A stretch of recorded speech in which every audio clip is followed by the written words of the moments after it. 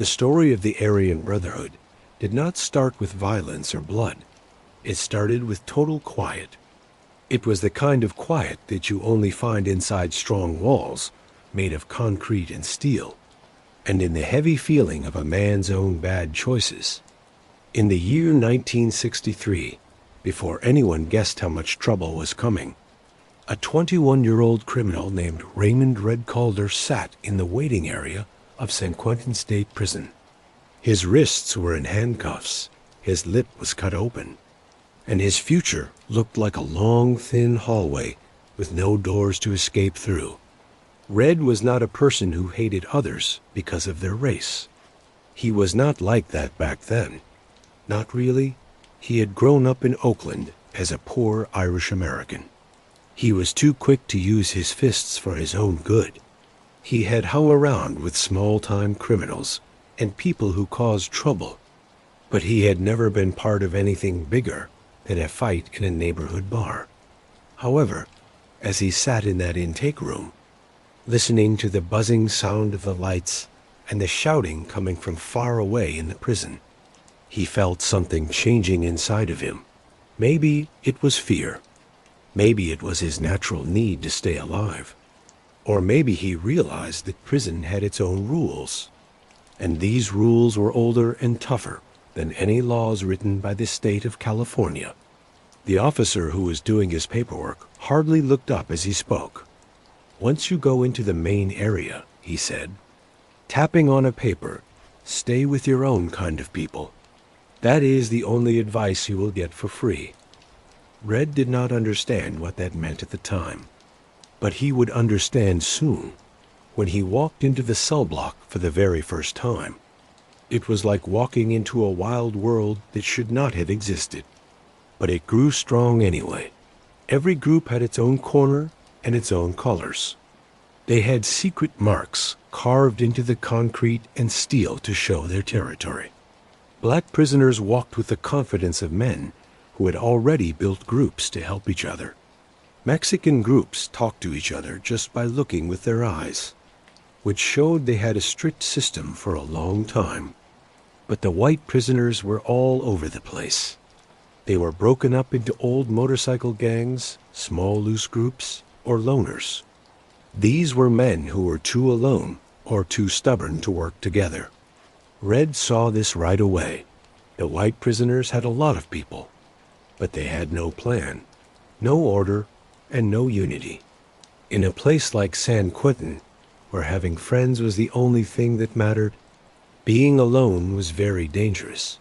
During the first week, Red tried to stay out of trouble. He followed the small rules that people know by instinct. He never sat at a table that did not belong to him. He never looked at anything for too long.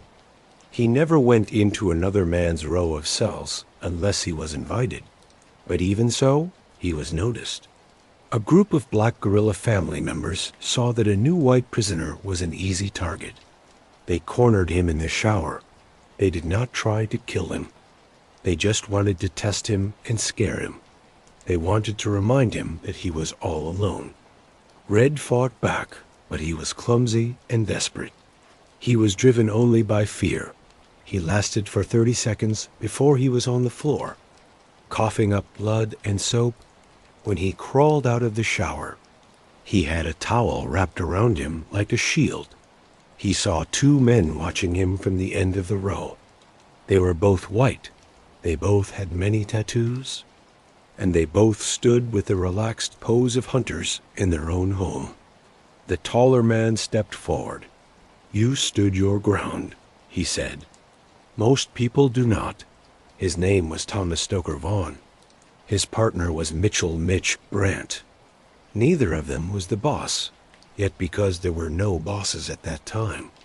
But they were the first ones to say what so many white prisoners had felt, but were too afraid to say. The time for wandering around alone was over. The other groups had organizations. The white prisoners needed one, too. Red did not join them right away. He did not know what they wanted or what they were building. But the next morning, when he sat at their table in the cafeteria, he was bruised and sore. But he was alive. He felt a change. He felt a small but sure sense that he belonged somewhere. In the weeks that came after, Stoker and Mitch gathered other men. They found men who were in prison for life, men who had nothing left to lose, and men who believed that coming together was the only protection they had left. Their talk was not about big ideas at first. It was not about thinking one race was better or big dreams of power. Those things came later, and they were changed and made sharper by time. In the beginning, it was very simple. We protect our own people. No one else will do it. That was the seed that started it all. The people running the prison hardly noticed the change at first. White prisoners were sitting together more often, sharing spaces to exercise, and starting daily habits. It did not seem strange or scary, at least not compared to the powerful groups that already existed, like the Mexican Mafia or the Black Guerrilla family. But inside the cell blocks, in the dusty corners of the yard, and in the dark shadows of the prison, something was growing. It was something that would get bigger than San Quentin, bigger than California, and bigger than its first goal. One night after the lights went out, Red lay awake. He listened to the sound of keys clinking and shouts echoing from cells far away. He thought about when he was a child. He thought about the mistakes that brought him here. He thought about the quiet path with no direction that he had walked. For the first time in years, he felt something scary and dangerous. He felt direction. Stoker had said earlier that day, unity is survival. But Red felt that the thing forming around them, this brotherhood, even though they did not call it, that yet was becoming more than just a way to stay alive. It was becoming an identity, a structure, and a strong force. It was a force that would demand loyalty and blood. By the end of 1964, the first outline of the Aryan Brotherhood existed. It was not official, and it had no name, but it was definitely there. Red had not fully promised himself to the group yet, but he felt the pull.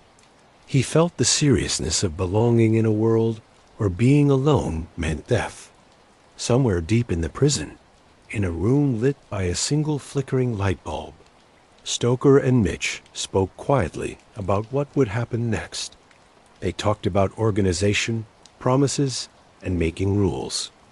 They talked about creating something permanent inside a place that was designed to break men apart. The quiet of the early days was going away. Something louder was coming. It was something violent. And it would leave a mark on the history of American prisons for many years to come. The winter of 1965 came over San Quentin like a heavy blanket. The fog from the bay crawled through the exercise yard each morning before the sun even had a chance to rise. Red Calder had gotten used to waking up before the head count. Sleep only came in short, broken pieces anyway, but that winter, something else woke him up. It was a feeling of waiting mixed with worry. It was the sense that the fragile group forming among the white prisoners was about to face its first real test. The people in the prison had been getting restless. Tension between the races was always there, but now it was close to open fighting. There was a stabbing in the laundry room. There was a fight in the yard. There was a rumor that the Black Guerrilla family was planning to take more control over the drugs inside the prison. Rumors in prison were like sparks falling in dry grass. They did not need to be true to start a big fire. And in the middle of all of this, Stoker Vaughn moved with the confidence of a man who believed he had finally found his reason for being there. One morning, Stoker called Red and 7 other men to the far corner of the yard. It was a corner that the guards did not watch very closely. It was a corner that the white prisoners, who were joining the new alliance, had started to claim as their own. The men formed a rough circle. Their breath made steam in the cold air. There were no formal hellos, and no leader stood above the others. Yet Everyone knew that Stoker was the center of the group. "We have reached the point," Stoker said simply, his voice low. "If we do not stand strong now, we will never stand at all." Red looked around. The faces were different shapes and ages, and they came from different backgrounds, but they all shared the same look. They were men who had been beaten enough by life to stop pretending that things would get better on their own. Mitch Brandt stood calm with no expression on his face, crossing his arms.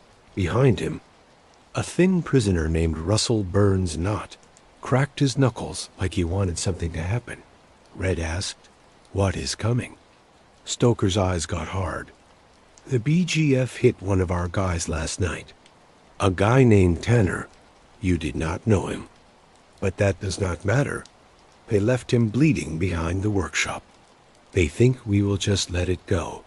There was no dramatic pause and no speech about honor or pride.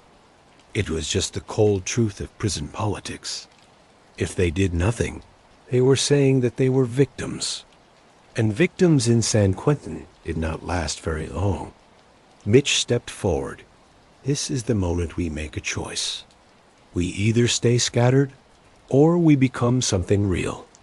Something that cannot be pushed around." The men looked at each other quietly. Red felt the weight of that decision pressing into his bones. He did not want violence. He did not crave power. But he understood the logic. He understood the brutal math of staying alive. The attack on Tanner was not just an attack. It was a message. And ignoring a message in prison was the same as agreeing to it. Stoker continued, "We will respond, not with chaos, and not randomly. We will respond with precision. We will send a message back." Burns grinned, and his look was sharp and scary. "Who?" he asked. Stoker did not answer right away. Instead, he looked toward the other side of the yard, where a group of BGF members stood around a weight bench, talking quietly, their leader inside San Quentin, a man with sharp eyes named Isaiah Black Ice Warren, sat in the center like a king surrounded by his knights. "Not him," Stoker said finally. "Not yet. Someone close enough to matter. Someone whose loss they cannot ignore. A man named Cooper, who was tall and nervous, moved uncomfortably. This is going to bring trouble down on all of us," he said. Mitch's voice cut through the cold air. "We are already deep in trouble. This is about balance." Red felt both sides pressing against him. On one hand, he had come to prison with no plan to join any group, especially one moving toward violence. On the other hand, he had already been pulled into the swirling currents of prison power, whether he liked it or not. Being neutral did not exist, not in this place. Stoker's eyes found him. "Red, are you in this?" The question hung in the air like frost. Red swallowed. He was not a killer. He did not want to be one. But he also knew he could not go back to just wandering around.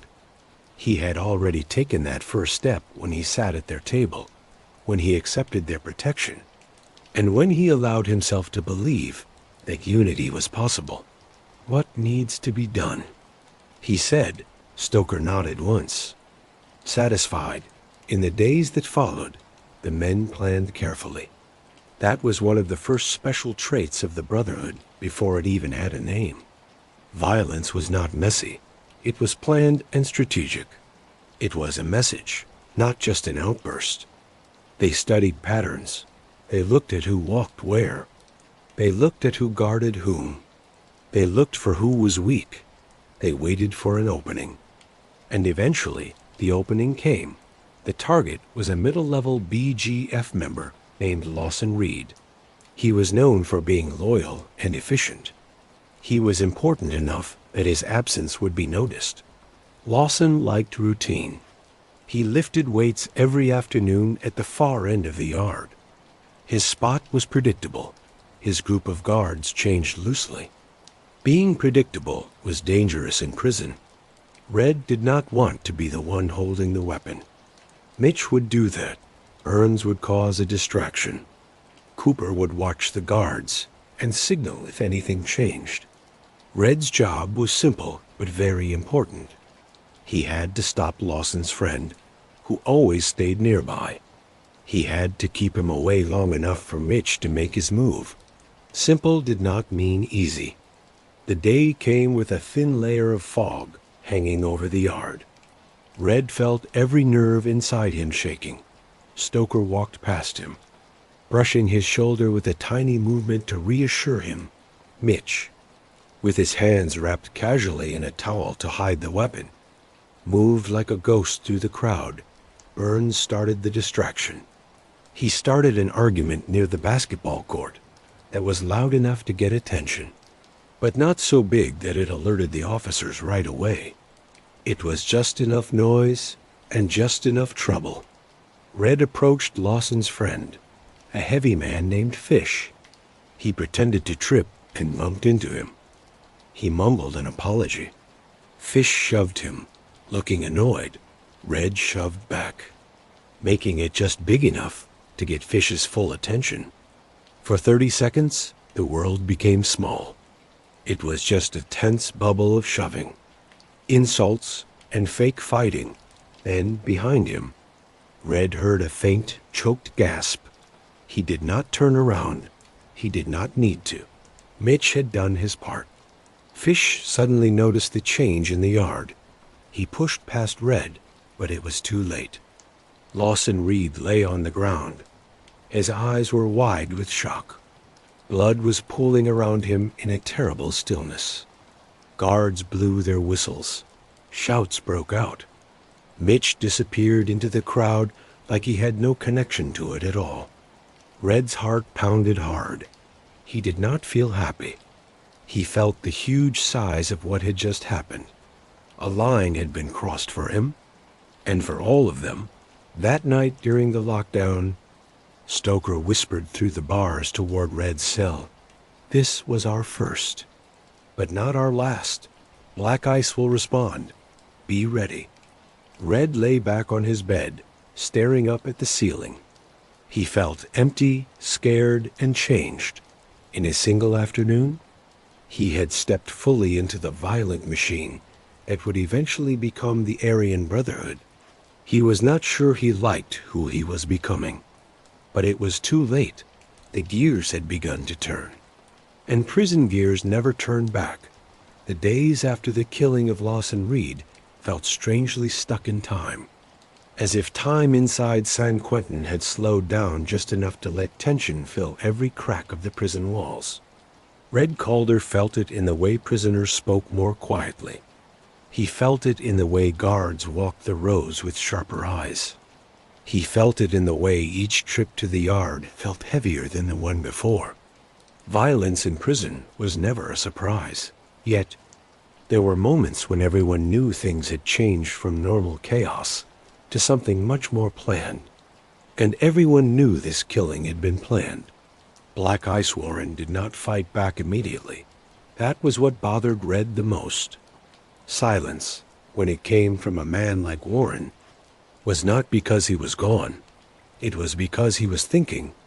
The BGF leader moved through the yard with the same calm look as always.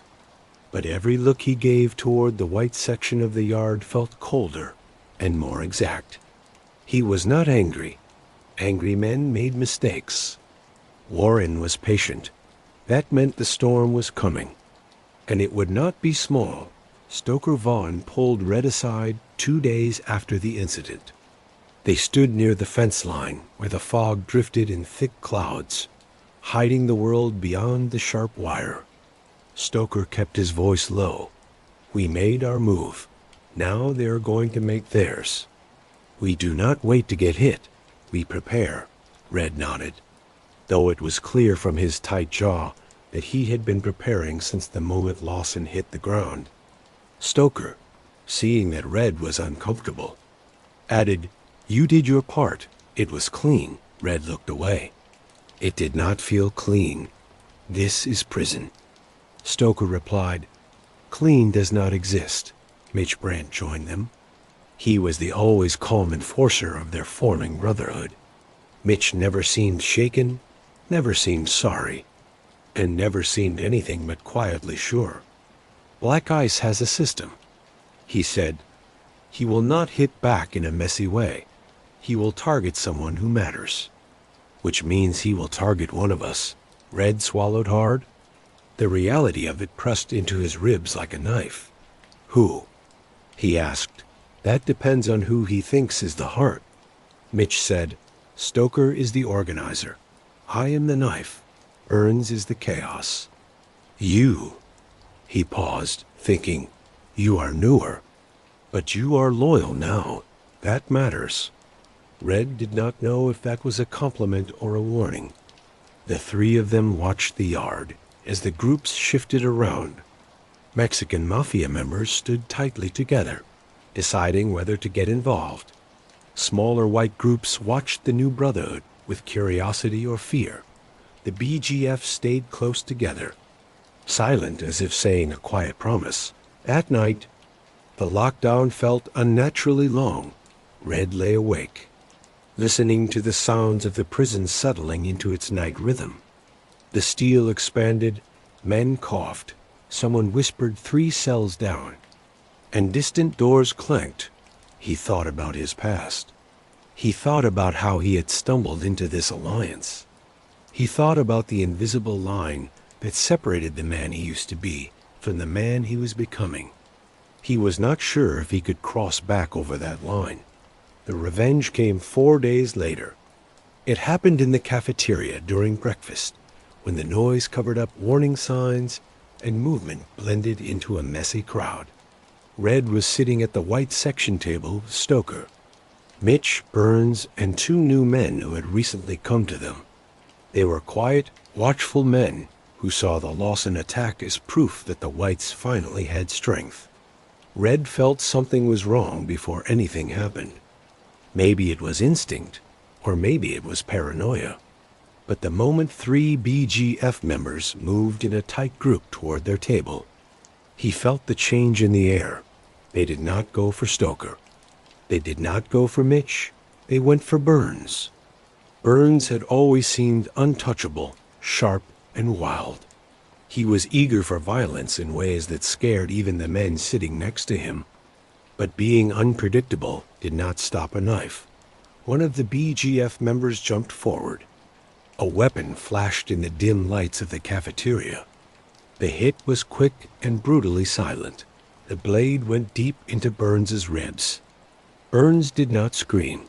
He stood up suddenly, his eyes wide, as if trying to understand the feeling before his knees gave out. Chaos broke out instantly. Mitch flipped the table over, and the steel legs screeched across the floor. Stoker grabbed Red's shoulder and pulled him backward. The guards shouted, and whistles pierced the air. Prisoners ran away or rushed forward, depending on who they were loyal to. Another BGF attacker swung a tray handle toward Stoker's head, but Red blocked him. He drove his shoulder into the man's chest. The crash knocked both of them to the ground. Everything became blurry. There was the weight of bodies, the crash of trays, and the metallic smell of fear in the air. And through it all, Burns lay on the ground. Blood was pooling beneath him in dark. Spreading shapes, guards rushed in with batons raised. They forced bodies apart with brutal speed. Stoker was shoved against the wall. Mitch was forced to the ground. Red felt a baton hit his back, sending a burst of pain down his spine. Then, just as quickly as it started, the chaos ended. The 3 BGF attackers were tied up and dragged away. The white section was shoved into a corner. Searched, cursed at, and threatened, Burns was carried out on a stretcher. He was barely awake, and his breathing was shallow. Red never forgot the look in Burns's eyes. He was not angry or scared. He was just confused, as if he had not expected his story to end quite so suddenly. Later in the medical unit, Burns died. News of his death spread through San Quentin faster than hidden cigarettes. There was no avoiding what this meant. The first kill had been planned. The payback had been precise. The conflict had officially become a war. That night, Stoker gathered the men again. But this time there was no soft fog or quiet thinking. Stoker's face was like stone, and his voice was sharp like steel. "They answered," he said simply. "Now we build," Mitch added. "There is no going back." "Not for any of us." Red listened. His heartbeat was steady but heavy. Burns had been wild and sometimes annoying, but he had been theirs. He was part of the fragile structure they had been building. His death proved they needed to be organized. No more loose friendships, no more casual ties. They needed something formal, something united, and something permanent that night. The idea that had been circling them for months finally took shape. It was a brotherhood bound by race, made strong by violence, held together by loyalty, and forced by necessity. Red lay in his bed long after the others had fallen into restless sleep. He felt the prison around him hum like a living thing, and he understood something that scared him more than the violence itself. He was not just surviving anymore. He was participating. He was becoming something new.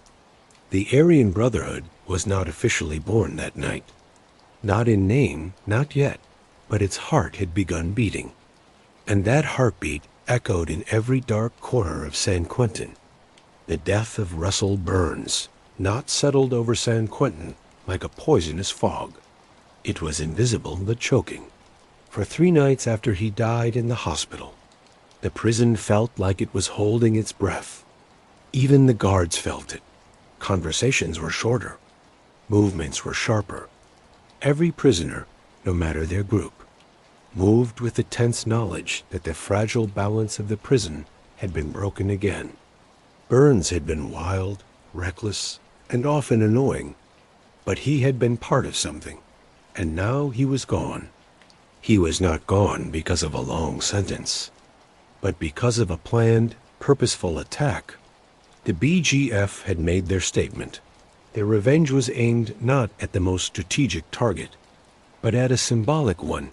Burns represented the wild potential of the whites, something that could grow into a threat if left alone. Now it was Stoker Vaughn's turn to respond. The meeting took place 3 days after Burns's death, deep in the shadows near the laundry loading dock, where the hum of machines covered up most sounds. 22 white prisoners gathered. This was far more than before. Some came because they believed in Stoker's vision. Others came because they were scared and needed protection. And some came because violence was the only language they understood. Red Calder stood beside Mitch Brandt, watching the group settle. He felt the weight of leadership forming around Stoker. Not because Stoker demanded it, but because the situation created it. Mitch was the knife, sharp and controlled. Stoker was the architect, the mind that could take chaos and turn it into order. Stoker did not stand above them or act dramatically to get attention. He simply waited until the murmur of voices faded, then spoke in a clear, steady tone. "Burns is dead," he said. "And do not fool yourselves. This is only the beginning. The BGF thinks we are not organized enough to hit back. They think we are weak because our people have not stood together before." His eyes looked over the group like a searchlight. "But they are wrong. We decide what we become. We decide if Burns's death is just blood on the floor or the spark that forces us to stand as one." No cheering followed, and no fist pounding. The men listened, their silence heavy with the understanding that this was not about showing off. This was about survival in a world where mercy had no role. Mitch stepped forward. "We need structure. Clear roles, clear rules. Every group in this place has them. We do not. That ends today." A thin biker named Hawthorne crossed his arms. Rules lead to control. Control leads to someone giving orders. Are we just going to trade one type of boss for another? Stoker answered without hesitation. Rules save lives. Chaos gets people stabbed in the cafeteria. You want to stay independent? Go ahead. Just know that independence ends the moment a stronger group decides you are in their way. Hawthorne grunted, but did not argue further. One of the older prisoners, a lifer named Paxton, spoke from the back. What exactly are you proposing? Stoker exchanged a look with Mitch before answering. A brotherhood, he said. A united front. We do not have a name yet. We do not need one yet, but we need each other. Red felt the ripples of that sentence move through the group. A brotherhood. It felt both unavoidable and dangerous. Stoker continued, Every man here has a role. Some fight, some plan, some smuggle, some communicate. But every one of us commits. No freeloaders, no traitors, no hesitation. He paused. And one more thing, no senseless violence. Every strike must have a purpose. Red understood that this was what separated them from the chaos Burns used to stand for. It was purpose, strategy, and direction. It was the difference between a gang and a force. Mitch took over. Their hit was precise. Our response needs to be more than revenge. We need to take something from them that weakens their structure. Something they cannot replace easily. A young white prisoner named Calloway asked, Who do we hit? Stoker did not answer immediately. Instead, he reached into his pocket, pulled out a folded scrap of paper, and tossed it onto an overturned crate. On it was a list of names. They were BGF members and friends with notes about their daily routines. Weak spots and strengths. Red watched the men crowd closer. Reading the names, it was not random. It was not emotional. It was tactical. Stoker let them study it before saying, Not the leader. Not yet. Black Ice is protected. He is untouchable for now, but his lieutenants, his messengers, his eyes and ears. He tapped the paper. They bleed like anyone else. One name was circled. Jerome Lint Brooks. He was a mid-level BGF communications runner. He was not a fighter, but he was valuable.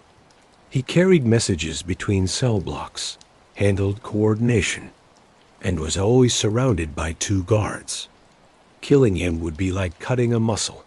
The BGF leg would still stand, but it would limp. Red asked quietly, What is the plan? Stoker looked at him. You are part of it. Red was not surprised. He had crossed a line already, and Stoker was not the type to let capable men stay on the sidelines. The plan was made over several days. They studied Brooks's route from C Block to the yard. They noted his habit of stopping near the stairwell to speak with a guard he knew. They noticed the brief moment of separation between him and his 2 watchers when he passed through the metal detector hallway. That small gap, 5 seconds, maybe 6, was the window. Red's role was once again indirect, but vital. He would approach the guard with a fake problem. He would complain about missing laundry, something small and believable. The distraction would turn the watcher's attention just long enough for Mitch to strike. Mitch handled making the weapon. He crafted a sharp, thin blade from a piece of metal taken from a vent.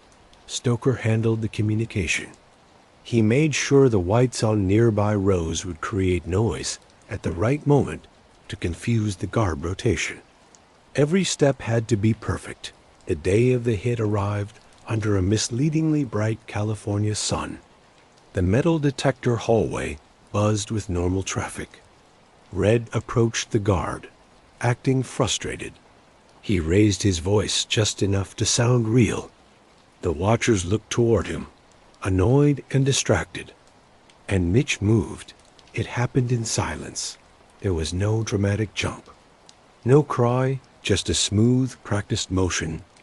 It was like a shadow passing across the space.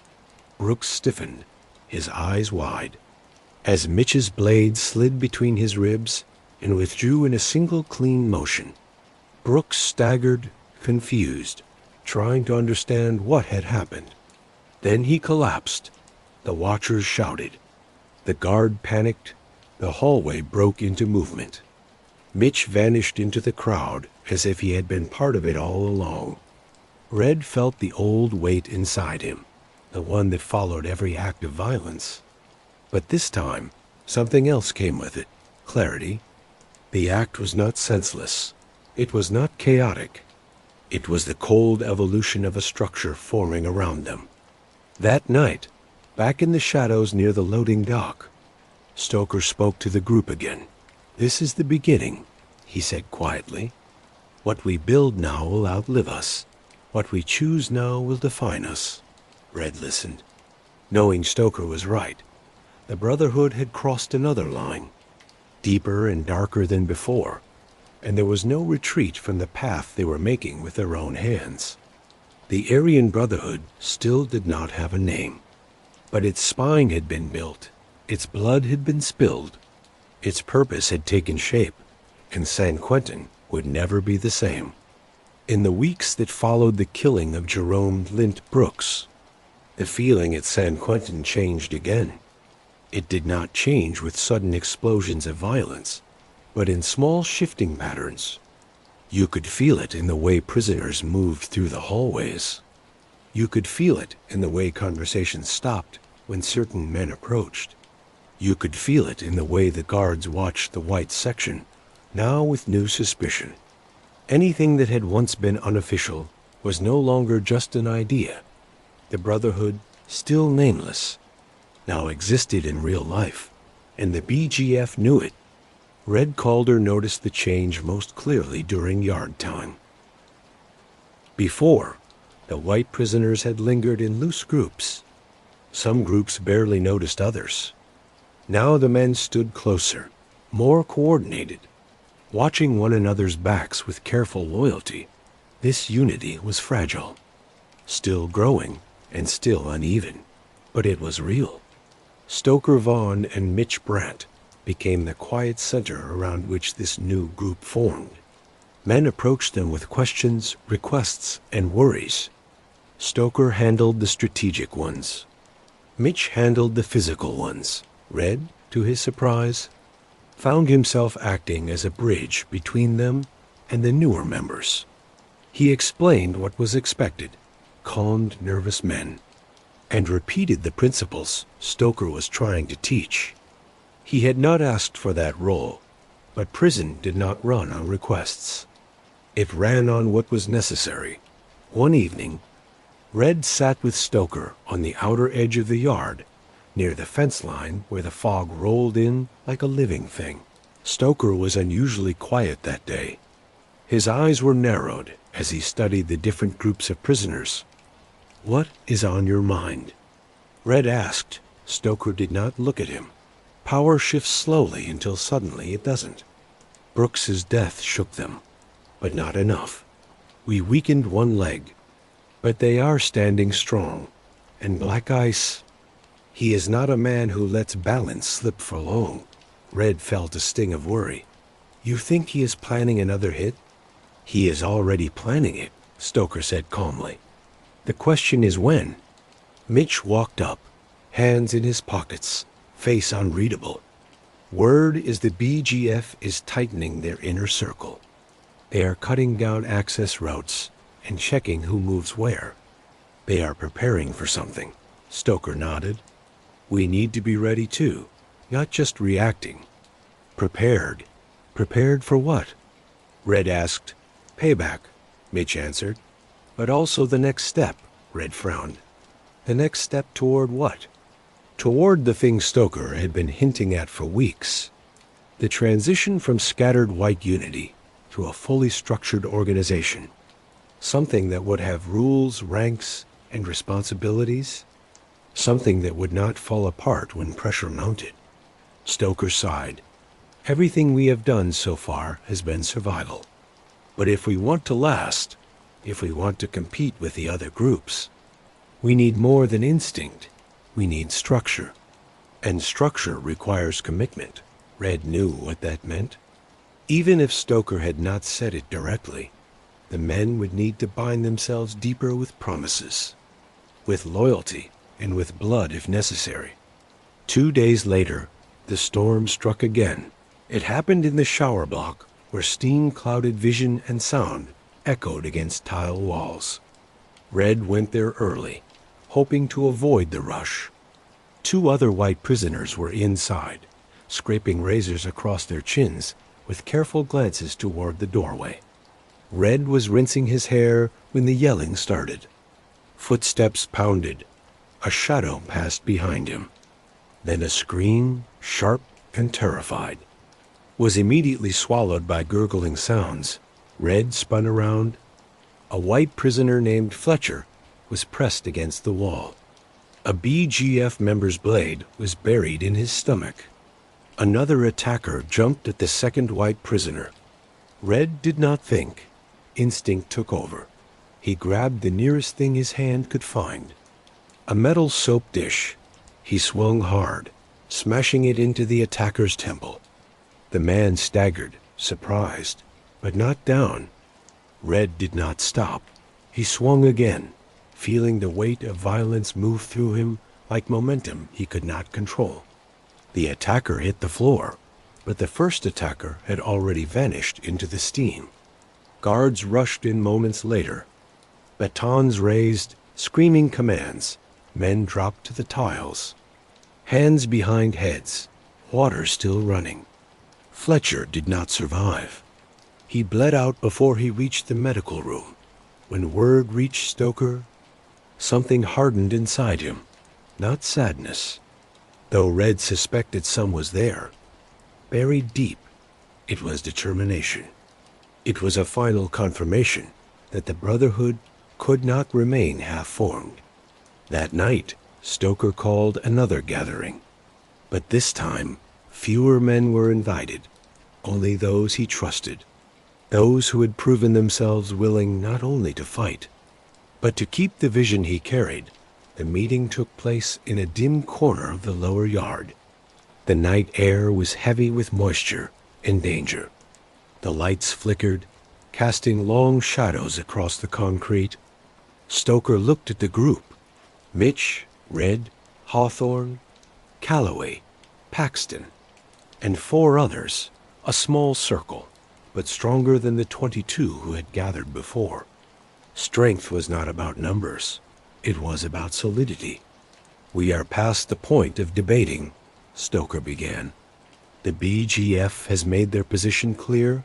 They will not let us rise without pushing us down. So we have 2 choices. Stay scattered and die in pieces, or unite and stand." Mitch stepped beside him. "A brotherhood, with structure, with rules, with loyalty, and with blood," Stoker added quietly. "Because blood seals what words alone cannot." He kneeled and drew a line in the dirt with a small sharpened piece of metal. It was not a weapon. It was a symbol. "Cross this line if you are ready," he said. "If you are willing to commit, if you are prepared for what comes next. Not just violence, but responsibility, order, discipline, unity." Silence wrapped around them. Hawthorne crossed first. Surprising everyone, he had been doubtful. Aggressive and resistant, but he was not stupid. He knew survival depended on alignment. Paxton followed, then Calloway, then the others. Only Red hesitated, not because he lacked loyalty, but because he understood the seriousness far more than some of the others did. Crossing that line was not about agreeing to fight. It was about giving part of himself to the group.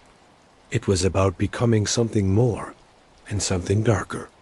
Stoker watched him, expression unreadable. "You already made your choice," Mitch said quietly. "You made it in the cafeteria. You made it in the hallway. This line just makes it true." Red looked at the dirt, at the shadow of the prison wall, stretching across it like a warning. He thought of Burns, of Fletcher, of how unavoidable the world around him was. Then he stepped over the line. Stoker nodded once, serious. "From this moment on," he said, "we are brothers, not by birth, not by friendship, but by necessity, by survival, by blood." He touched each man's shoulder in turn. "This is the beginning. And what we build will outlast all of us." And just like that, the Brotherhood, still unnamed, became something real. It became something official and something permanent. The Aryan Brotherhood had not yet spoken its name, but its soul had been made, and San Quentin felt the shaking of its birth. Red Calder spent the first weeks after the killing in a state that was somewhere between feeling numb and seeing things very clearly. The killing had changed him. Not in the way Stoker had promised, not with pride or power, but with a dull heaviness that pressed on his chest every time he sat still too long. The Brotherhood had crossed the point of no return. There was no going backward now. And Red felt that knowledge settling into him like cold water, soaking through clothes. The warden's punishment came fast, for 2 weeks. San Quentin locked down movement across many cell blocks. Guards searched cells with violent energy. They tossed bed frames, ripped apart mattresses, and emptied lockers onto the concrete floors. They found nothing useful. The Brotherhood had planned too carefully, and the weapon had vanished into the network of hands and hiding places no guard could map. But the lockdown had an accidental effect. It kept the races separated. It kept tensions frozen. Every group sat in isolation, unable to fight back, unable to communicate easily. And in that forced quiet, decisions became harder, plans became clearer, rumors sharpened into purpose. The Black Guerrilla family took the killing as a declaration of war. The Mexican Mafia interpreted it as a shift in power. Smaller white groups either joined the AB or retreated into unimportance. San Quentin was becoming something different. It was less a prison and more a chessboard where every piece was ready to become a king or a dead body. Red felt all of this happening without fully understanding where he stood in it. Officially, he was now a soldier. Unofficially, he was still the man who had looked at the body cooling on the floor and felt nothing, nothing he could explain, nothing he could defend. Stoker had told him that numbness was normal. Mitch had said it would pass. But Red worried it might never pass, or worse. He worried it might change into something else. When the lockdown finally ended, the yard was a different place. The tension had a pulse. It had a rhythm. As if the ground itself expected violence, the Brotherhood began moving with more purpose now. They had structured workouts, assigned watchers, and subtle formations around the yard. Stoker had taken charge with the quiet authority of someone who had always known this moment would come. Mitch handled the details, messages, trades, illegal items, and scouting. Red found himself drifting between them. Sometimes Mitch would send him to watch the yard, seeing who stood with whom, who whispered too long, or who exchanged folded pieces of paper.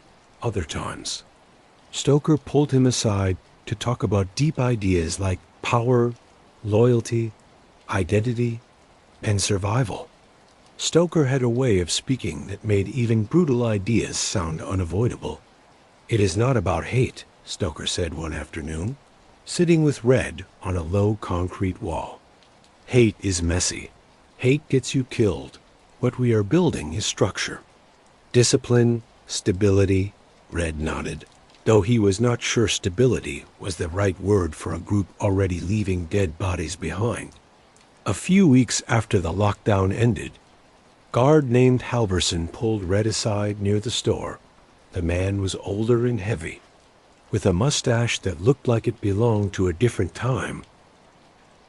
Halverson had never given Red trouble before. He had also never singled him out. You have been seen, Halverson said quietly, his hands tucked behind his belt. Walking with Vaughn, with Brandt, Red stiffened. Word is changing, the guard said. New rules are coming down. Certain groups might be moved around or separated. You are a smart kid. You do not have to let them drag you into whatever comes next. Red almost laughed at that, because Halverson clearly did not know that whatever comes next was already here. Still, the warning stayed in Red's head. It was not the words that bothered him, but the tone. The guard was not threatening him. He sounded almost sorry. The Brotherhood held its first fully organized meeting 2 nights later. Red had attended smaller gatherings, discussions, and strategy sessions, but nothing like this. 23 men sat in a tight circle inside a dimly lit maintenance room. Its walls were lined with rusting tools and spare mop handles. The air smelled of oil and damp concrete. Stoker stood in the center. "We have crossed the line," he said, his voice steady and controlled. "We did not cross it alone. Others pushed us there. But we crossed it, and because of that, new rules apply." He paced slowly, looking each man in the eye. "From now on, no one acts alone. Every decision runs through us. Every weapon is counted. Every message is filtered. We are not a loose crew anymore. We are an organization. Whether the administration sees it yet or not." A murmur went through the room. It was agreement mixed with excitement. Mitch stepped forward. "There is talk the BGF wants revenge. There is talk they want to use this as leverage. We need alliances, not permanent ones.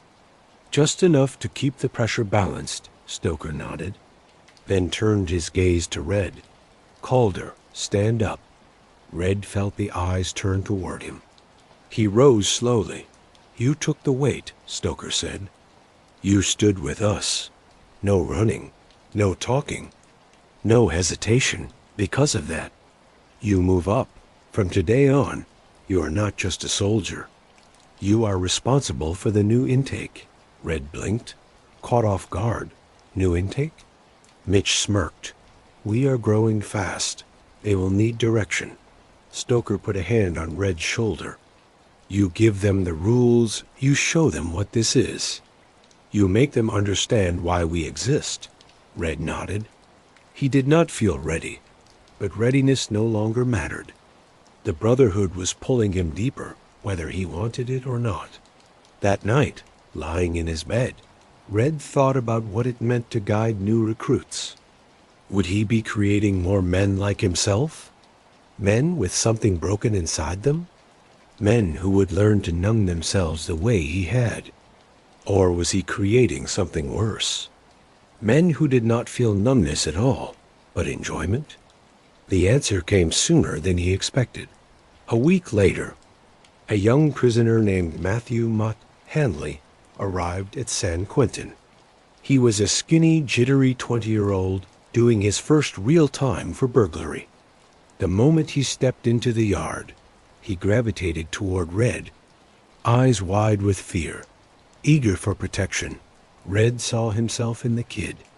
He saw the same desperation, the same confusion, and the same risk of being swallowed by predators on all sides. He taught Mutt the basics. He taught him who to avoid, where to sit, and how to carry himself. He told him the rules, the Brotherhood's rules, and watched the kid absorb every word with the intense focus of someone drowning who has finally found a rope. But 3 days later, Mutt's desperation turned into eagerness. He asked when he would get to make a move. He asked when he could prove himself. He asked how many people Red had hurt to earn his place. Red felt sick. That night, Red confronted Stoker in the laundry room. "He is not ready," Red said.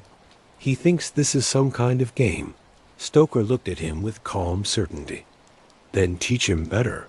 Red clenched his jaw. "And if he cannot learn?" Stoker shrugged. Then he will be useful in other ways. The meaning was clear. Not everyone was meant to survive the Brotherhood they joined. Red left the room feeling colder than he had after the killing in the shower, because now he understood something he had tried to ignore. He was not just becoming part of the Brotherhood, he was helping build it. Red Calder began to notice things he hadn't seen before. There were small shifts in how people acted and subtle changes in the men around him. These were signals so quiet that only someone already tangled in the Brotherhood's inner workings could recognize them. Men who used to move around the yard with casual defiance now walked with purpose. Whispered conversations grew shorter and tighter, as if everyone was saving their words for the storms ahead. Even the guards sensed the change. Their eyes followed the Brotherhood's movements more closely. Their grips tightened on their batons. Some looked nervous. Others looked excited. Power changes people. Red had known that as an idea. But living inside, it was something else entirely. It was not only the leaders who changed. It was the recruits, the soldiers, and the people circling around them who got meaning from being close. Mutt Hanley was one of them. In the days since Red had taken him under his wing, the kid had started reshaping himself into what he believed a member of the Brotherhood should be. He was rigid, loyal, hungry too hungry. On a cold morning in November, Red found Mutt shadow boxing near the fence line. He was bouncing on his feet like he thought he was invincible. His breath made small clouds in the air. Red walked over, feeling the familiar irritation rising. "You are supposed to be on the south bench," Red said. Watching the movement, Mutt stopped, wiping sweat from his forehead. "I can watch from here. I can see everything." Red grabbed him by the shirt and pulled him close. "That is not the point. You do what you are told, where you are told. Every time." Mutt nodded, swallowing hard. Red saw fear in him. It was not fear of danger, but of disappointment. It was the same fear Red used to feel around Stoker and Mitch. It was the fear of losing belonging. Red let go and stepped back. "You are not here to play soldier," he said. "This isn't some movie. You follow orders or you die. Simple as that." Mutt's voice cracked. "I just want to help the Brotherhood. I want to be useful," Red sighed.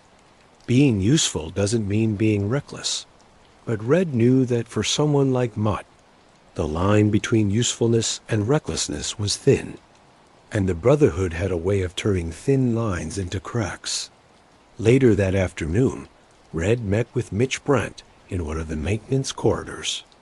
Mitch held a small stack of folded paper slips called kites that he sorted with the precision of a man counting money. He didn't look up as Red approached. "What has he done now?" Mitch said. Red frowned. "You knew I was coming about Mutt." Mitch smirked. "The kid is overly eager. Everyone sees it. Stoker thinks you can fix him." Red didn't answer. Mitch continued. "If you can't, there is another way to deal with him." Red tensed. "He is not a problem. He just needs guidance." "Guidance?" Mitch laughed quietly. "This isn't church, Red. You don't guide a man. You shape him or you break him." Red stepped closer. "If you break him, you turn him into a burden." Mitch's smile faded. "Then you better make sure he doesn't become one." Red walked away, feeling something he hadn't felt in months. A sliver of defiance. Mitch was right in his own way. But he was also blind to the cost. Men like Mutt didn't crumble cleanly. They cracked in unpredictable ways, and unpredictable men inside a gang like the Brotherhood were like ticking bombs. That night, Red found Mutt sitting on his bed. Staring at the floor, the kid barely looked up. "You are in trouble, aren't you?" Mutt said. Red blinked. "Me?" "You have been talking to them about me," Mutt whispered. "I am messing up. I know I am." I just don't know how not to. Red sat across from him, folding his hands. You listen. You slow down. You stay alive. That is how. Mutt looked up, his eyes wet but burning. I can be loyal, Red. Just give me something to do. Something real. Red felt a knot tighten in his stomach, because he knew what the Brotherhood gave men like Mutt when they asked for something real. A target, a message, a body, and sooner or later, somebody was going to decide that Mutt needed that test. The opportunity came faster than Red expected. 3 days later, the Brotherhood received word from an ally in another section.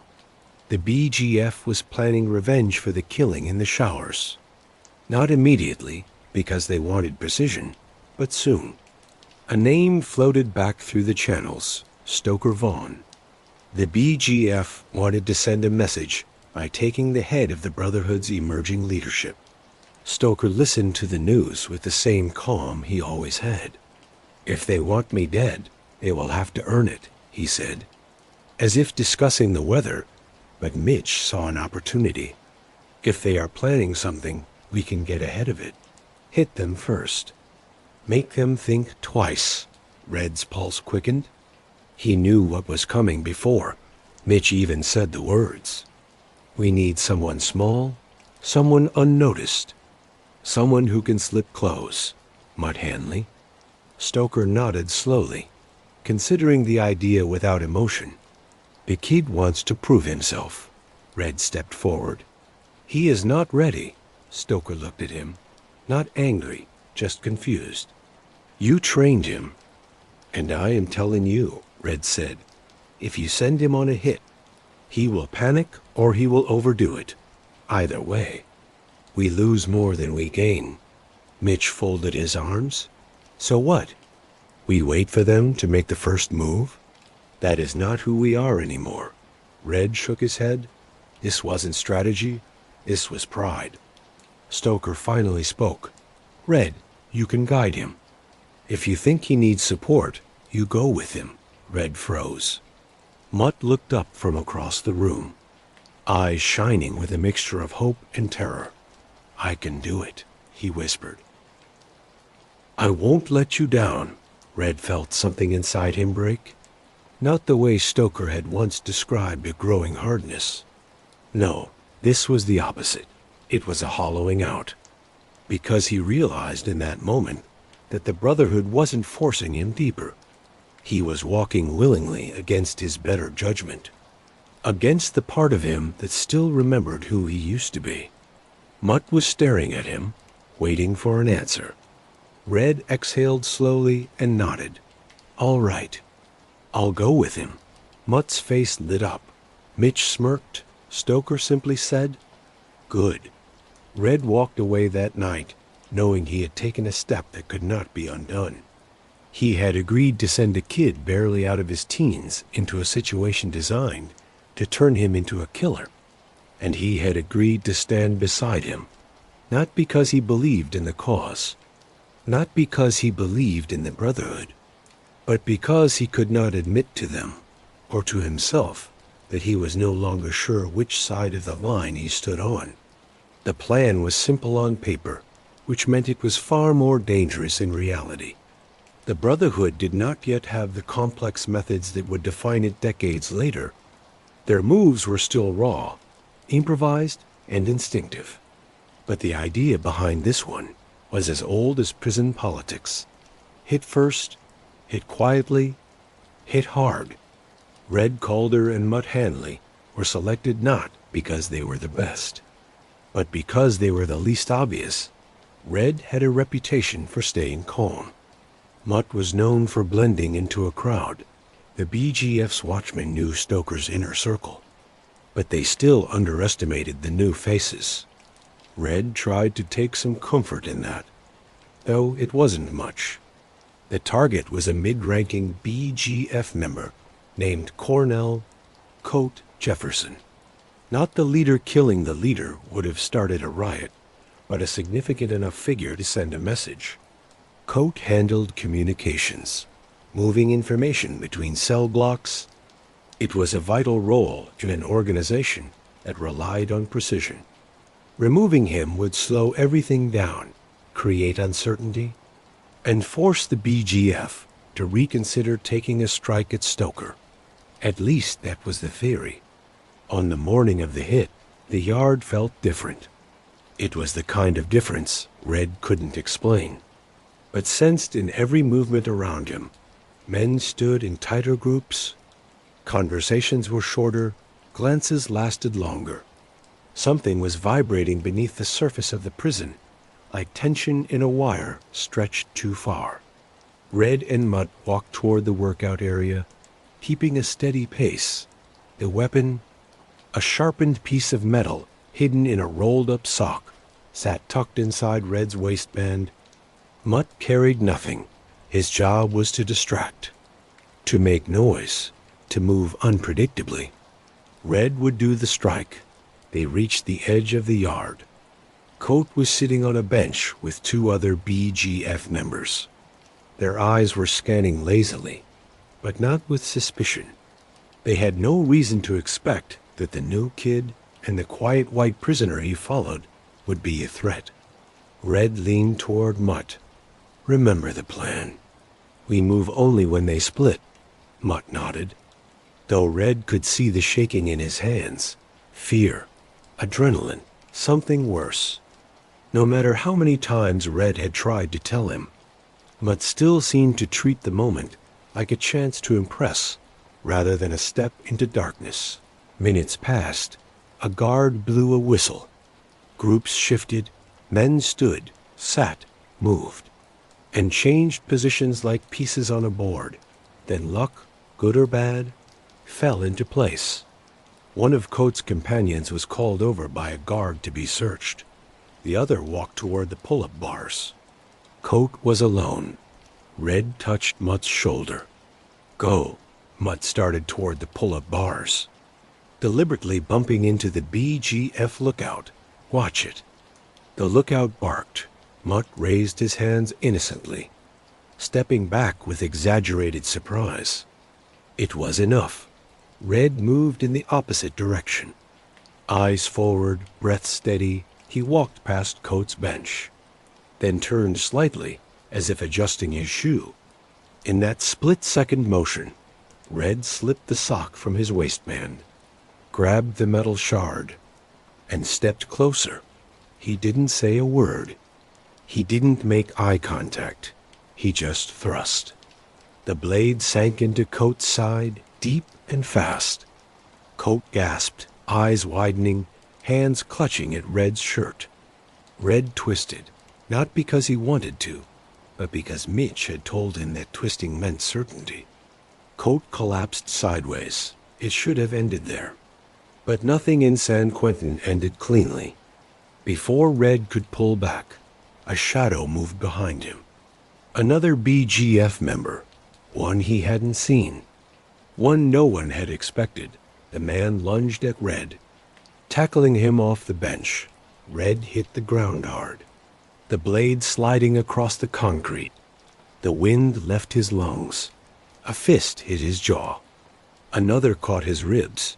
Red tried to roll, but the man was stronger, heavier, fueled by the shock of seeing one of his own fall. Mutt saw it happen before Red could shout. The kid froze for half a second, a deadly half-second, but then something snapped. Mutt charged, screaming, throwing himself at the attacker. He didn't have a weapon. He didn't have a plan. He only had fear and an instinct to protect the man who had guided him through his first weeks of prison. Mutt hit the BGF member with everything he had. The three men tumbled across the ground, arms flailing, legs kicking, grunts echoing against the concrete walls. Guards began shouting. More men turned. The yard shifted as if waking from a trance. Red regained his footing, pain stabbing his ribs, vision blurred. He saw Mutt pinned beneath the BGF attacker. The man's hands wrapped around the kid's neck. Mutt's face was turning red, then purple. Red didn't think. He lunged for the metal shard on the ground. grabbed it, and plunged it into the attacker's back. The man jerked, released Mutt, turned with wide, shocked eyes, and then dropped beside Coat. The yard exploded. Guards sprinted in, sirens wailed. Men scattered or hit the ground. Red grabbed Mutt, shoving him down. Stay low. Boots thundered toward them. Batons cracked against concrete. Guards swarmed in, shoving both of them face down. Tying their wrists, Red didn't resist. Mutt didn't either. He was too busy coughing, sucking in air like he'd been drowning. The guards dragged them to their feet. One looked Red in the eye, with a mixture of disgust and something like recognition. "You boys just changed the whole damn yard," he mumbled. Red didn't respond. He was staring at the puddle of dark blood spreading across the concrete. One body twitched, the other didn't. He felt no victory, no pride, only the heavy, choking certainty that something irreversible had just snapped inside the prison. They were shoved into the isolation tunnel, marched toward the shoe, solitary housing unit, doors slamming behind them. Mutt stumbled beside him, still trembling. Red could feel the kid's terror radiating off him, but Red's mind was elsewhere. He wasn't thinking about the punishment, or the lockdown, or the revenge that would surely follow. He was thinking about the moment he stabbed the second man. The moment he made a choice that wasn't part of the plan. A choice driven not by orders, not by strategy, but by instinct. An instinct he didn't recognize anymore. An instinct that frightened him more than the consequences. Because in that moment, when he killed to save Mutt, he hadn't felt numbness. He had felt clarity, purpose, and that, he realized, was the most dangerous change of all. The shoe swallowed Red and Mutt like a silent beast. The doors closed behind them with a sound that felt less like metal and more like fate sealing itself. The hallway leading to their cells was narrow, washed in harsh bright light that made everything look colorless skin. Uniforms, even the blood still drying on Red's shirt. The guards didn't speak unless necessary. They didn't need to. Their silence said enough. When Red stepped into a solitary cell, he felt the air tighten. Concrete walls, metal bed, a toilet bolted to the corner, a slot in the door for food and cuffs. It was a place designed not just to hold a man, but to erase him. He sat on the lower bunk and let the silence settle. His heartbeat was still loud from the fight, but underneath it was a deeper noise, something shifting inside him, something he didn't want to examine. Across the hallway, Mutt's cell door slammed shut. For a moment, Red heard the kid coughing again, struggling to pull air fully into his lungs. Then nothing. Hours passed, maybe days. Time had a different feel in the shoe. Thin in some places, thick in others. The only certainty was the sound of metal when food slots opened, or the occasional echo of distant shouting, like ghosts trapped in other parts of the unit. Red spent most of the first night staring at the ceiling, replaying the moment he killed the second man. It bothered him, not because of guilt, but because of the clarity he'd felt doing it. He had acted without thinking, without waiting, like it was the only logical move left. That clarity terrified him more than any punishment. He wondered what that meant about the man he was becoming. On the second day, the warden himself visited the SHU. 2 guards stood behind him, hands on batons. But the warden didn't seem afraid. He was a tall man with silver hair, and a stern look that suggested he had long ago stopped being surprised by violence. He stopped at Red's cell. "Calder," he said, voice low and controlled. "You have made quite a mess." Red didn't respond. "You understand that 2 men are dead?" Red nodded once. "And you understand what happens next?" Red waited. The warden raised an eyebrow. You go deeper into the system. You get placed under investigation. You face years in isolation. And you will walk out of this unit with a reputation that will make you a target or a kingmaker. Red didn't like either option. The warden studied him for a long moment. You could have let the fight end differently.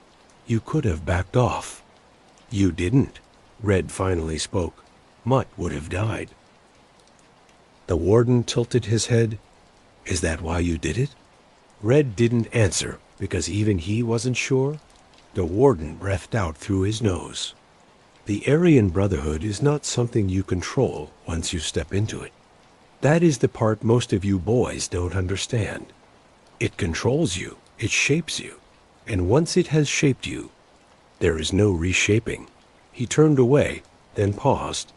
If you think you are walking away from this gang one day, you are already fooling yourself. The guards followed him down the hallway.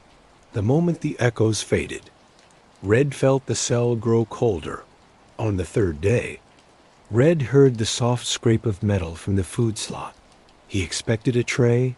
Instead, a small folded piece of paper slipped into the cell and dropped to the floor. Red stared at it, tension rising in his chest. A kite. He unfolded it.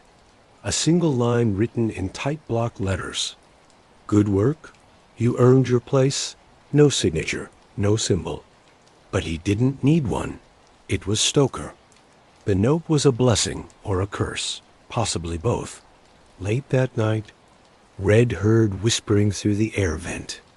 Mutt's voice, thin and shaky. Red, you awake? Red shifted closer to the grate. Yeah, I can't sleep, Mutt said.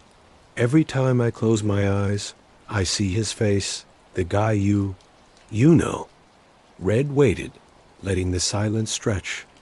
Did it ever bother you? Mutt asked quietly. The first time? Or after? Red considered lying. It would have been easy. But the kid didn't need comfort. He needed truth, because the world they were standing in didn't care about comfort. Yeah, Red said. It bothered me, still does. Red closed his eyes. Not the way it used to. Mutt didn't respond. But Red could sense the kid thinking, processing, trying to understand what he himself didn't fully understand. Finally, Mutt whispered, Stoker is proud of us, isn't he? Red hesitated. He is proud of what we did. Same thing, right? Red leaned his head against the wall. Not always. The kid went quiet. And in that quiet, Red felt something else forming.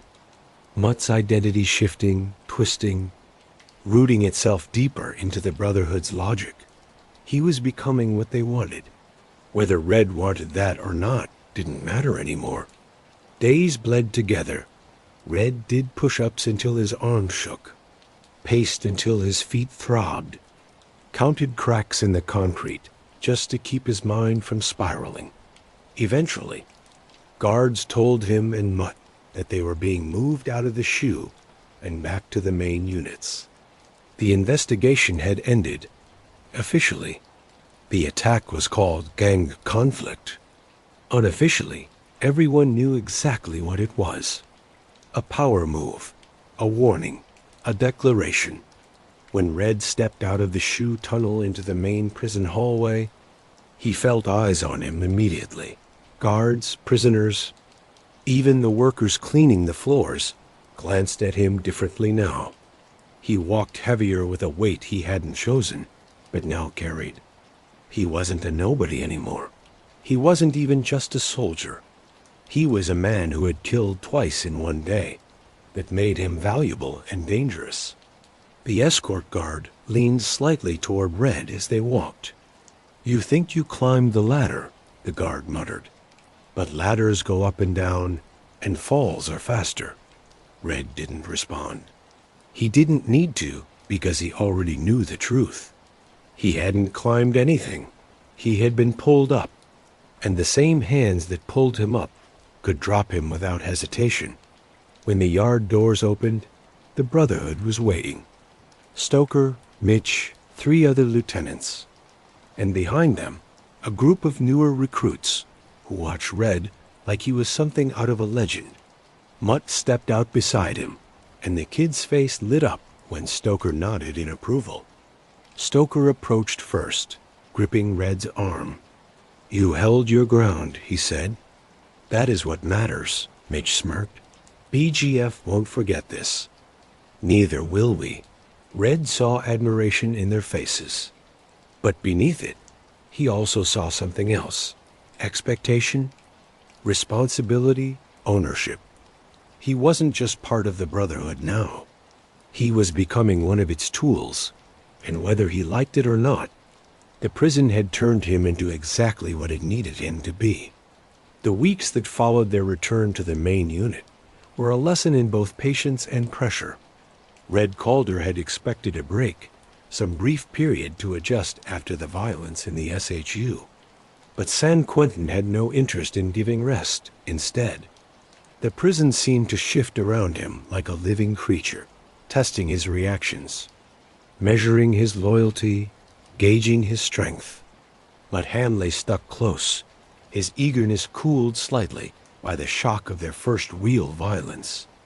The kid was no longer naive, but the shaking in his movements reminded Red that he was still dangerously close to breaking. And breaking in the Brotherhood's world was not simply a personal failure. It was like a disease. One man cracking could undo years of careful planning, weaken authority, and start chaos in the yard. Red spent most days shadowing Stoker and Mitch, learning the subtle art of watching, the delicate balance between action and patience. Stoker moved like a hunter who knew every inch of his territory, eyes constantly calculating, mind always 3 steps ahead. Mitch's strength was in motion. He read situations through force, through muscle, through presence. Red realized he was the bridge, quiet, able to adapt, capable of turning strategy into action without drawing attention to himself. It was a dangerous position, and he knew it. One afternoon, during a rare quiet time in the yard, Red saw something that made his stomach tighten. Across the hallway, a group of younger whites, new recruits from other blocks, were testing boundaries. They were sloppy and uncoordinated, but their boldness was catching. One of them threw a bottle at a BGF member passing by, narrowly missing. The tension in the yard spiked immediately. Guards shouted, and the situation balanced on the edge of exploding. Stoker approached quietly, without rushing. His presence alone commanding the room, the young whites fell silent. Recognizing authority they barely understood. One boy, a thin teenager with a face too small for the hard world of San Quentin, mumbled something defensive. Stoker didn't respond. He simply watched, eyes cold, measuring the gap between impulse and survival. Then he turned to Red. "They need guidance," Stoker said softly. "Shape them. Don't break them.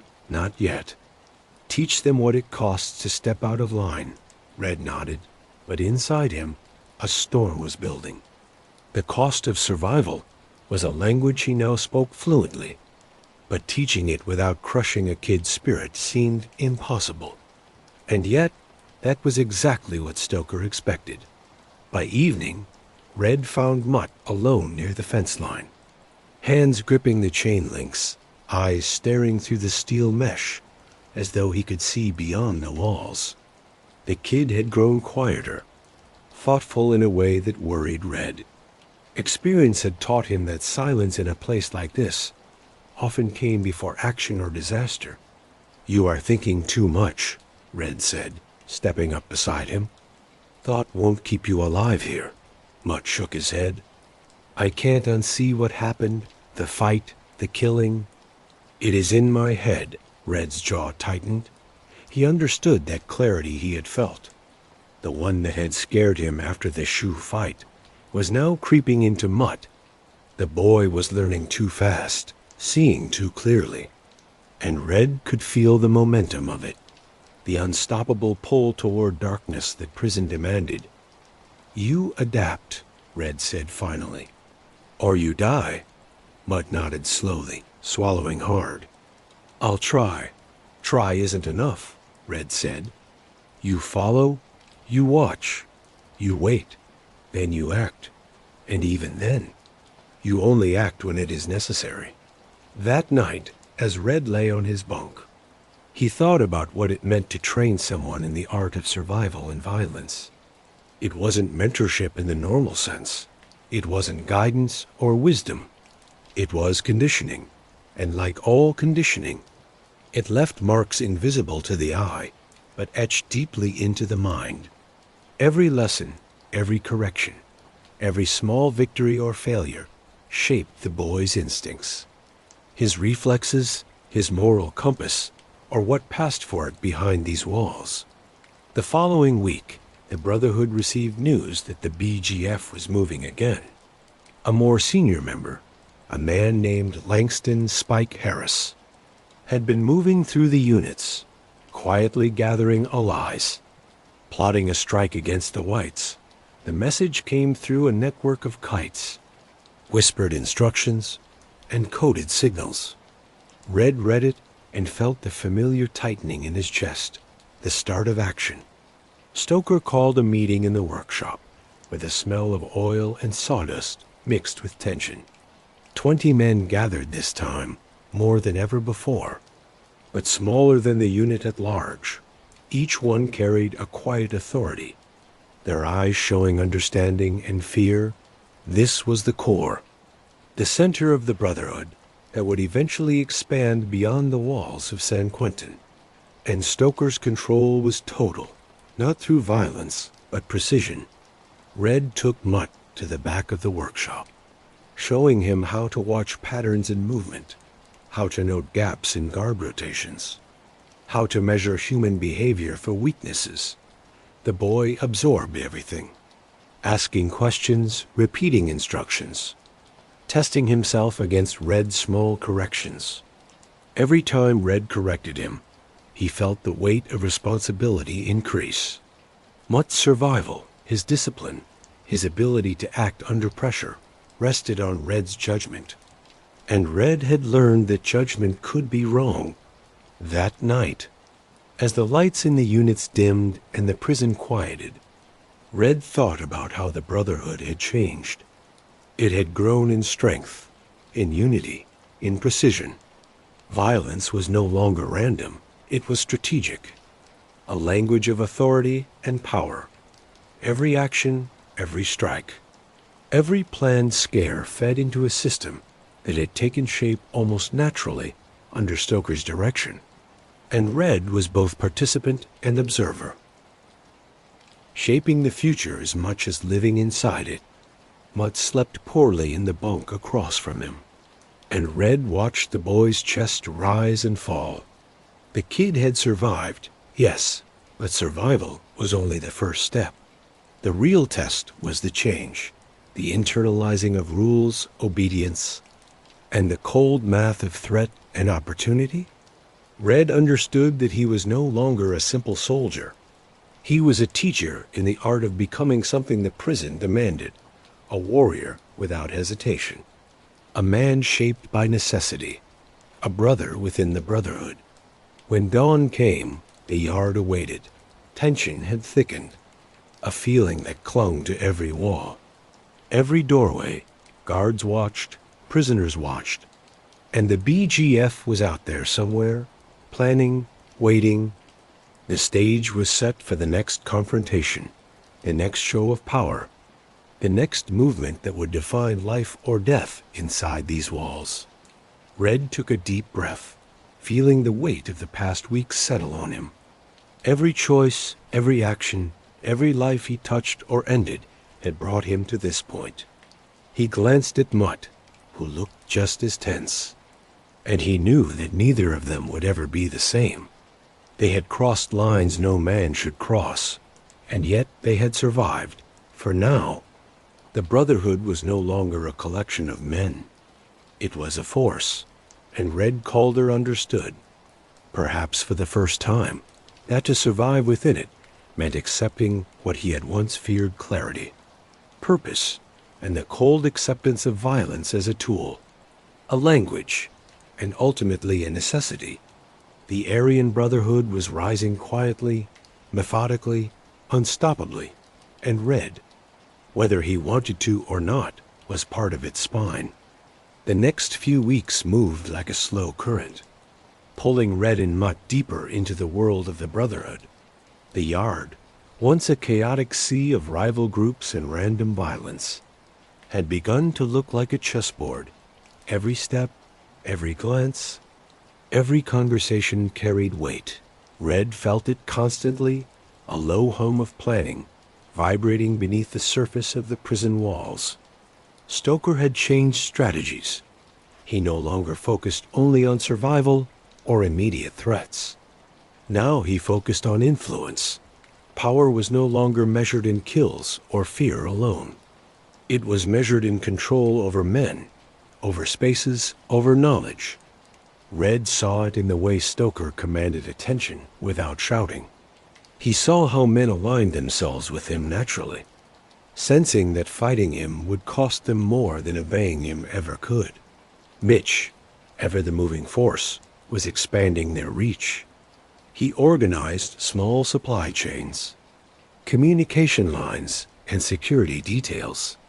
Even small moves, the passing of a note, the transfer of a tool, the timing of a meal, were planned to strengthen the Brotherhood's hold on the white prisoners. Red watched, learned, and absorbed. He realized he was now both a tool and a watcher, capable of following orders while predicting outcomes before they happened. Mutt was changing too. The kid's early eagerness had hardened into a focused discipline. His instincts were sharpened by repeated exposure to violence and strategy. He moved with caution, eyes constantly scanning, hands ready but not twitching. Red saw the change and felt a mix of pride and dread.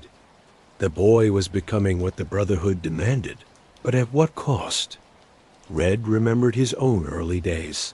The first killing, the first betrayal, the first time he felt clarity in violence, and he feared what Mutt might lose in the process: innocence, kindness, perhaps even himself. One morning, Red noticed a small shift. The BGF, still angry over previous attacks, began to position men differently. Guards, too, seemed uneasy. Their usual routines were disrupted by whispered news and subtle movements. Red realized that a bigger fight was coming. Stoker had expected it, no doubt, and preparations were underway. Stoker called a meeting in the workshop. The air was thick with oil, sweat, contention. Red, Mutt, Mitch, and several other lieutenants formed a circle around Stoker. The older men showed confidence, while the newer recruits hovered at the edges, nervous but listening. Information moves slower than action, Stoker said quietly. The BGF thinks in terms of revenge and big shows. We think in terms of precision and timing. Every move they make can be used against them if we anticipate it. Red nodded.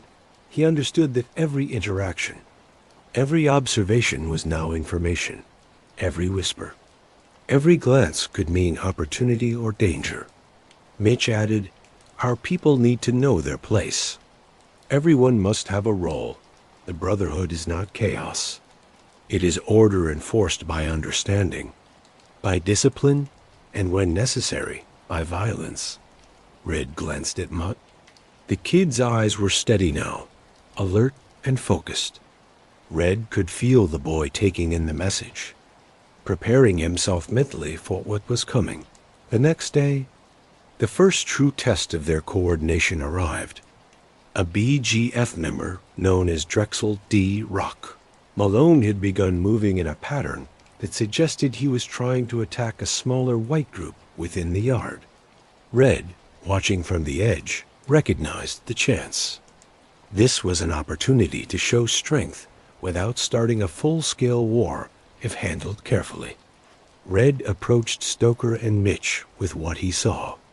They listened, silent, measuring the risk. Looking at the benefit, Stoker's nod was almost invisible. You coordinate the move, Mutt follows your lead.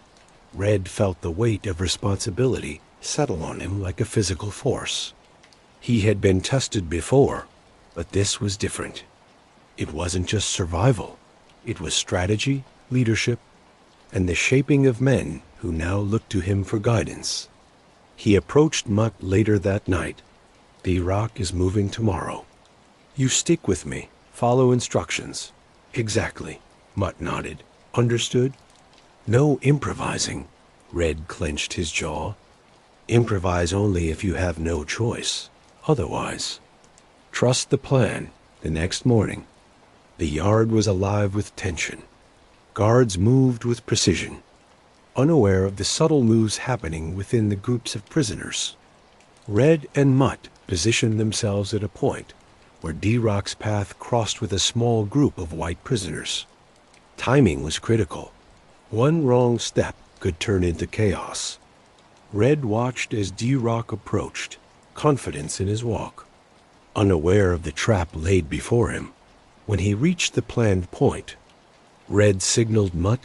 The kid stepped forward, engaging the BGF member with controlled aggression. Forcing him slightly off balance, Red followed, striking decisively, stopping D-Rock before he could call for backup. The operation finished swiftly, cleanly, no unnecessary injuries. No guards immediately noticing anything wrong, Red felt a surge of satisfaction, but it was tempered by a deeper understanding. Every successful move now carried consequences. Payback was inevitable. The balance of power was delicate. One mistake could ignite the entire yard. Back in the workshop that evening, Stoker looked at the results. The operation succeeded. Minimal exposure, huge impact. But remember, this is only the beginning. The BGF will respond. We must remain watchful. Red nodded. He understood the meaning behind the words. Survival was no longer about reacting to violence. It was about expecting it, controlling it, and using it as a tool. Mutt, standing beside him, looked the same. The boy had grown into a skilled, disciplined part of the Brotherhood's operations. Red could see the leftovers of the child he had once been, but they were buried beneath layers of training, experience, and necessity. As the day ended, Red thought about how the Brotherhood had grown. It had grown from a small, scattered group into a disciplined, strategic organization capable of controlling not only its own members, but the movements and reactions of rival groups. He understood now that the Brotherhood was more than a gang. It was a force, an entity that demanded obedience, strategy, and sacrifice. And he, whether he liked it or not, was part of its core. He glanced at Mutt, who was cleaning the workshop floor, careful, focused, absorbed in the tasks that maintained not just their space, but the illusion of order within the chaos of the prison. Red felt a flicker of something unexpected. Pride, perhaps, though it was mixed with worry. The boy had survived, adapted, and in doing so had taken another step into the world the Brotherhood demanded. Red knew that the coming weeks would test them further. Revenge from the BGF was certain. Other groups might try to use the growing strength of the whites. The Brotherhood itself would demand more discipline, loyalty, and when necessary, violence. But for now, in the fading light of the workshop, Red allowed himself a brief moment of clarity. The plan had worked. Mutt had survived. The Brotherhood had taken control without unnecessary blood, and in that success, Red glimpsed the future, a carefully built network of influence, power, and survival that would extend far beyond the walls of San Quentin. The Aryan Brotherhood was no longer a new collection of men. It was rising, methodical, and relentless. And Red Calder understood, perhaps for the first time, the full size of what he had become. A soldier, a strategist, a mentor, and a vital tool in the formation of one of America's deadliest prison gangs. The night settled over San Quentin like a heavy coat, muffling the sounds of the yard, the distant shouts, and the clanging of metal gates inside the workshop. Red Calder and Mutt Hanley moved silently, preparing for the next events that Stoker had predicted weeks ago. Every action they took now carried the weight of survival, influence, and the unspoken rule that failure was not an option. The Brotherhood demanded efficiency, and efficiency required focus. Red had grown used to the quiet intensity of planning, observing patterns, predicting reactions, and finding weak points. It had become natural to him. Yet, there was a constant nagging tension beneath it all. The prisoners were unpredictable. Guards were strict, but occasionally guessed things right. And rival groups were watching. A single wrong step could grow into a full-blown war across many floors of the prison. The memory of the shoe fight, the blood, and the adrenaline that had sharpened his instincts lingered like a shadow he could not shake. Mutt, though changed from the nervous newcomer, still carried traces of inexperience. Red noted it not with dislike, but with the serious responsibility of a teacher. Every instruction, every correction was meant to guide the kid through the delicate balance of aggression and calculation. They could not afford recklessness. Mistakes were bigger in a system where consequences were immediate and brutal. Stoker entered the workshop with his usual calm, carrying the presence of someone who had already guessed the room's mood. His eyes swept across the gathered lieutenants, finally resting on Red and Mutt. "The BGF is gathering together," he said, voice low and deliberate. "They are regrouping after yesterday's incident. We have the advantage. But it is temporary. Precision is required," Mitch added. "They are angry. They will test our reach, our discipline. We need to be ready for sudden moves." His eyes met Red's, a silent nod to the shared responsibility. "You two will handle the perimeter. Watch, report, adapt," Red nodded, absorbing the seriousness of the task. He understood the expectations: stay unseen, act only when necessary, and ensure that Mutt copied his judgment. The kid's survival was not guaranteed, but it depended on Red's guidance. That realization pressed down on him like a physical weight. The evening passed in a tense, methodical rhythm. Red and Mitt moved quietly through the hallways, noting patterns of movement among rival groups, identifying which guards were more predictable, and mapping the interactions between prisoners across different floors.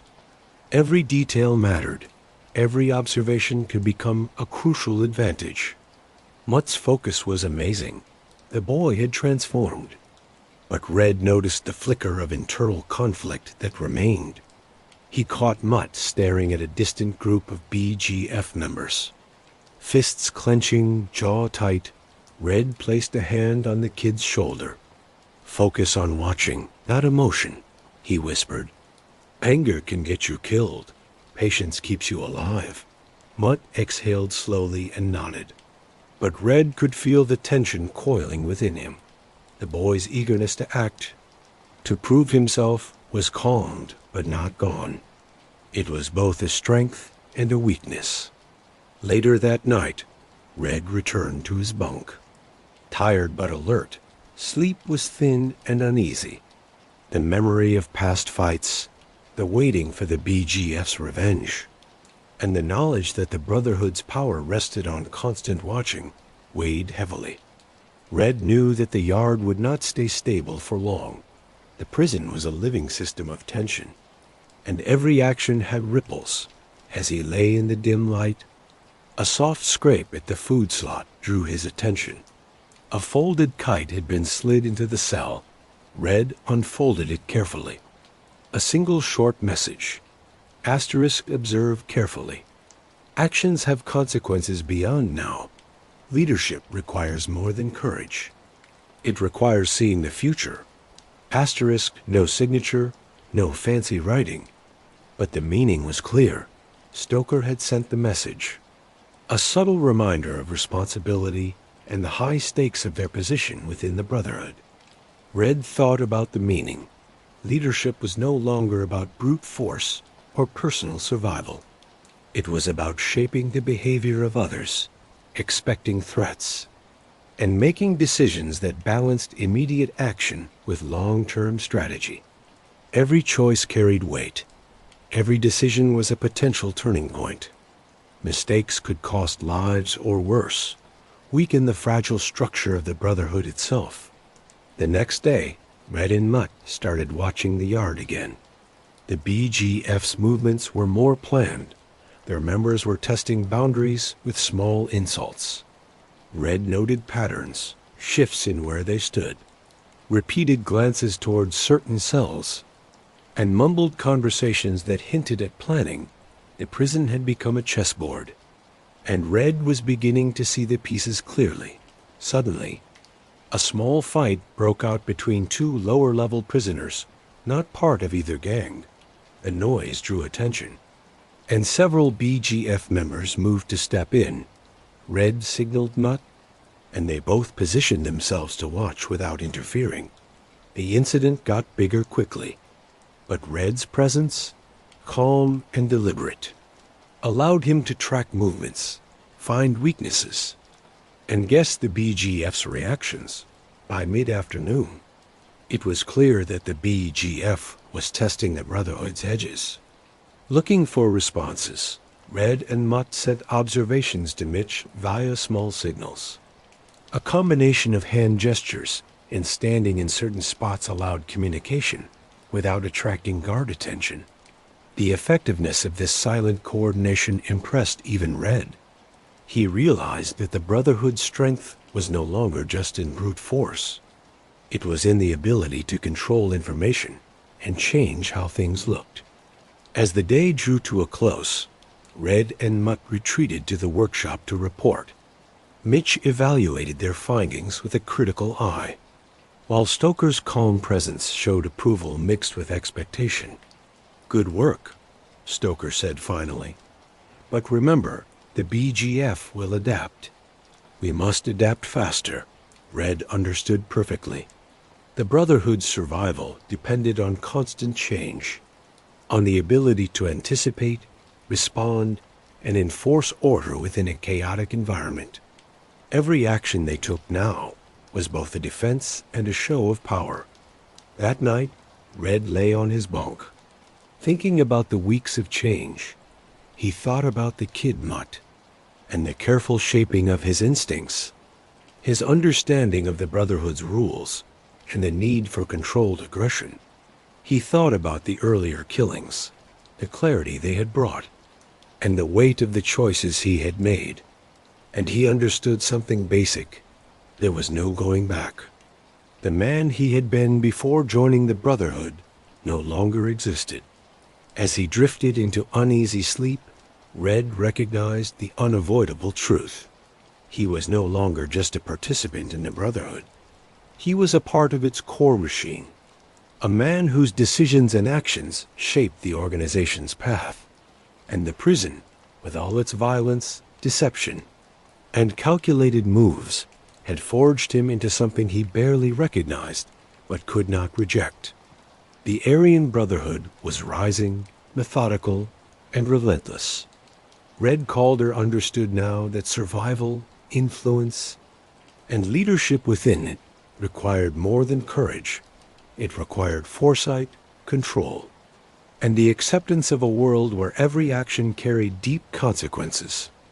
And in that acceptance, he had found a dangerous clarity, one that would define him, Mutt, and the Brotherhood for years to come. The following weeks brought a tense rhythm that defined life inside the prison. Red Calder and Mutt Hanley moved as a unit, shadowing each other's steps, analyzing every glance, every gesture, every ripple of tension that passed through the yard. Survival had become more than instinct. It was watching, expecting, and precise action. Red knew that any mistake could be fatal, not just for him, but for Mutt and the Brotherhood itself. The BGF remained restless, simmering with anger and plotting small insults. Red observed their movements, noting patterns, deciding which members were reactive, which were deliberate, and which could be used. It was a delicate balance. Act too soon and risk chaos. Act too late and lose the lead. Each moment demanded a level of foresight that Red had not imagined possible in the early days of his imprisonment. Mutt, under Red's guidance, had begun to show a new kind of focus. The boy's nervous energy had been channeled into careful observation and disciplined movement. He followed Red's instructions exactly, learning strategies that went far beyond simple survival.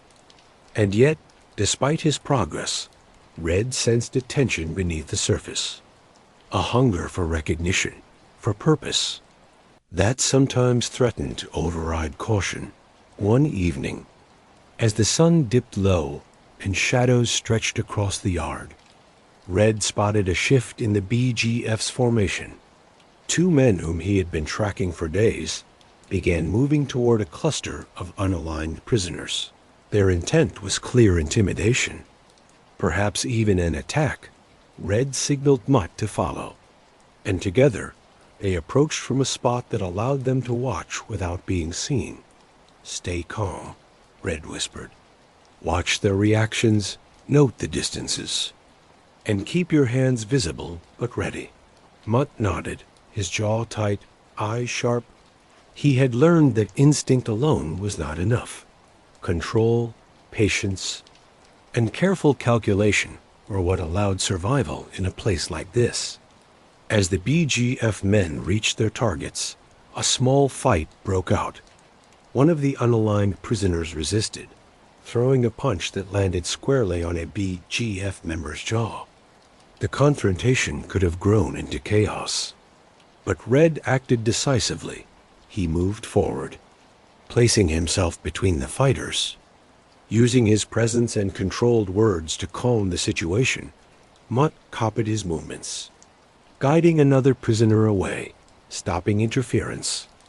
The situation ended without serious injury, but the tension in the yard remained thick. Red understood that every observed weakness, every carefully managed intervention shifted the balance of power. The Brotherhood's strength was not merely in brute force. It was in control, in the ability to change perception, and in the disciplined enforcement of order. Later that night, Red and Mutt returned to the workshop where Stoker and Mitch were waiting. They assessed the day's events with keen interest, evaluating the effectiveness of Red and Mutt's actions. "Good work," Stoker said quietly. "You maintained control without unnecessary violence." "That is rare," Mitch added. "You showed initiative but followed protocol. That balance is what keeps men alive in this environment." Red felt a mix of pride and unease. The praise was a sign of trust, yes, but it also meant responsibility. The Brotherhood relied on him, not only to act, but to think, to predict, and to shape the behavior of others. Mutt, standing beside him, seemed smaller in comparison, though his presence was marked by growing confidence. Red knew that the boy was learning more than just tactics. He was absorbing the philosophy of the Brotherhood, its rules, its hierarchy, and its cold, precise logic. The following days continued in similar fashion. Observation, analysis, and subtle interventions became their routine. Red noticed small changes among the white prisoners, discipline, alignment, and confidence increased under the Brotherhood's influence.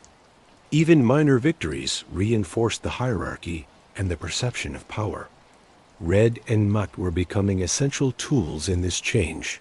One night, as Red prepared for the long hours of the early morning, Mutt approached him quietly. "Red," he whispered, Do you think we are changing too much? For us? I mean, Red paused, considering the question.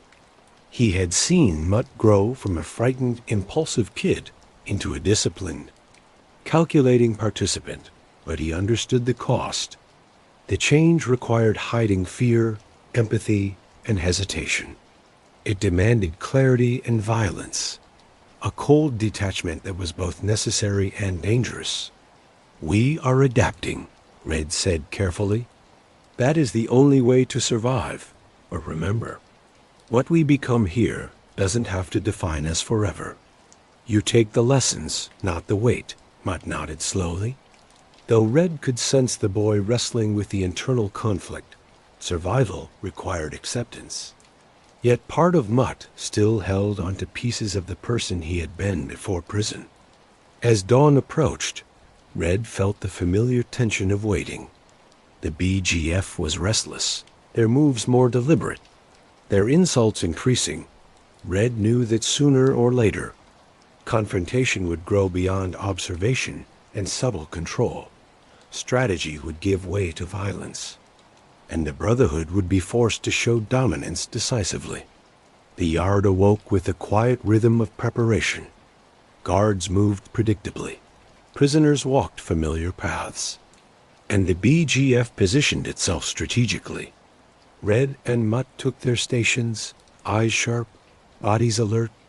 Every movement, every glance, every word carried weight. The balance of power was delicate, and the first mistake could ignite chaos. Red's mind raced with calculations. Anticipating every possible outcome, Mutt copied his focus. Though the boy's youth made him open to emotional distraction, Red reminded himself to remain a steady force, guiding the kid, controlling the flow of events without drawing unnecessary attention. As the morning progressed, subtle conflicts began to surface. A shove here, a glare there, whispered words of challenge. Red and Mutt intervened minimally, allowing minor tensions to surface and then redirecting them without violence. Every intervention was a show of power, discipline, and strategic control. By midday, it was clear that the BGF had recognized the Brotherhood's influence. Their movements became more cautious, their insults measured, their attempts at fear restrained. Red felt a quiet satisfaction. Control had been asserted without the need for blood. Though he knew that the peace was temporary, revenge, escalation, and further tests of power were inevitable. Later in the workshop, Stoker acknowledged their effectiveness. "You are learning," he said. "But remember, control is fragile. One error, one lapse, and it all falls apart." Red understood perfectly. The lessons of the yard, the SHU, and the past fights had taught him that survival and influence were inseparable. Every observation, every intervention, and every decision now contributed to the Brotherhood's growing dominance. And every misstep could have huge consequences. Mutt, standing beside him, absorbed the weight of Stoker's words. The boy had grown. But Red knew the process was ongoing. Survival demanded constant watchfulness, adaptability, and an understanding that the prison, the Brotherhood, and the BGF were all parts of a complex, high-stakes system in which every action mattered. As night fell, Red reflected on the weeks of transformation, the evolution of the Brotherhood, the growth of Mutt, and his own changing role. He realized that the prison had forged him into something he barely recognized: a strategist, a mentor, and an instrument of power. The Aryan Brotherhood was no longer a fledgling gang. It was an organized force, precise, disciplined, and methodical. And Red Calder, whether he wanted it or not, was a core part of its spine. The coming days would bring tests, challenges, and confrontations that would further define the Brotherhood's strength. Red knew that clarity, discipline, and calculated action were the only ways to navigate the dangerous landscape of San Quentin. And as he settled into the quiet of his bunk, he understood that every choice, every observation, and every decision now carried consequences that extended far beyond the immediate, shaping the future of the Brotherhood, the Yard, and the men within it. The days that followed were a study in tension and subtle maneuvering. San Quentin, once a place of raw chaos, now felt like a living creature with rhythms and patterns that Red Calder had begun to understand. Every movement in the yard, every whisper in the corridor, every glance carried potential consequences.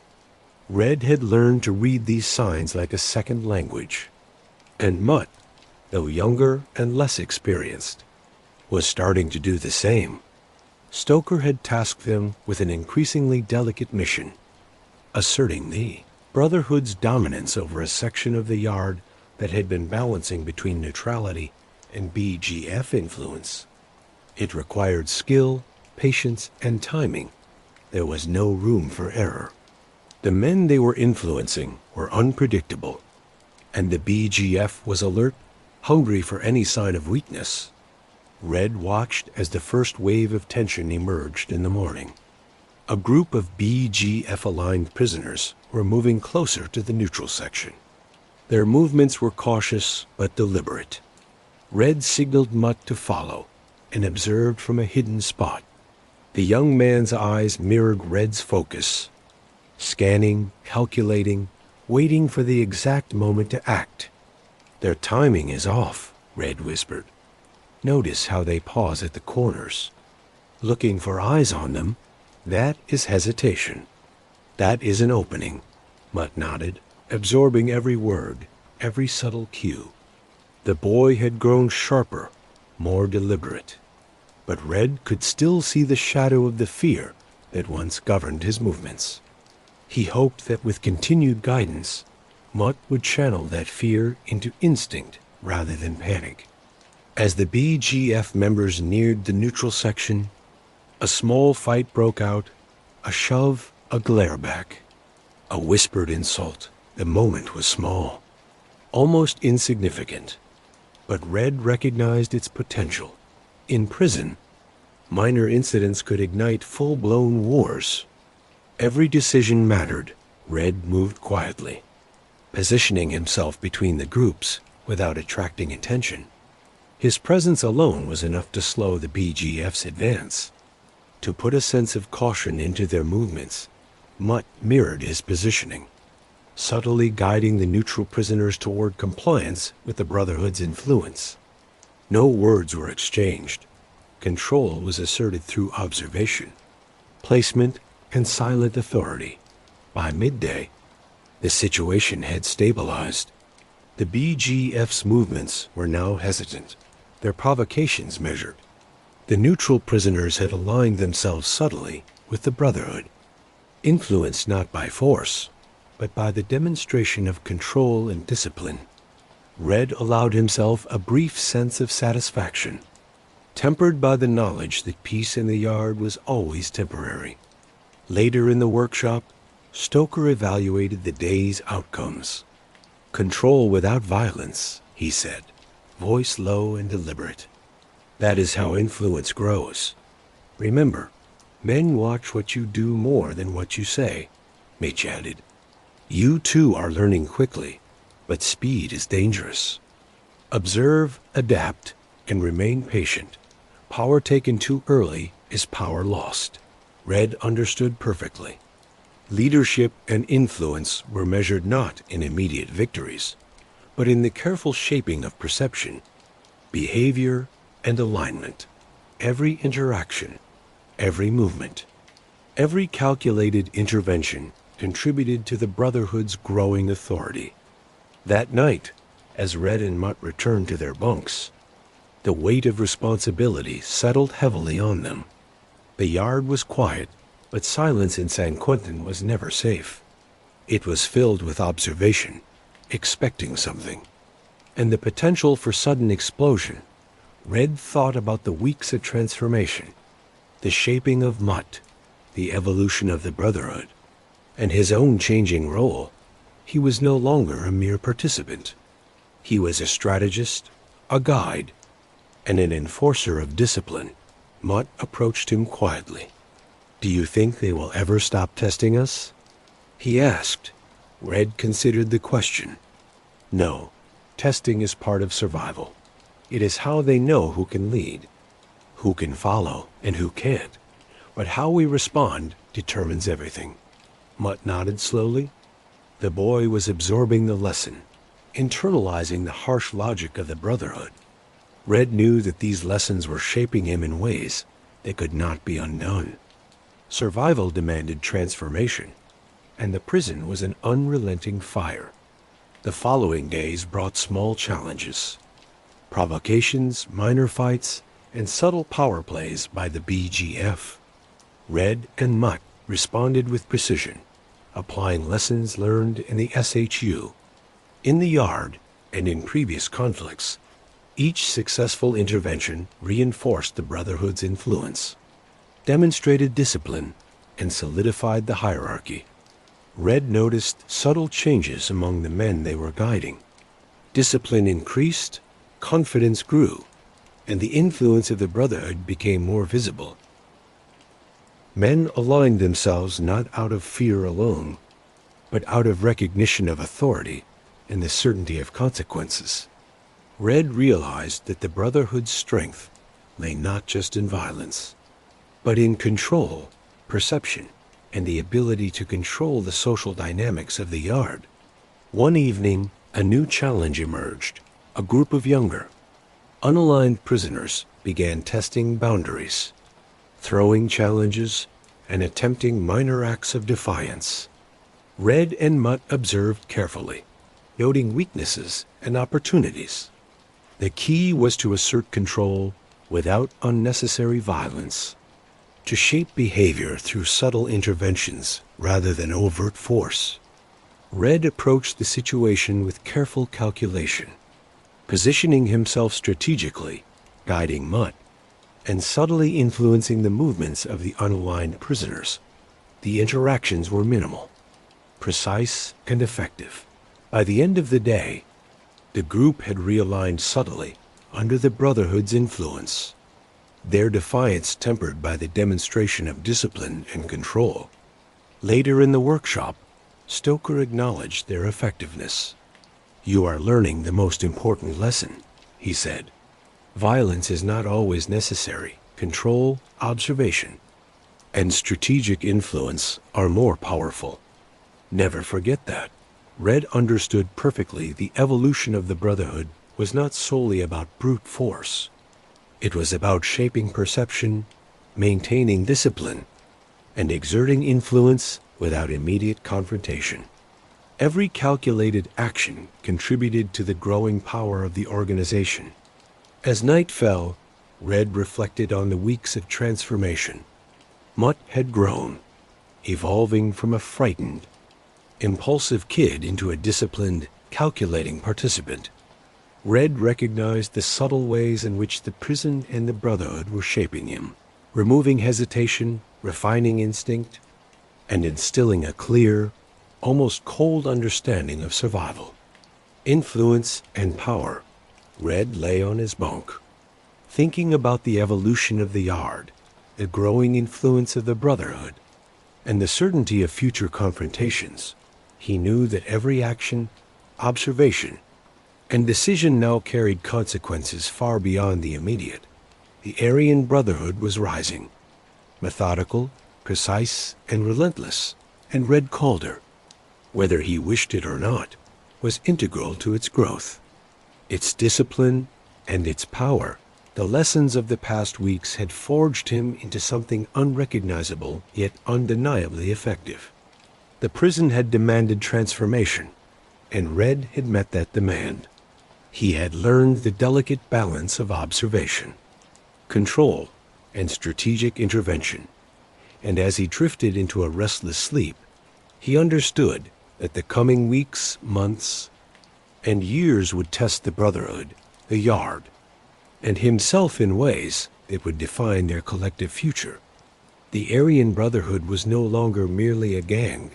It was an entity structured, disciplined, and unavoidable and Red Calder, as both participant and strategist, had become its spine, shaping its rise within the unforgiving world of San Quentin. The yard had grown quiet in the late afternoon, but the calm was deceptive. Red Calder knew better than to trust appearances. In San Quentin, peace was always temporary, and tension could erupt without warning. Every movement, every glance, and every whispered conversation could ripple into conflict. Red's role had evolved from mere participant to strategist, organizing subtle shifts that maintained the Brotherhood's influence while keeping exposure to unnecessary risk low. Mutt Hanley moved beside him with the precision of someone who had been carefully trained. Yet Red could still detect traces of the old nervous energy lurking beneath his composure. The boy had adapted, yes, but adaptation in prison was always incomplete. There was always a risk, a chance that instinct would override training. Red kept a watchful eye, prepared to step in before a small mistake escalated. Stoker had called for a strategic review in the workshop. Red and Mutt arrived to find Mitch already present, along with several lieutenants, all focused and listening. The workshop, with its dim lighting and the smell of sawdust and oil, had become more than a workspace. It was a planning ground, a command center, and a classroom. Here, the Brotherhood's power extended beyond brute force. It was in knowledge, observation, and calculated influence. The BGF is testing boundaries more frequently, Stoker began, his voice low but commanding. They believe we can be provoked. That is their mistake. Every reaction we allow must be deliberate, every intervention measured, Mitch added. We have seen progress, but the yard remains unpredictable. We cannot rely only on past success. Observation, patience, and controlled action remain critical, Red nodded. He understood the message. The Brotherhood's survival depended on precision and adaptability. Every interaction, no matter how minor, carried implications for influence, control, and authority. He glanced at Mutt, who mirrored his focus and recognized the boy's growth. The training had taken hold, but Red knew the final test was always close. When theory met the chaos of reality later that afternoon, as they moved through the yard, Red noticed a shift. A group of unaligned prisoners were subtly gathering near the edge of the White faction's territory. Their body language suggested both curiosity and defiance. Red's instincts, sharpened over weeks of observation and experience, recognized the potential for trouble. Small actions here could trigger a larger conflict. He signaled Mutt to follow and positioned himself to observe without drawing attention. Notice the gaps, Red whispered. Notice who is hesitant, who is aggressive, who is watching others. That is where leverage exists. Mutt scanned the group carefully. They are testing reactions, he said quietly. Looking for weaknesses. Exactly, Red replied. Our job is to show them control without overexposing ourselves. They need to understand consequences, not fear without direction. As the hours passed, the subtle dance continued. Red and Mutt moved in measured patterns, influencing the unaligned prisoners' positioning, guiding their behavior, and subtly asserting dominance. The BGF watched from a distance, their attempts to provoke a reaction carefully contained. Red realized that influence, now more than violence, was the Brotherhood's primary tool. Every controlled action reinforced authority and showed precision. By evening, Stoker had called them back to the workshop to review the day's outcomes. He evaluated Red and Mutt's actions with quiet approval. Good work, he said. You controlled escalation without unnecessary violence. That is rare, never forget. Perception is often more powerful than action, Mitch added. You are learning to manage influence, shape behavior, and enforce order. These lessons are invaluable. Continue observing. Continue adapting. Red understood the significance. Survival in San Quentin was no longer a matter of brute strength alone. It was about strategy, perception, and the disciplined use of power. Every decision, every observation, and every action contributed to the Brotherhood's expansion and reinforced its authority. That night, in the dim confines of the cell, Red reflected on the weeks of transformation.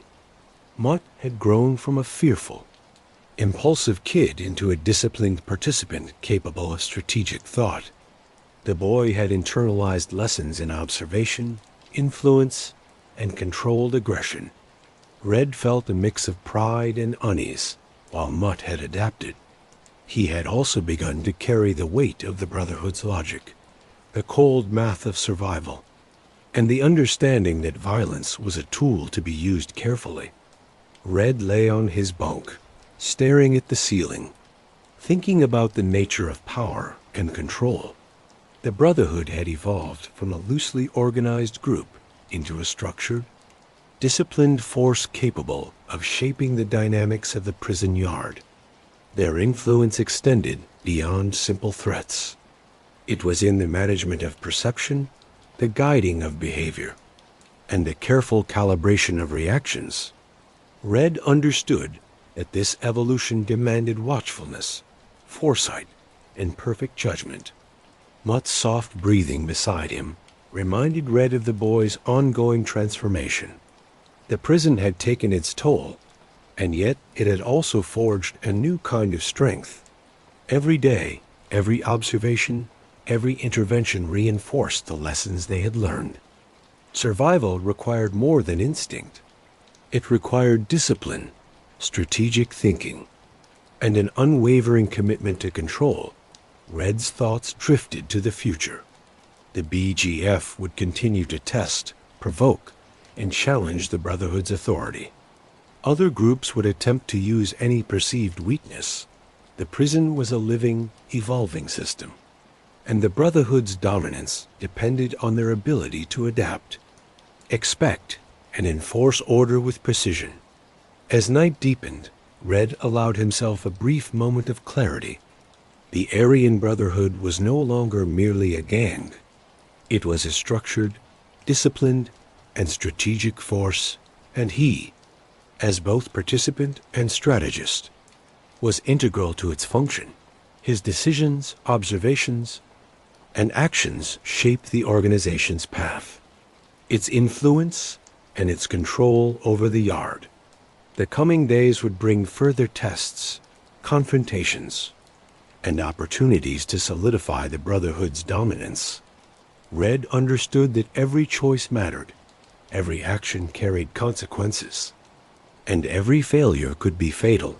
But in that understanding, he also recognized the clarity of purpose that the prison demanded, a clarity that had transformed him, Mutt, and the Brotherhood into something formidable, precise and unavoidable. The night closed over San Quentin, heavy and unyielding. Red Calder, aware of the weight he now carried, embraced the reality of his role. The Brotherhood was rising, methodical and relentless, and he had become a spine in its structure, a guide in its strategy, and a force in its growing dominance. The days passed in a tense rhythm, each one building on the last.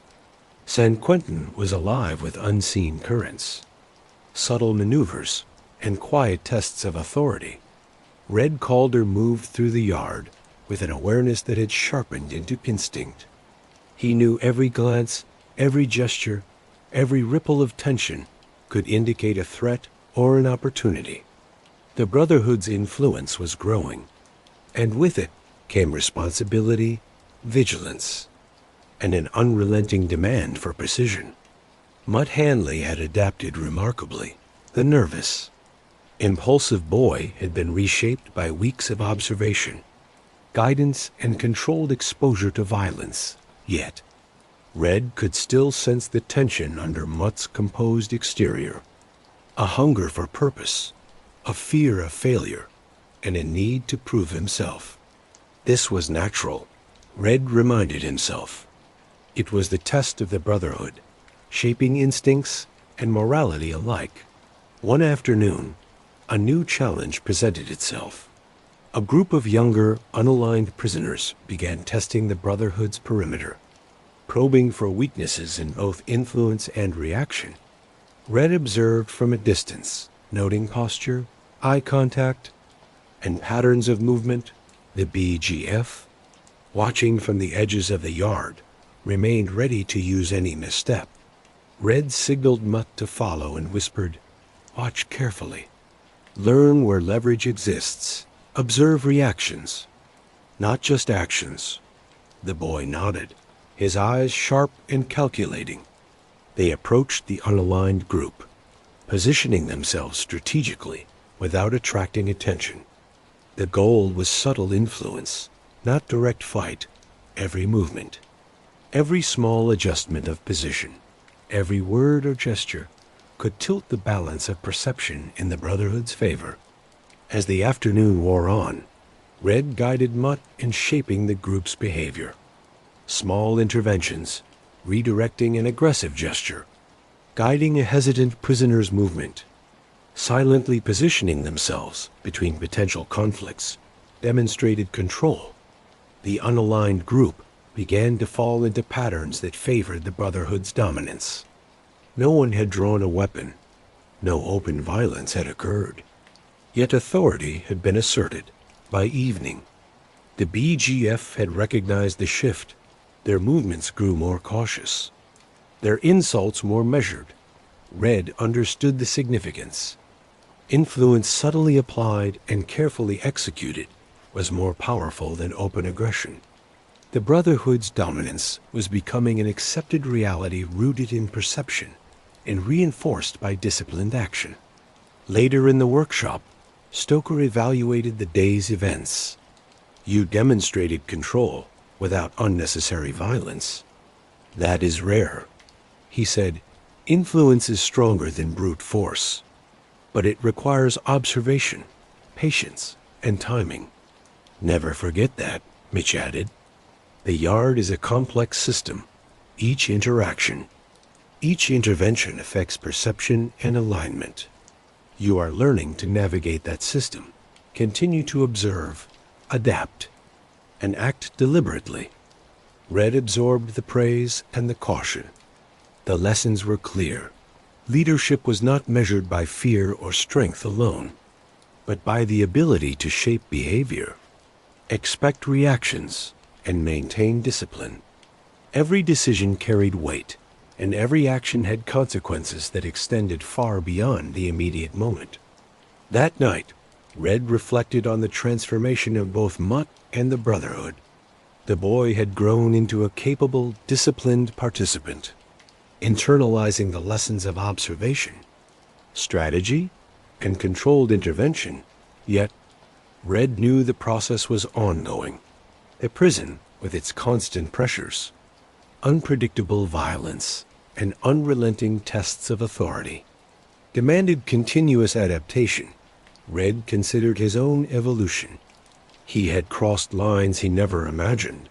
The first killing, the shoe fight, the subtle organization of influence in the yard. He was no longer merely surviving. He was shaping the environment, directing outcomes, and mentoring another man through the test of survival. The weight of responsibility pressed on him. Yet, it also clarified his purpose within the Brotherhood. The following days reinforced the lessons. Minor insults, calculated tests of loyalty, and subtle power plays allowed Red and Mutt to refine their skills in observation and influence. Each successful intervention strengthened the Brotherhood's control, demonstrating discipline and solidifying the hierarchy. The yard had become a carefully managed world with Red and Mutt acting as key instruments in maintaining balance. One night, Mutt approached him quietly. "Red," he said, voice low, "do you think all of this ever ends? Or do we just keep moving from one test to the next?" Red considered the question. He had asked himself the same countless times in moments of fear, reflection, and exhaustion. "It doesn't end," he said finally. "Not while the prison exists. Survival isn't about a finish line. It's about how well you adapt, how carefully you observe, and how precisely you act." Mutt nodded slowly, the weight of understanding settling on him. He was learning the harsh logic of the Brotherhood. Clarity, discipline, and strategic calculation were essential, and there was no room for hesitation. The next day, a minor conflict broke out near the edge of the yard. A group of unaligned prisoners attempted to show dominance. Testing the boundaries of influence, Red and Mutt positioned themselves strategically, guiding behavior, redirecting aggression, and subtly demonstrating the Brotherhood's control. The confrontation dissolved without major violence. But the lesson was clear to all. Authority was measured not by reaction, but by the precision of influence. Stoker acknowledged their success later in the workshop. "You are learning the most important lesson," he said. "Control is about observation, timing, and subtle intervention. Influence is stronger than fear. Remember this always." Red understood perfectly. The Brotherhood's power was no longer simply in numbers or violence. It was in the careful management of perception, the management of reactions, and the disciplined enforcement of order. Every decision, every observation, every small action contributed to the growing strength of the organization. As night fell over San Quentin, Red lay on his bunk, reflecting on the weeks of transformation. Mutt had evolved into a disciplined, capable participant. The Brotherhood had solidified its influence, asserting authority with precision and control. And Red, as strategist, observer, and mentor, had become indispensable to the organization's growth. The Aryan Brotherhood was rising, methodical, precise, and relentless. Every day the prison tested them, but every day also forged their power, discipline, and influence.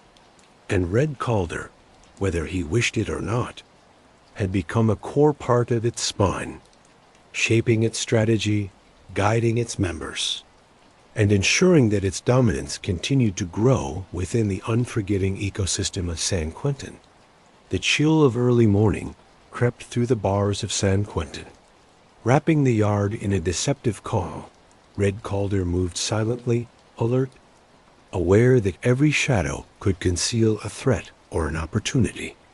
Months of observation had sharpened his instincts to a razor edge.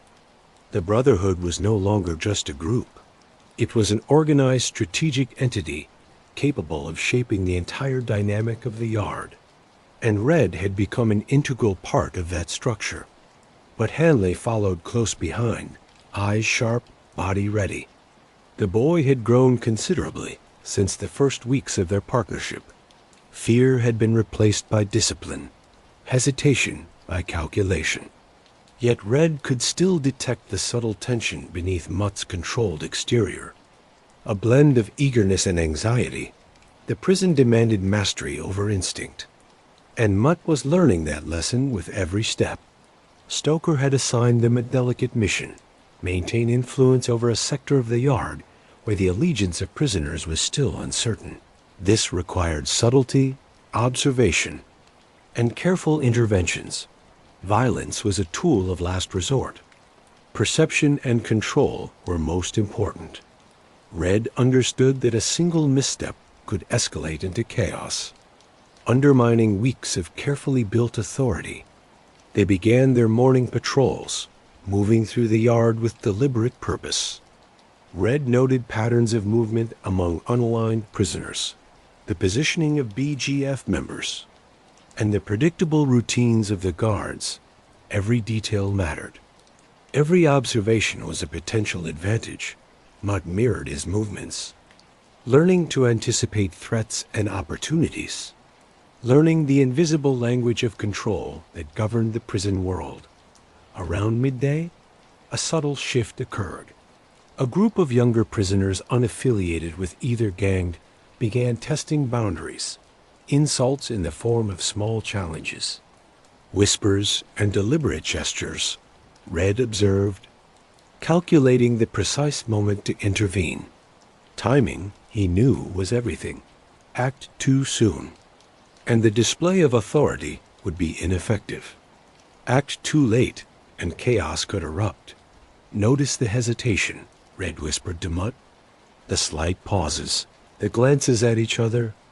They are looking for leadership, for dominance. That is our opening. Mutt nodded, his eyes tracking each subtle movement. He had internalized Red's lessons. Control through observation, influence without unnecessary fight, and the disciplined management of perception. The boy's growth was evident, yet Red remained watchful, aware that even a minor lapse could have consequences. As the afternoon progressed, Red and Mutt subtly guided the unaligned prisoners. They repositioned themselves strategically, redirected potential aggression, and demonstrated dominance through presence and control rather than brute force. The BGF watched from a distance, their reactions cautious, hesitant. Red recognized the power of this silent influence. It was more effective than violence, more enduring and more dangerous to any rival who underestimated it. By evening, the situation had stabilized. The unaligned prisoners had begun to fall into predictable patterns, subtly aligning with the Brotherhood. The BGF's insults had diminished, their testing contained. Red allowed himself a brief sense of satisfaction, tempered by the knowledge that peace in San Quentin was always temporary. Later in the workshop, Stoker reviewed the day's events with his lieutenants. Red and Mutt stood at attention, silent, absorbing every word. "Good work," Stoker said. "You maintained control without unnecessary confrontation. That is the essence of influence. Never forget. Perception is often stronger than action," Mitch added. "Every decision, every observation, every subtle intervention reinforces the Brotherhood's authority. You are learning to shape behavior and manage outcomes. Continue to observe, adapt, and act with precision." Red felt the weight of responsibility. He was no longer merely surviving. He was shaping the environment, directing outcomes, and mentoring another man through the relentless demands of the Brotherhood. Every day brought new challenges, new tests of discipline, and new opportunities to demonstrate strategic control. That night, as Red lay on his bunk, he reflected on the evolution of both Mutt and the Brotherhood. The boy had transformed, internalizing lessons of control, strategy, and influence. The Brotherhood had expanded its reach, asserting authority through subtlety, observation, and precision. Red's role had evolved accordingly. He was a strategist, a mentor, and an enforcer of the carefully calibrated order within the prison world. Mutt approached quietly, voice low. "Red, do you think we will ever stop being tested?" Red considered the question. The prison was a living, shifting system, and testing was inevitable. "No," he said finally. "Tests will continue as long as there are men trying to challenge control. But it is how we respond, how we manage perception and action, that determines who survives and who dominates." Mutt nodded. Absorbing the lesson, the boy's growth was remarkable. But Red knew the process was ongoing. Mastery required constant vigilance, adaptability, and understanding that every choice carried weight. The following days reinforced these lessons. Minor insults, subtle power plays, and strategic interventions allowed Red and Mutt to refine their skills in observation, influence, and control. The Brotherhood's dominance became increasingly visible, not through violence alone, but through disciplined, deliberate management of perception and behavior. Red noticed changes among the white prisoners. Discipline increased, confidence grew, and alignment with the Brotherhood's influence became more consistent. The gang's authority was no longer questioned casually. It was accepted as a matter of fact, enforced not just by numbers, but by the careful orchestration of interactions and the demonstration of precise control. One evening, as Red and Mutt returned to the workshop, Stoker observed them with quiet satisfaction. "You understand now," he said, "that the Brotherhood's power is not just in violence. It is in subtlety, discipline, and strategy. Every intervention reinforces authority. Every observation informs decisions. Never underestimate the importance of control." Red absorbed the words. Reflecting on the weeks of transformation, he had crossed lines he never imagined. From a survivor reacting to immediate threats to a strategist shaping the environment, Mutt had grown alongside him. Disciplined, precise, and capable, the Brotherhood had evolved, asserting dominance through calculation and measured influence. As night fell over San Quentin, Red lay on his bunk, thinking about the nature of power, control, and influence. The Aryan Brotherhood was no longer merely a gang. It was a structured, disciplined, and strategic force, and Red Calder, as observer, strategist, and mentor, had become an essential part of its spine, shaping its path, guiding its members, and ensuring its dominance within the unforgiving world of the prison. The coming days would bring further tests, provocations, and opportunities to reinforce the Brotherhood's authority. Red understood that every choice mattered, every subtle intervention had consequences, and every action contributed to the organization's growing power. Survival, influence, and leadership were inseparable. The Brotherhood's rise was relentless, methodical, and inevitable, and Red Calder was at its core. The yard had become a battlefield of perception, more than of fists and knives. Red Calder moved with a quiet precision, observing patterns, calculating risks, and expecting reactions. The Aryan Brotherhood's influence was spreading, subtle yet undeniable, and Red had become a central pin in that expansion. Every glance, every movement, every whispered word could shift the balance, and he had learned to navigate this complex web with patience and focus. But Hanley followed him closely, his instincts honed. But still tied to the guidance of his mentor, the boy had grown stronger, sharper. Yet there remained an undercurrent of tension, a reminder that survival demanded constant awareness. Red knew that Mutt's strength lay not just in physical capability, but in his growing ability to read the yard, expect conflict, and apply control without drawing unnecessary attention. The morning began with subtle tests. A small group of BGF-aligned prisoners edged toward the Brotherhood's territory, probing boundaries with calculated gestures and quiet challenges. Red observed, noting hesitation, aggression, and subtle signals of leadership. Timing, he knew, was everything. A premature fight could escalate into bloodshed. Delayed action risked losing control of perception.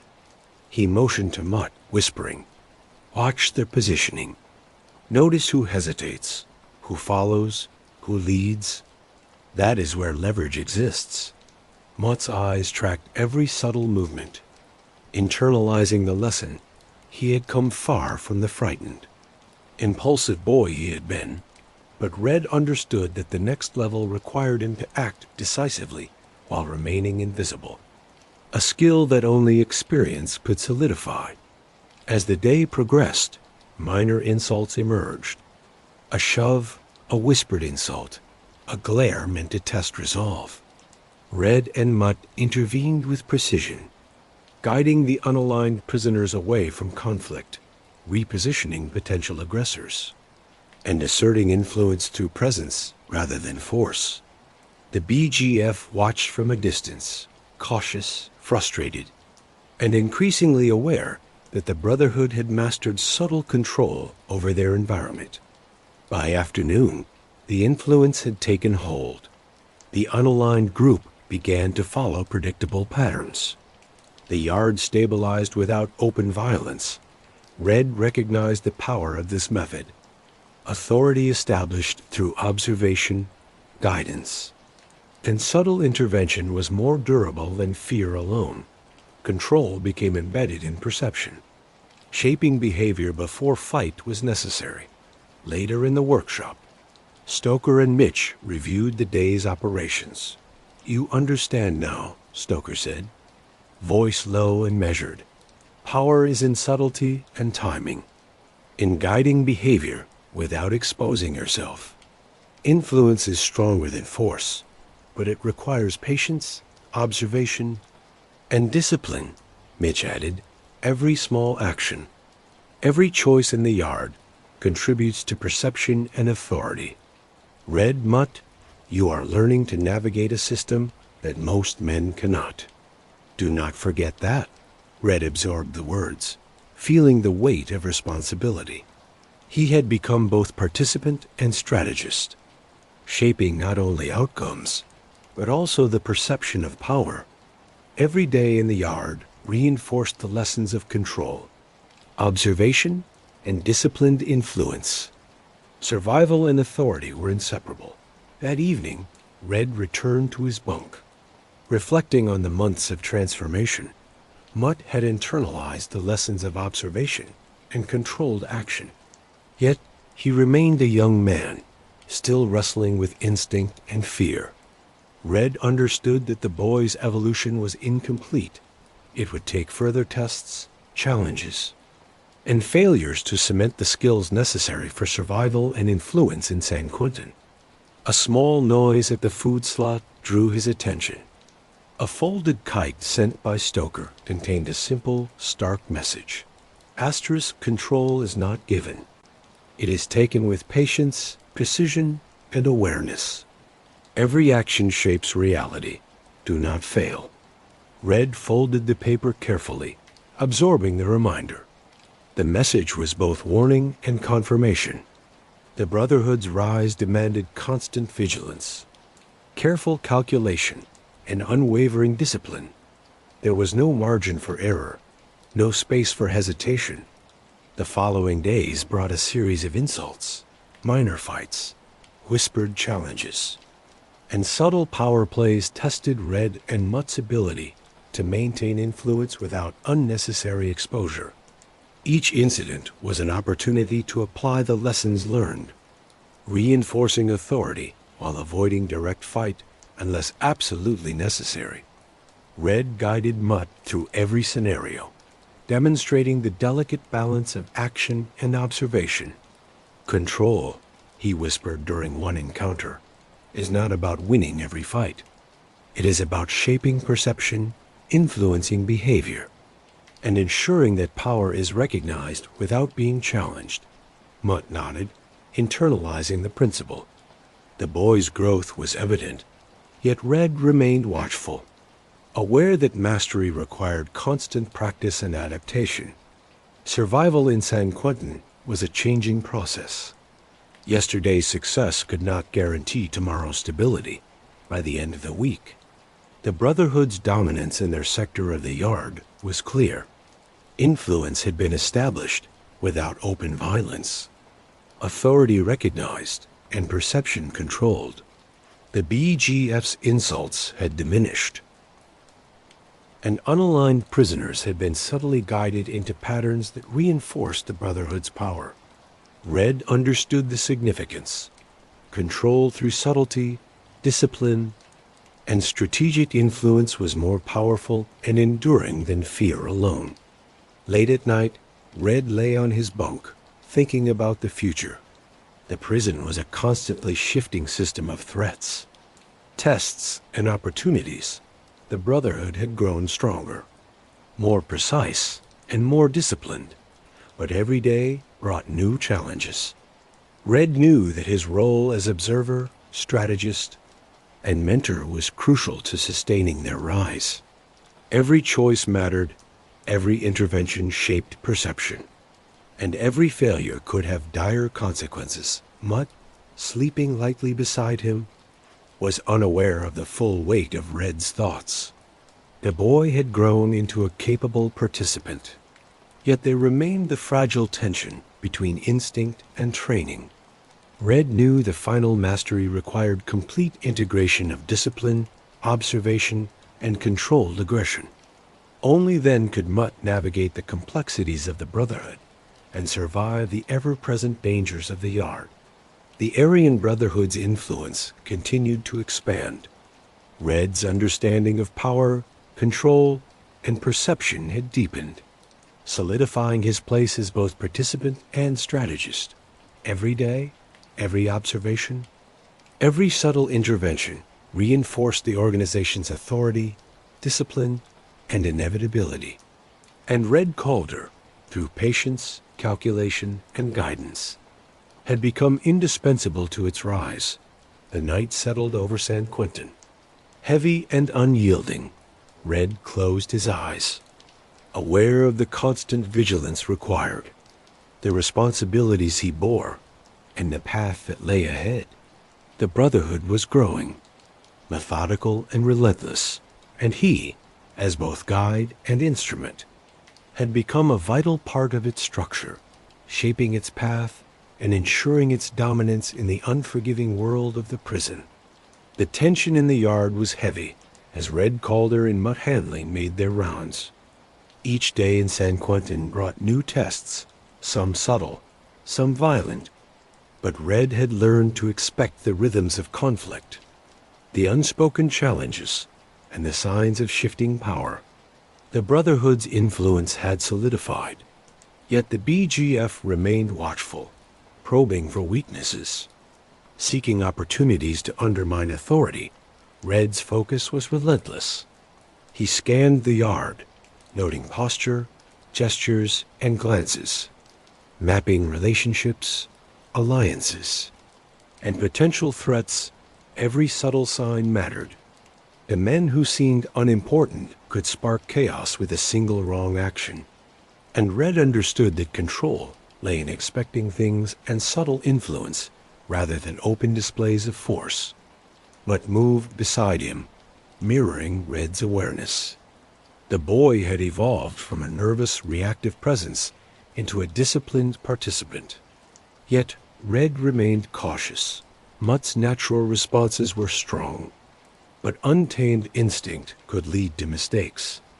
Red guided him silently, offering subtle cues and corrections as they navigated the Yard's shifting dynamics. Around midday, a minor insult emerged. A young prisoner, unaffiliated but bold, challenged a member of the Brotherhood with a shove. The gesture was small, but the meaning was significant. Red observed carefully, noting reactions from both the Brotherhood and the surrounding prisoners. Timing would determine whether the fight escalated or faded. Red signaled Mutt and whispered, "Wait, let them test themselves. Observe reactions. Only intervene when necessary." The boy nodded, eyes tracking the unfolding situation, muscles tight for potential action. But held back by Red's guidance, the confrontation grew slightly. A series of shoves and heated words, yet Red maintained control through subtle positioning and presence. He guided the young prisoner away from the center of conflict, while Mutt influenced the surrounding men, subtly reshaping the flow of movement and attention. No blows were struck, yet authority had been asserted, and perception shifted in the Brotherhood's favor. By afternoon, the Yard had stabilized. The unaligned prisoners had begun to adjust to the Brotherhood's subtle guidance, and the BGF's insults had been tempered by the demonstration of control. Red allowed himself a measured sense of satisfaction, tempered by awareness that the balance was fragile and ever-shifting. Later in the workshop, Stoker and Mitch reviewed the day's events. Observation, patience, and subtle influence, Stoker emphasized. Control is more than action. It is anticipation, understanding. And the quiet assertion of authority, "You executed this well," Mitch added. The yard is a complex ecosystem. Every gesture, every look, every minor interaction contributes to perception and alignment. Red Mutt, you are learning to navigate the system. And that skill is as valuable as any weapon. Red absorbed the praise and the caution. The Brotherhood's dominance was no longer merely physical. It was strategic, mental, and social. Every intervention, no matter how minor, reinforced authority, shaped perception, and solidified the organization's influence. Red understood that their continued rise depended on this disciplined, calculated approach. That night, Red returned to his bunk.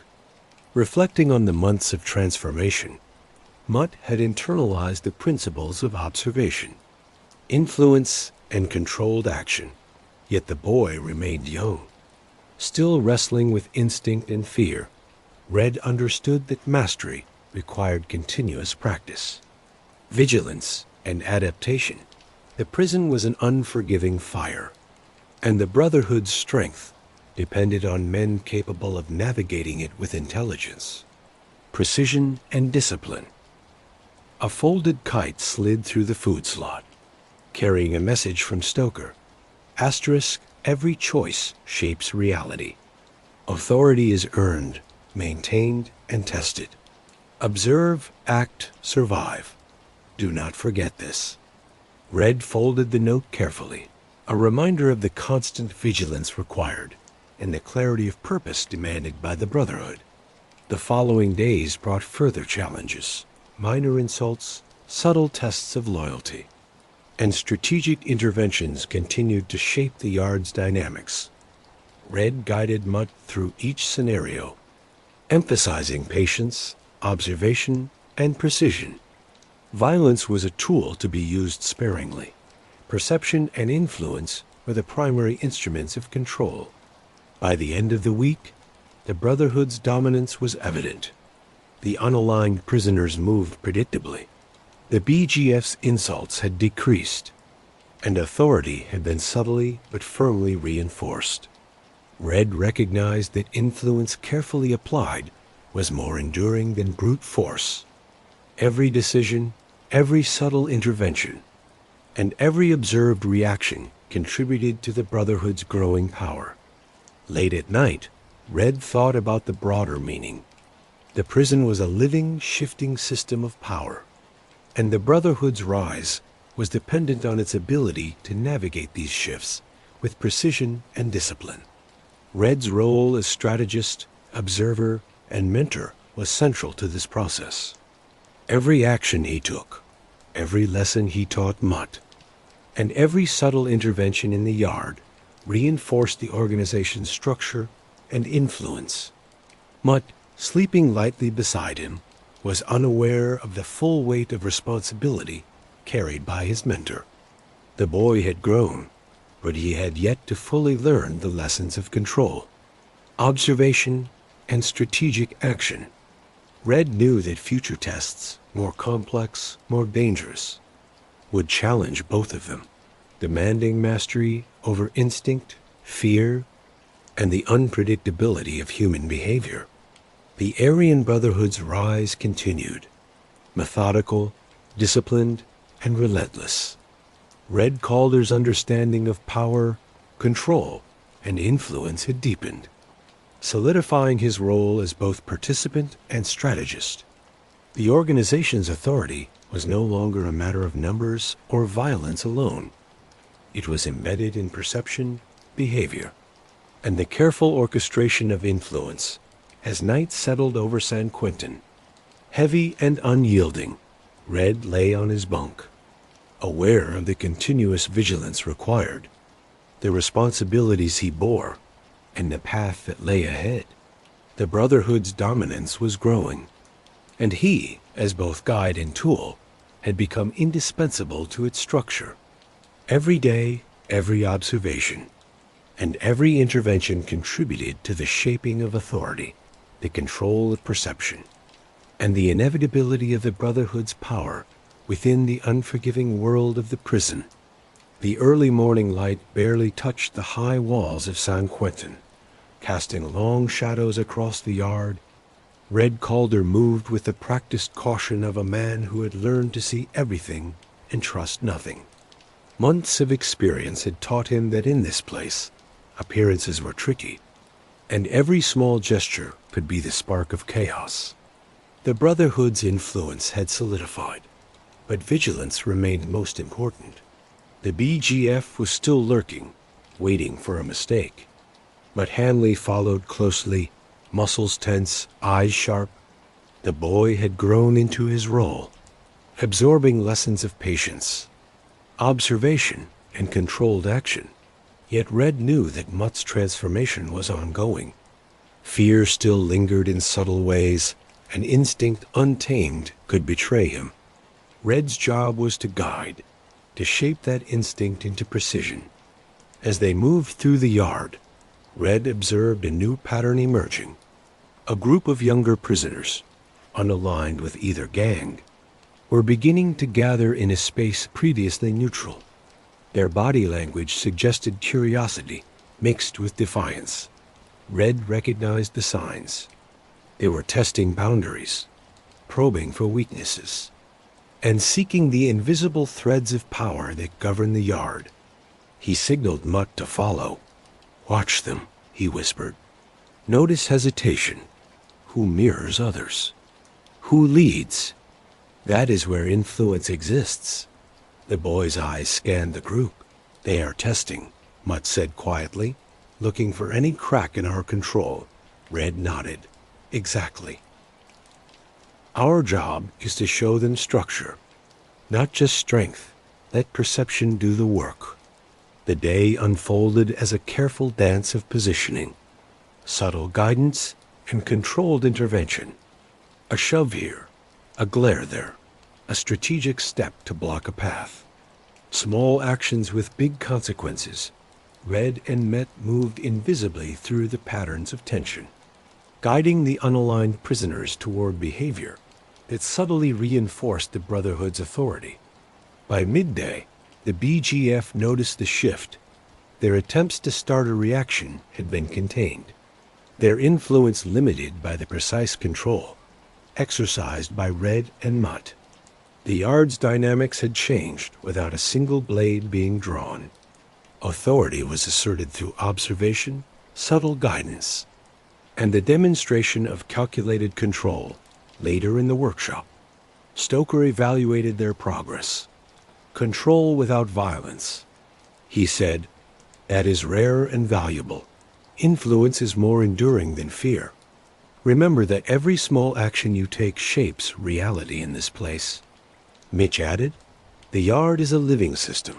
Every look, every step, every interaction contributes to perception and alignment.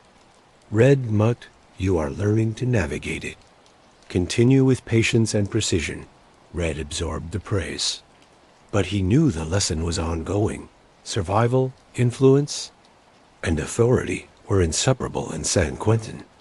The Brotherhood's rise depended on disciplined execution, foresight, and the constant calibration of perception.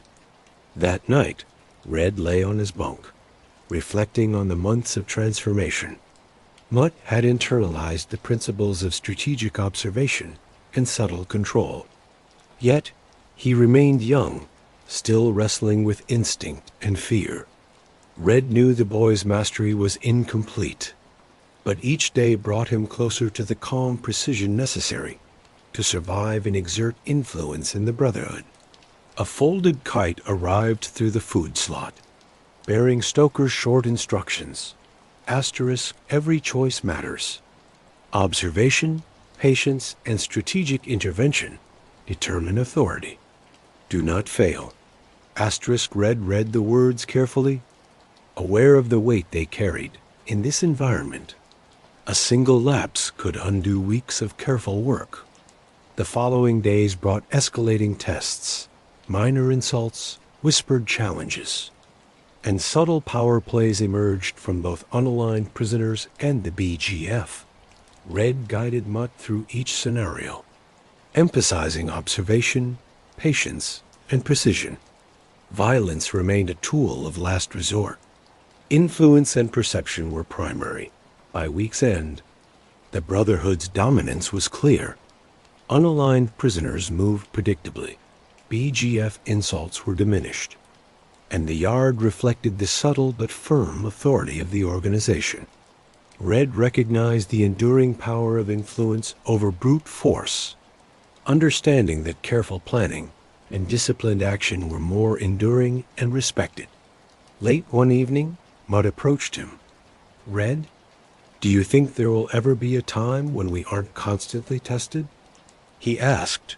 Red considered the question, staring at the ceiling of the cell. "No," he said finally. "Testing is the nature of this place. Survival isn't about a finish line. It's about how you observe, adapt, and act. That is how control is maintained," Mutt nodded, the weight of understanding settling on him. He was learning the harsh logic of the Brotherhood. Clarity, discipline, and strategic calculation were essential, and there was no room for hesitation. The next day, a minor conflict erupted near the edge of the yard. A group of unaligned prisoners attempted to show dominance. Testing the boundaries of influence, Red and Mutt positioned themselves strategically, guiding behavior, redirecting aggression, and subtly demonstrating the Brotherhood's control. The confrontation dissolved without major violence, but the lesson was clear to all. Authority was measured not by reaction, but by the precision of influence. Stoker acknowledged their success later in the workshop. "You are learning the most important lesson," he said. "Control is about observation, timing, and subtle intervention. Influence is stronger than fear. Remember this always." Red understood perfectly. The Brotherhood's power was no longer simply in numbers or violence. It was in the careful management of perception, the management of reactions, and the disciplined enforcement of order. Every decision, every observation, every small action contributed to the growing strength of the organization. As night fell over San Quentin, Red lay on his bunk, reflecting on the weeks of transformation. Mutt had evolved into a disciplined, capable participant. The Brotherhood had solidified its influence, asserting authority with precision and control. And Red, as strategist, observer, and mentor, had become indispensable to the organization's growth. The Aryan Brotherhood was rising, methodical, precise, and relentless. Every day the prison tested them, but every day also forged their power, discipline, and influence. And Red Calder, whether he wished it or not, had become a core part of its spine, shaping its strategy, guiding its members, and ensuring that its dominance continued to grow within the unforgiving world of San Quentin. The yard was quiet, deceptively so, as Red Calder and Mutt Hanley moved along its cracked concrete paths. Months of careful strategy and disciplined intervention had brought a fragile stability to the Brotherhood sector.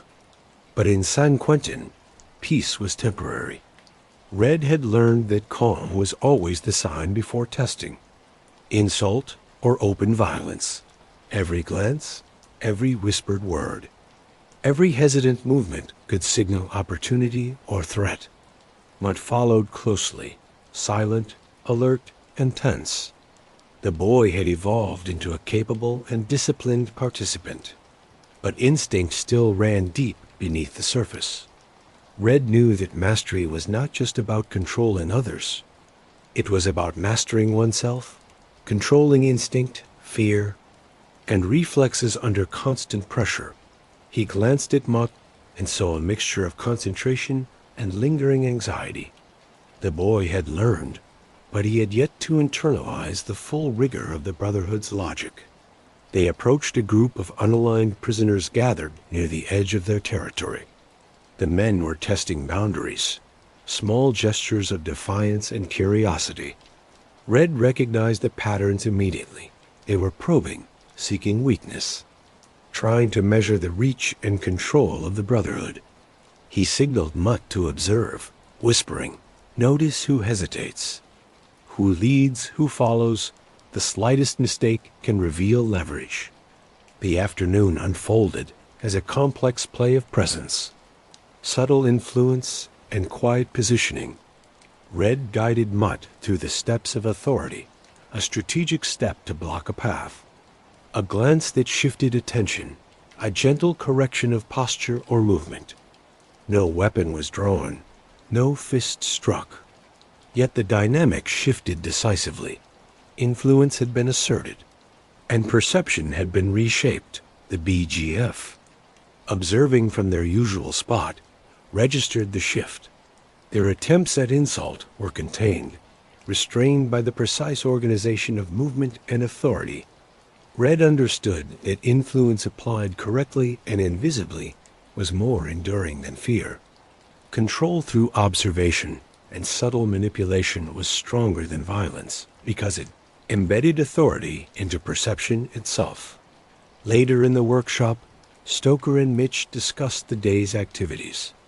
"You are learning the essence of influence," Stoker said. "Control without violence is rare, but more permanent. Authority is established in the mind as much as in the yard."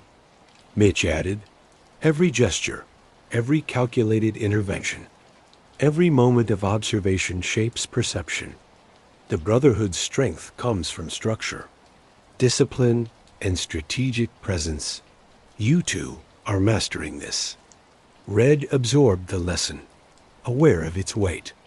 His role as strategist and enforcer had evolved far beyond mere survival. Each observation, each subtle act of influence contributed to the Brotherhood's expanding dominance.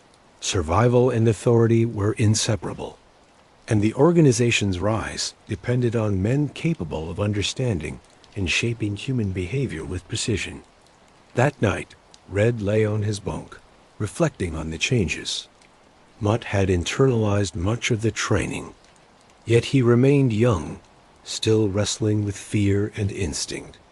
Red understood that full mastery required ongoing testing, challenge, and exposure to the yard's unpredictable dangers. The prison was a living fire, and the Brotherhood's survival depended on men who could navigate it with intelligence, calculation, and discipline.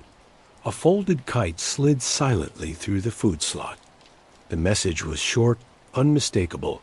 Asterisk, every choice shapes reality. Authority is earned, maintained, and tested. Observe, act, survive. Asterisk Red read it carefully, understanding that vigilance was not optional. In San Quentin, every day demanded awareness, calculation, and precise action.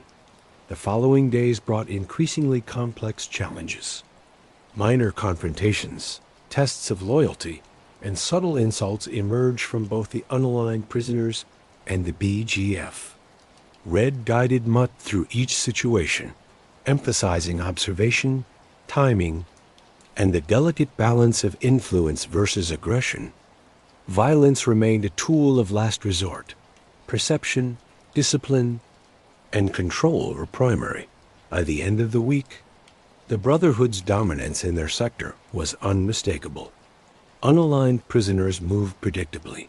BGF insults were limited, and the yard reflected the subtle but firm authority of the organization.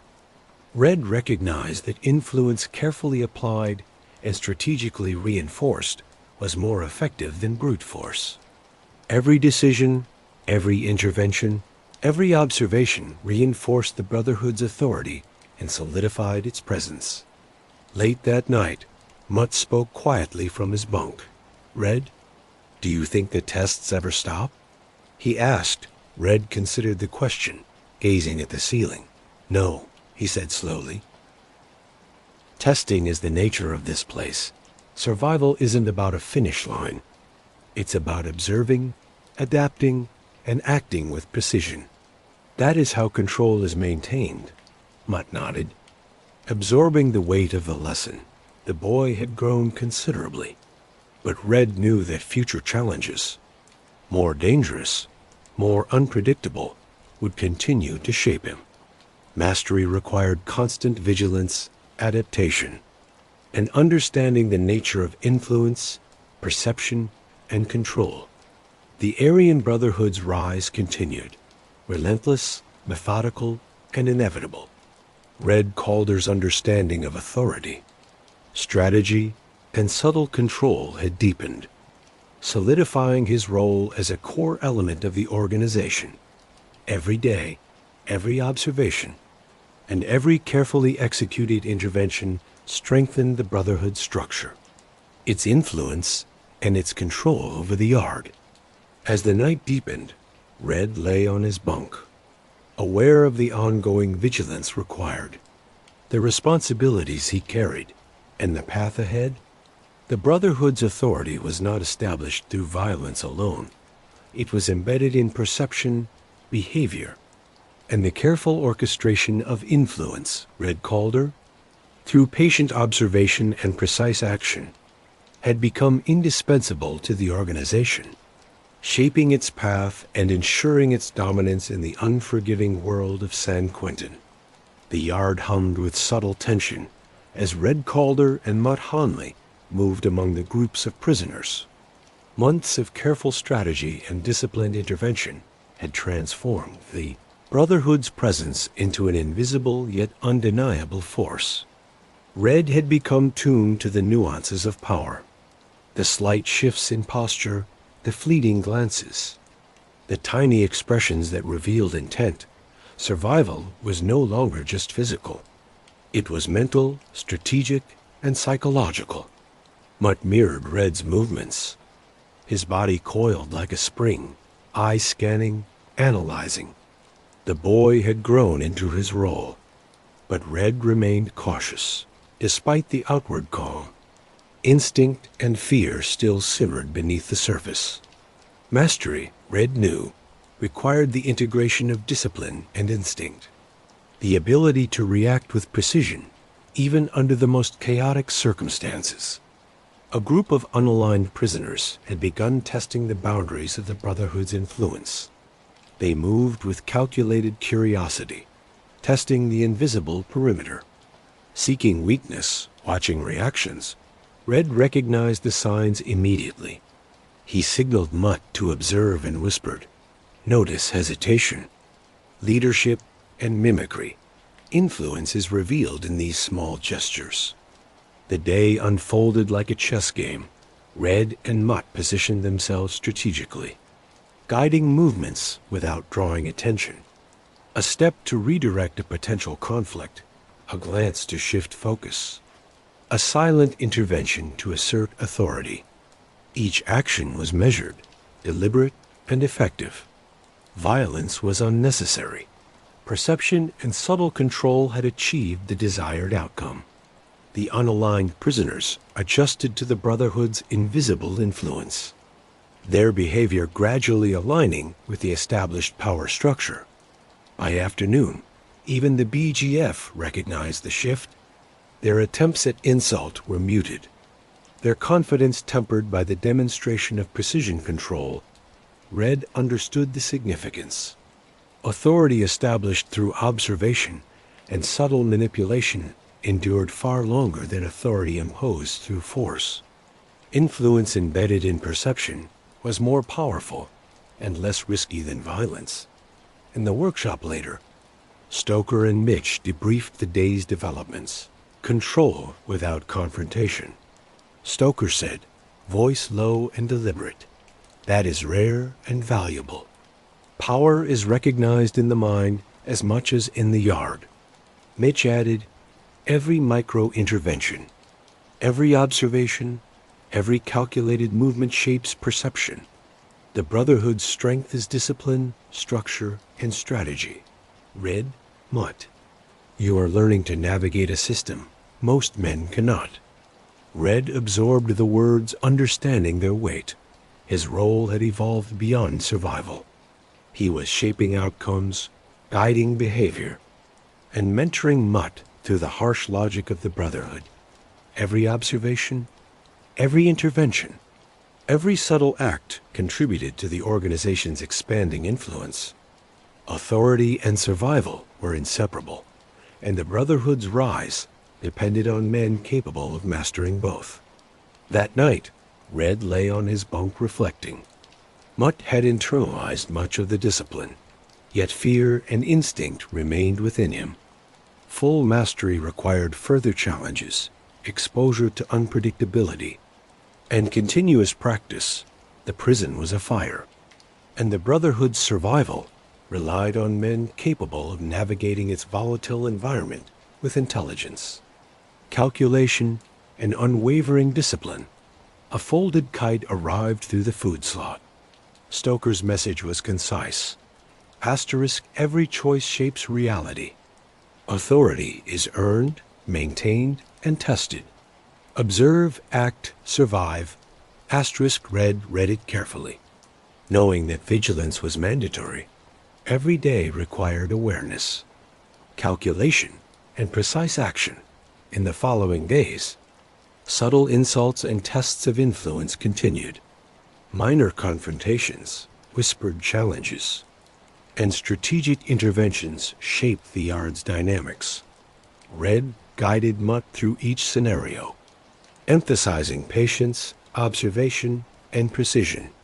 Violence remained a last resort. Perception, strategic control, and disciplined intervention were the primary tools of authority. By the end of the week, the Brotherhood's dominance was evident. Unaligned prisoners had been subtly guided into predictable patterns. BGF insults had diminished, and the yard reflected the organization's disciplined control. Red recognized the lasting power of influence over brute force. Every action, no matter how small, reinforced the Brotherhood's authority and solidified its growing presence.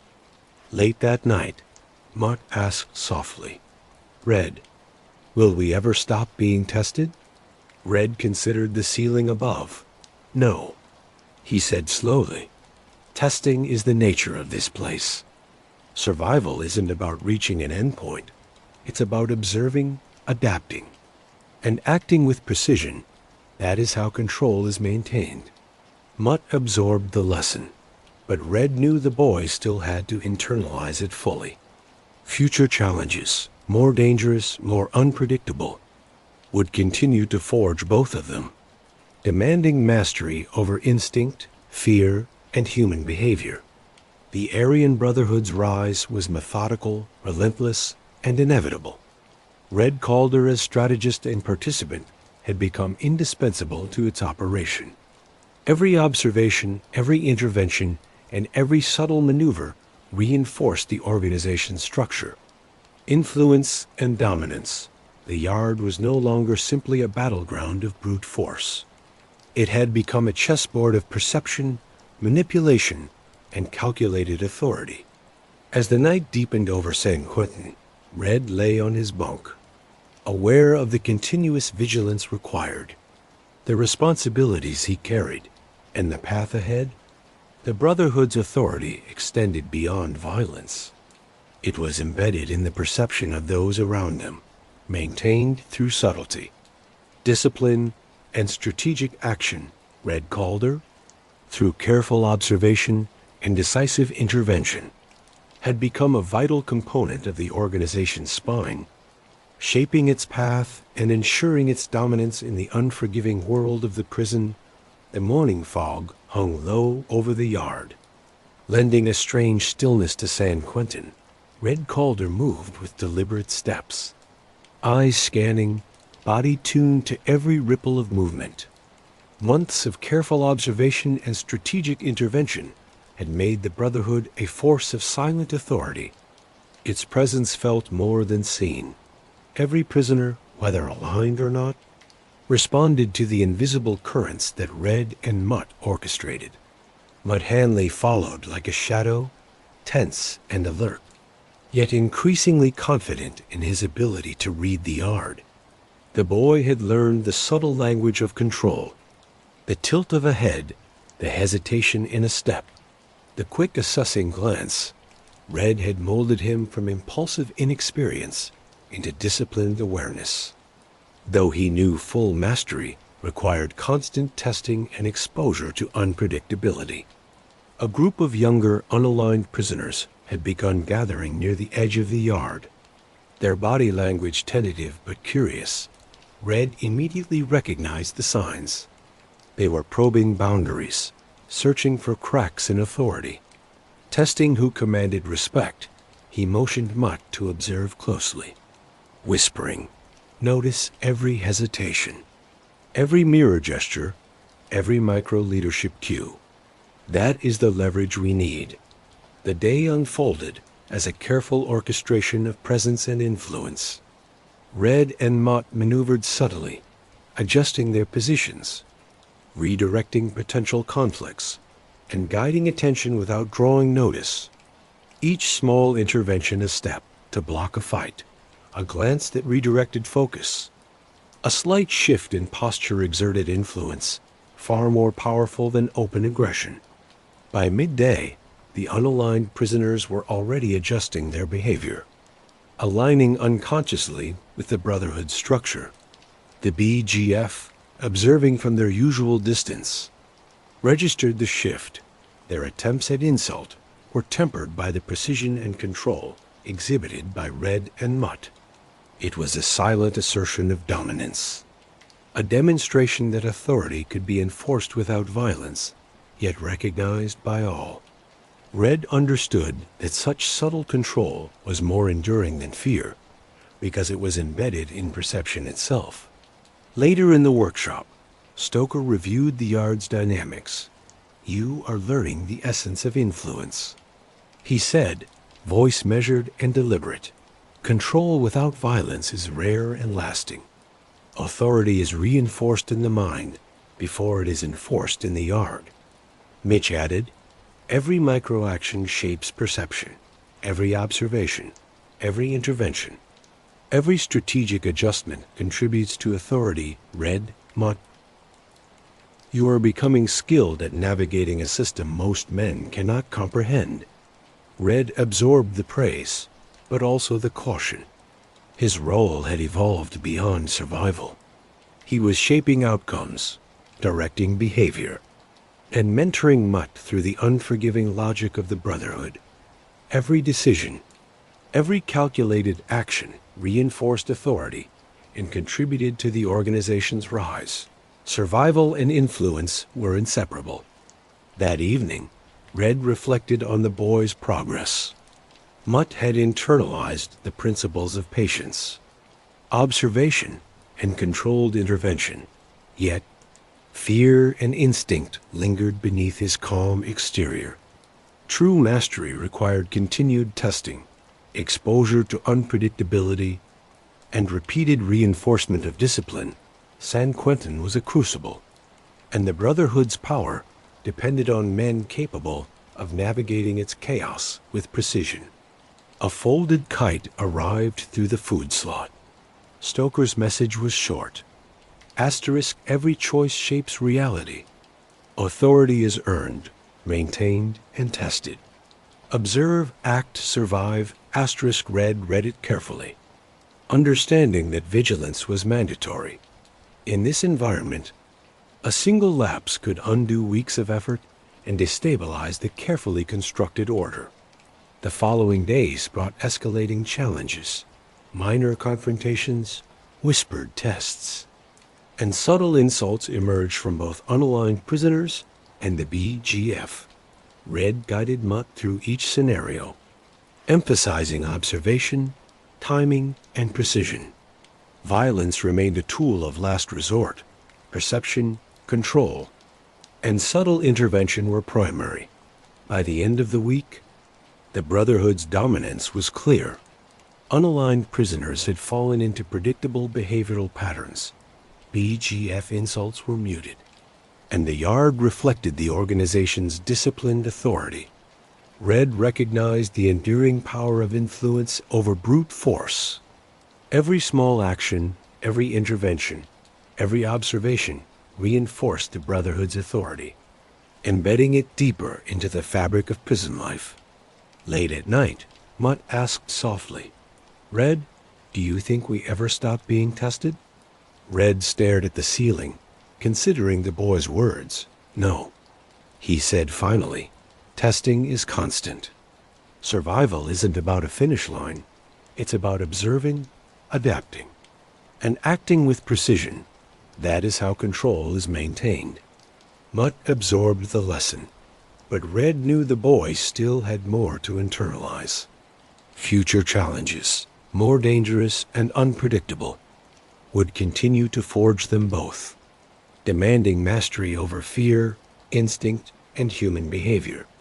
The Aryan Brotherhood's rise was relentless, methodical, and inevitable. Red Calder, as both strategist and participant, had become indispensable to its structure.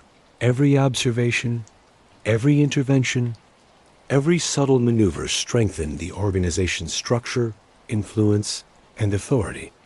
The yard had transformed from a battlefield of brute force into a chessboard of perception, strategy, and silent control. As night deepened over San Quentin, Red lay on his bunk, conscious of the unending vigilance required, the responsibilities he bore, and the path that lay ahead. The Brotherhood's authority extended beyond violence. It was embedded in perception, behavior, and the careful orchestration of influence. Red Calder, through patient observation and precise action, had become a vital part of the organization's spine, shaping its path and ensuring its dominance within the unforgiving world of the prison. The morning air in San Quentin was heavy with tension, the fog rolling across the yard like a ghostly curtain. Red Calder moved with deliberate precision, scanning the space for the slightest oddity, a shift in posture, a glance, a twitch that might indicate a challenge or an opportunity. The Brotherhood's presence was no longer simply known. It was felt. Every prisoner moved with awareness, whether consciously or subconsciously, of the invisible force that Red and his allies represented. Mutt Hanley followed close behind, mirroring Red's awareness and intensity. The boy had grown into his role, learning to read the subtle language of the yard.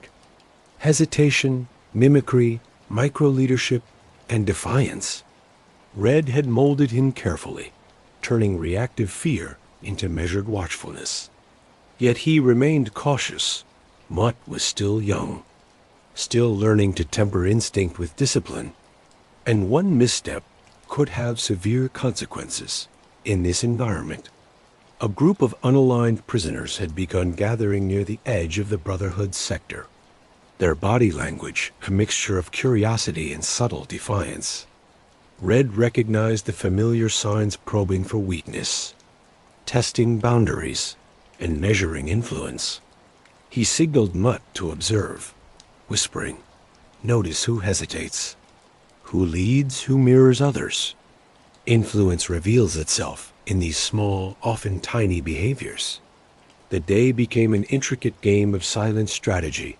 Red and Mutt moved deliberately, guiding potential conflicts away from escalation and subtly reshaping perception. A step to block a path, a glance to shift attention, a repositioning that altered the balance of the group. Each action was precise, intentional, and effective. No violence was required. Authority had been asserted through presence, influence, and subtle control. By afternoon, even the BGF could sense the shift. Their insults had been contained, their confidence tempered by the demonstration of disciplined control. Red understood the significance. Influence embedded in perception was more enduring than authority enforced through aggression. The subtlety of control ensured its persistence, creating a durable framework of power that required skill and intelligence to maintain. Later in the workshop, Stoker addressed the group. "Control without confrontation is rare," he said. "Influence is long-lasting. Authority is recognized first in the mind and accepted in action."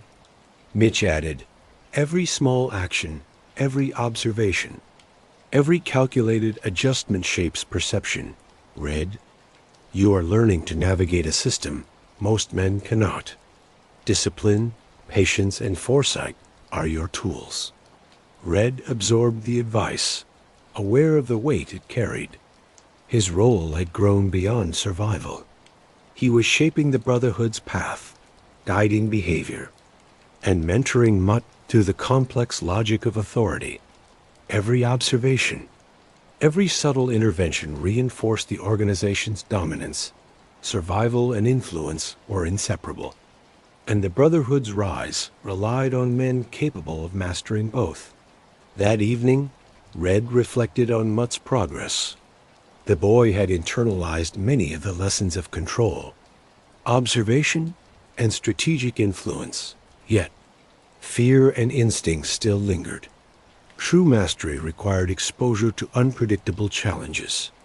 Repeated tests and constant practice, a prison was a crucible, and the Brotherhood's continued growth depended on men able to navigate its volatility with precision and discipline.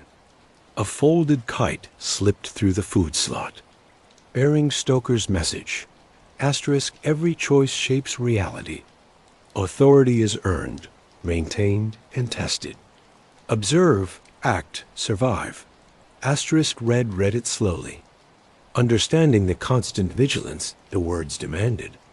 One lapse could unravel weeks of careful work. The following days brought escalating challenges, minor confrontations, whispered tests, and subtle insults arose from unaligned prisoners and the BGF alike. Red guided Mutt through each scenario, emphasizing timing, observation, and subtle intervention. Violence remained the last resort. Perception, discipline, and strategic action were primary tools of authority. By the end of the week, the Brotherhood's control over their sector was unmistakable. Unaligned prisoners had adjusted to predictable patterns.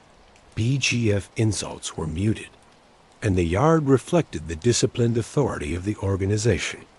Red recognized the enduring power of influence over brute force. Each small action, each intervention, each calculated observation reinforced the Brotherhood's authority and embedded it deeper into the prison's social fabric. Late at night, Mutt asked quietly, "Red, do you think the tests ever end?" Red stared at the ceiling, considering his words carefully. "No," he said finally. "Testing is constant. Survival isn't about a finish line. It's about observing, adapting, and acting with precision. That is how control is maintained." Mutt absorbed the lesson, yet Red knew the boy had more to internalize. Future challenges, more dangerous, more unpredictable, would continue to forge them both, demanding mastery of instinct, fear, and human behavior. The Aryan Brotherhood's rise was relentless, methodical, and inevitable. Red Calder, as both strategist and enforcer, had become indispensable. Every observation, every intervention, and every subtle maneuver strengthened the organization's structure, influence, and authority.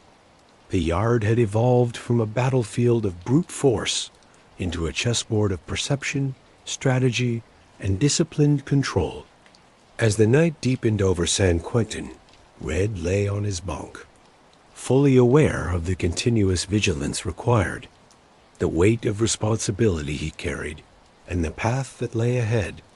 The Brotherhood's authority extended beyond violence, embedded in perception, behavior, and the orchestration of influence. Red Calder, through patient observation and decisive action, had become a central pillar of the organization, shaping its path and ensuring dominance in the unforgiving world of the prison. The chill of early morning hung over the yard, the fog lingering like a ghost across cracked concrete and rusted fences. Red Calder moved with quiet authority, each step measured, each glance purposeful. The Brotherhood's presence was no longer an open threat.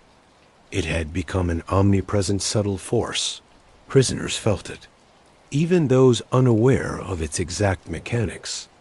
Red had learned that power here was rarely exercised through force alone. It was embedded in perception, in the way men align themselves without a word spoken. But Hanley followed, his eyes scanning every movement, every gesture, every glance. The boy had grown into his role, learning to read the invisible currents of influence, to expect shifts, and to react with precision. Yet, Red knew that instinct still simmered beneath his control. Mastery demanded not only observation, but also the ability to integrate that instinct into calculated action. A group of unaligned prisoners had begun to congregate at the far edge of the yard, their posture tentative yet probing. Red recognized the familiar signs, testing boundaries, searching for cracks in authority, seeking weak points in perception. He gestured subtly to Mutt, whispering, "Observe carefully. Who hesitates? Who mirrors? Who asserts?" Influence is revealed in these micro-movements. The day became an intricate ballet of subtle positioning and silent control. Red guided the flow of movement without drawing attention, redirecting potential conflict, shifting focus, and maintaining the invisible perimeter of the Brotherhood's influence. Each small action, a step, a glance, a shift in posture, moved the yard toward stability and reinforced perception of authority. No fists needed to be thrown. The outcome was achieved through discipline and strategic observation. By midday, even the BGF noted the subtle shift. Their insults were contained, their confidence checked by the precise orchestration of presence and influence. Red understood that perception embedded in action was more enduring than authority imposed through brute force. Control carefully applied and consistently reinforced created an enduring hierarchy that others unconsciously acknowledged. Later in the workshop, Stoker addressed the group. "Influence without confrontation is powerful," he said. "It lasts because it is recognized in the mind before it is seen in action. Authority must be internalized by others to endure," Mitch added. "Every subtle intervention, every observed detail, every calculated action contributes to perception. Red, Mutt, you are learning to navigate a system most men cannot comprehend. Discipline, patience, and strategic foresight are your greatest tools." Red absorbed the guidance, recognizing both praise and caution. His role had expanded beyond survival. He was shaping behavior, guiding outcomes, and mentoring Mutt in the logic of control. Each observation, each intervention, each subtle maneuver reinforced the Brotherhood's structure and contributed to the organization's ongoing rise. Authority and survival were inseparable, and their growth depended on men who could master both. That evening, Red reflected on Mutt's development. The boy had internalized much of the discipline, observation, and subtle influence, yet fear and instinct still lingered beneath the surface. True mastery required continued exposure to unpredictable situations, repeated testing and reinforcement of learned principles. San Quentin was a crucible, and the Brotherhood's future depended on men capable of navigating its volatility with precision. A folded kite slid through the food slot carrying a message from Stoker. Asterisk, every choice shapes reality. Authority is earned, maintained, and tested. Observe, act, survive. Asterisk Red read the note carefully, understanding that vigilance was mandatory. In this environment, a single lapse could undo weeks of effort and destabilize carefully cultivated influence. The following days brought increasing challenges, minor confrontations, whispered insults, and subtle tests arose from unaligned prisoners and the BGF alike. Red guided Mutt through each scenario, emphasizing timing, observation, and calculated intervention. Violence remained a tool of last resort, perception, strategic control, and disciplined action were the primary instruments of authority. By week's end, the Brotherhood's influence over their sector was clear. Unaligned prisoners had settled into predictable behavior. BGF insults were muted, and the yard reflected the disciplined authority of the organization. Red recognized the lasting power of influence over brute force. Each small action, each intervention, each observation reinforced authority and embedded it deeper into the prison's social structure. Late at night, Mutt asked softly, "Red, do the tests ever end?" Red stared at the ceiling, considering the boy's question. "No," he said finally. "Testing is constant. Survival isn't a finish line. It's about observing, adapting, and acting with precision. That is how control is maintained." Mutt absorbed the lesson. Yet Red knew that he still had more to internalize. Future challenges, more dangerous, more unpredictable, would continue to shape them both, demanding mastery over fear, instinct, and human behavior. The Aryan Brotherhood's rise was relentless, methodical, and inevitable. Red Calder, as strategist and enforcer, had become indispensable to its structure. Every observation, every intervention, and every subtle maneuver strengthened the organization's hierarchy, influence, and authority. The yard had transformed from a battlefield of brute force into a chessboard of perception, strategy, and silent control. As night deepened over San Quentin, Red lay on his bunk, conscious of the continuous vigilance required, the weight of responsibility he carried, and the path ahead. The Brotherhood's authority extended beyond violence, embedded in perception, behavior, and the orchestration of influence. Red Calder, through patient observation and precise action, had become a central pillar of the organization, shaping its path and ensuring dominance in the unforgiving world of the prison. The morning light crept into the yard, diffused by the lingering fog, casting a muted gray over the cracked concrete and rusted fences.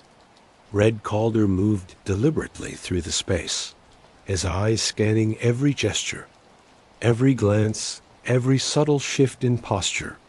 The Brotherhood's presence had evolved into an almost invisible force. One felt more than seen, its authority embedded into the perceptions of every prisoner. Here, power was rarely wielded with violence. It lived in subtlety, anticipation, and strategic action. Mutt Hanley followed close behind. Alert, but increasingly confident, he had absorbed much of Red's teaching, learning to read the hidden currents of influence and act with precision. Yet instinct and fear still lingered beneath the surface. Red knew that mastery required the seamless integration of instinct, discipline, and strategic calculation, a balance Mutt was still learning to achieve. At the far edge of their sector, a small group of unaligned prisoners began to gather, their postures tentative, their movements probing. Red recognized the signs immediately. They were testing boundaries, searching for weakness, measuring the reach of the Brotherhood's influence. He gestured subtly to Mutt. "Observe carefully. Watch hesitation, mimicry, and the small assertions of leadership. Influence reveals itself in these gestures." The morning unfolded as a delicate choreography of silent control. Red guided movements with invisible adjustments, redirecting attention, preventing conflicts, and reinforcing the invisible perimeter of authority. A glance here, a step there, a slight shift in posture. Each action was calculated, deliberate, and effective. By midday, the unaligned prisoners were unconsciously aligning their behavior with the Brotherhood's expectations. From a distance, the BGF noticed the shift. Their insults faltered, their confidence tempered by the precise orchestration of influence. Red understood the lesson. Authority embedded in perception endured far longer than power enforced by aggression. The subtle assertion of dominance required patience, observation, and constant reinforcement, but it created a framework that others unconsciously acknowledged. Later in the workshop, Stoker addressed the group. Influence without confrontation lasts because it is recognized first in the mind, then in action. That is the essence of control, Mitch added. Every micro-action, every observation, every calculated adjustment shapes perception. Red, Mutt, you are learning to navigate a system most men cannot. Discipline, patience, and foresight are your greatest tools. Red absorbed the guidance. Understanding the weight of responsibility it carried, his role had expanded far beyond survival. He was shaping behavior, guiding outcomes, and mentoring Mutt through the harsh logic of authority. Each observation, intervention, and subtle maneuver reinforced the Brotherhood's hierarchy and contributed to its continued growth. Survival and influence were inseparable. That evening, Red reflected on Mutt's development. The boy had internalized much of the discipline, observation, and subtle influence. Yet fear and instinct still lingered beneath the surface. True mastery demanded repeated exposure to unpredictable challenges, constant testing, and reinforcement of principles. San Quentin was a crucible, and the Brotherhood's future relied on men capable of navigating its volatility with precision. A folded kite slid silently through the food slot, carrying a message from Stoker. Asterisk, every choice shapes reality. Authority is earned, maintained, and tested. Observe, act, survive. Asterisk, Red read it carefully, aware that vigilance was never optional. One lapse could undo weeks of effort and destabilize the carefully constructed order. The following days presented escalating challenges, minor confrontations, whispered insults, and subtle tests came from unaligned prisoners and the BGF alike. Red guided Mutt through each scenario, emphasizing observation, timing, and calculated intervention. Violence remained a last resort. Perception, subtle control, and disciplined action were the primary tools of authority. By the end of the week, the Brotherhood's influence over their sector was unmistakable. Unaligned prisoners had settled into predictable patterns. BGF insults were contained, and the yard reflected the organization's disciplined authority. Red recognized the enduring power of influence over brute force. Every subtle intervention reinforced authority and embedded it deeper into the prison's social fabric. Late at night, Mutt asked softly, "Red, do the tests ever end?" Red stared at the ceiling, weighing his words. "No," he said finally. "Testing is constant. Survival isn't a finish line. It's about observing, adapting, and acting with precision. That is how control is maintained." Mutt absorbed the lesson. Yet Red knew the boy had more to internalize. Future challenges, more dangerous, unpredictable, and unforgiving, would continue to shape both of them, demanding mastery over instinct, fear, and human behavior. The Aryan Brotherhood's rise was relentless, methodical, and inevitable. Red Calder, as both strategist and enforcer, had become indispensable to its structure. Every observation, intervention, and subtle maneuver strengthened the organization's hierarchy, influence, and authority. The yard had transformed from a battlefield of brute force into a chessboard of perception, strategy, and disciplined control. As night deepened over San Quentin, Red lay on his bunk, aware of the unending vigilance required, the responsibilities he carried, and the path ahead. The Brotherhood's authority extended beyond violence. It was embedded in perception, behavior, and the orchestration of influence, read Calder, through patient observation and precise action, had become a central pillar of the organization, shaping its path and ensuring dominance in the unforgiving world of the prison.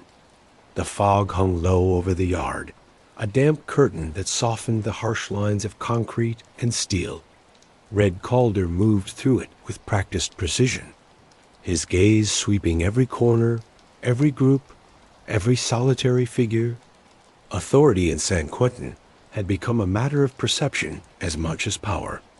The Brotherhood's influence was no longer merely feared. It was felt an invisible current that guided behavior, restrained potential conflicts, and enforced obedience without a word or strike. But Hanley walked slightly behind Red, alert, scanning, learning. Months of mentorship had honed his instincts, yet Red remained watchful. The boy's fear was subdued, his reaction measured. But mastery required more than observation. It demanded the integration of instinct and calculated intervention. One mistake in timing or judgment could have disastrous consequences. At the edge of the yard, a small cluster of unaligned prisoners lingered, testing boundaries with hesitant gestures and glances. Red recognized the signs immediately, testing authority, probing for weaknesses, mapping invisible lines of influence. He gestured subtly to Mutt, whispering, "Watch micro movements. Hesitation, mimicry, assertions of leadership. Influence is always revealed in the smallest actions." The morning passed in silent orchestration. Red and Mutt adjusted their positions, guided attention, and prevented potential conflicts before they escalated. Each step, glance, and shift in posture was deliberate, calculated to reinforce authority and maintain the Brotherhood's invisible perimeter. By midday, the unaligned group had already unconsciously adjusted to the subtle currents of power that flowed around them. From their vantage point, the BGF noticed the subtle shift. Their insults were dampened, confidence tempered by the precise, almost imperceptible orchestration of influence. Red understood the principle. Perception embedded in action lasted far longer than authority imposed through force. The invisible exercise of control required patience, observation, and consistency, yet it yielded dominance that endured. Later in the workshop, Stoker addressed the group, his voice measured and unyielding. Influence without confrontation lasts. Authority is first recognized in the mind before it manifests in action. That is the essence of control, Mitch added. Every microaction shapes perception, observation, subtle intervention, and calculated adjustments are the backbone of authority. Red, Mutt, you are learning to navigate a system most men cannot comprehend. Discipline, foresight, and patience are your greatest tools. Red absorbed the guidance, aware of the responsibility it carried. His role had grown far beyond simple survival. He shaped behavior, guided outcomes, and taught Mutt the delicate logic of authority. Each intervention, each observation, each subtle maneuver reinforced the Brotherhood's structure and enabled its growth. Survival and influence were inseparable. One could not exist without the other. That evening, Red considered Mutt's progress.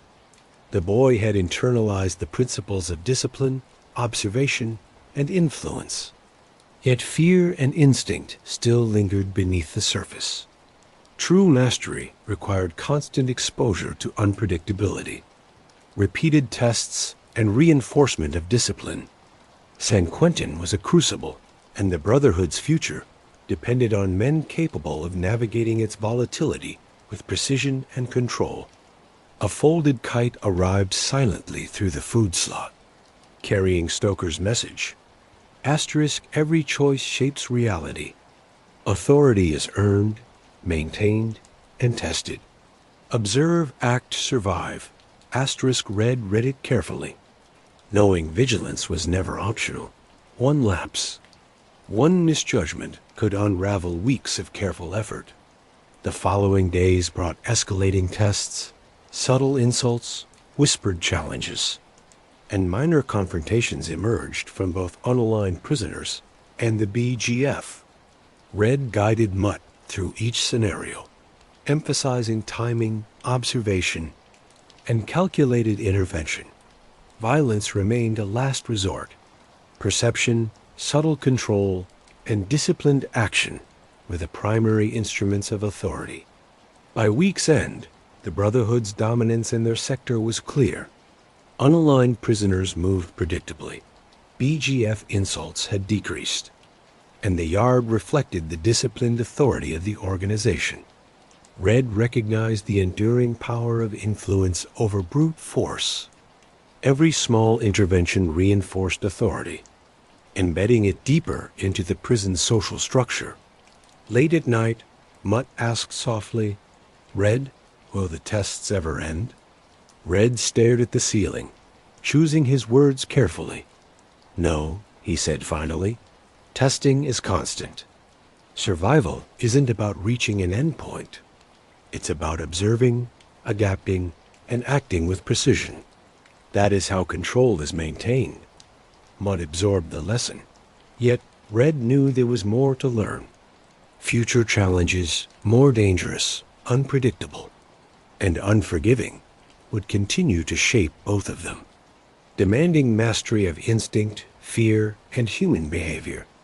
The Aryan Brotherhood's rise continued relentlessly, methodical, inevitable. Red Calder as strategist and enforcer had become indispensable. Every observation, intervention, and subtle maneuver strengthened the organization's hierarchy, influence, and authority. The yard had transformed from a battlefield of brute force into a chessboard of perception, strategy, and disciplined control. As night fell over San Quentin, Red lay on his bunk, aware of the constant vigilance required, the weight of responsibility he carried, and the path ahead.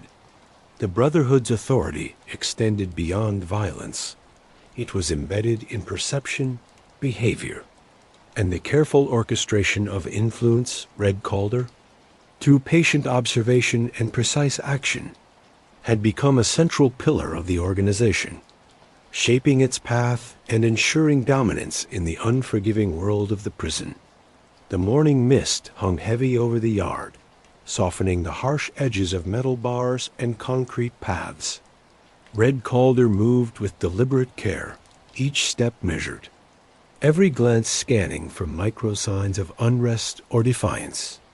The Brotherhood's authority had grown into a quiet, almost invisible force, a web of influence that dictated the flow of the yard without a single shout or punch. Survival here depended as much on perception as it did on strength. The men who understood that survived, and those who didn't were remembered only as cautionary tales. But Hanley followed closely, alert and calculating. He had absorbed much of Red's guidance, how to anticipate shifts in influence, how to read body language, how to act subtly but decisively. Yet Red remained vigilant. Fear and instinct still lurked beneath the boy's calm exterior.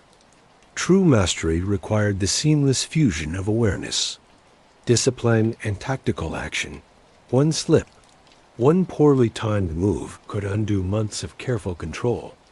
At the far edge of the yard, a cluster of unaligned prisoners lingered, testing boundaries with hesitant steps and subtle glances. Red recognized the signs immediately. They were mapping the invisible lines of influence, probing for weaknesses, looking for cracks in authority. He signaled Mutt, whispering, "Observe every micro-movement. Hesitation, mimicry, leadership gestures. They all reveal power and influence." The morning unfolded as a careful orchestration of invisible control. Red and Mutt adjusted positions, guided attention, and prevented potential conflicts before they could escalate. Each step, glance, and slight posture adjustment was deliberate. A thread in the web of authority that enveloped the yard. By midday, the unaligned group was already behaving in ways that reinforced the Brotherhood's unseen dominance. From a distance, the BGF watched, their insults dampened by the subtle orchestration of influence. Red understood the principle. Authority embedded in perception outlasted power enforced by aggression. The invisible application of control demanded patience, constant observation, and precise timing, yet, when executed properly, it produced dominance that endured far beyond any overt show of force. Later in the workshop, Stoker addressed the group, his tone measured. Influence without confrontation endures because it is first recognized in the mind, then reflected in action. That is the essence of control. Mitch added, every micro-action, every observation, every strategic adjustment shapes perception. Red, Mutt. You are learning to navigate a system most men cannot understand. Patience, foresight, and discipline are your most powerful tools. Red absorbed their words, recognizing the magnitude of his responsibility. His role had grown far beyond survival. He was shaping behavior, guiding outcomes, and mentoring Mutt through the subtle, often invisible mechanics of authority. Each observation, each intervention, each maneuver reinforced the Brotherhood's hierarchy and facilitated its continued growth. Survival and influence were inseparable, and mastery of both was essential for continued dominance. That evening, Red reflected on Mutt's development. The boy had internalized much of the discipline, observation, and subtle influence required to navigate the yard successfully. Yet fear and instinct lingered beneath the surface, waiting for the pressure of the unexpected to test his composure. True mastery demanded repeated exposure to unpredictable scenarios, constant testing, and reinforcement of the principles he had been taught. San Quentin was a crucible, and the Brotherhood's future depended on men capable of navigating it with precision. A folded kite slid silent through the food slot, carrying a message from Stoker. Asterisk, every choice shapes reality. Authority is earned, maintained, and tested. Observe, act, survive. Asterisk, Red read it carefully, aware that vigilance was never optional. One lapse, one misjudgment could unravel weeks of careful effort and destabilize the organization's carefully constructed order. The following days brought a series of escalating challenges, subtle insults, whispered tests, and minor confrontations arose from both unaligned prisoners and the BGF. Red guided Mutt through each scenario, emphasizing observation, timing, and precise intervention. Violence remained the last resort. Perception, subtle control, and disciplined action were the primary instruments of authority. By week's end, the Brotherhood's dominance in their sector was unmistakable. Unaligned prisoners moved predictably. BGF insults were contained, and the yard reflected the disciplined authority of the organization. Red recognized the enduring power of influence over brute force. Every subtle action reinforced authority, embedding it deeper into the prison social fabric.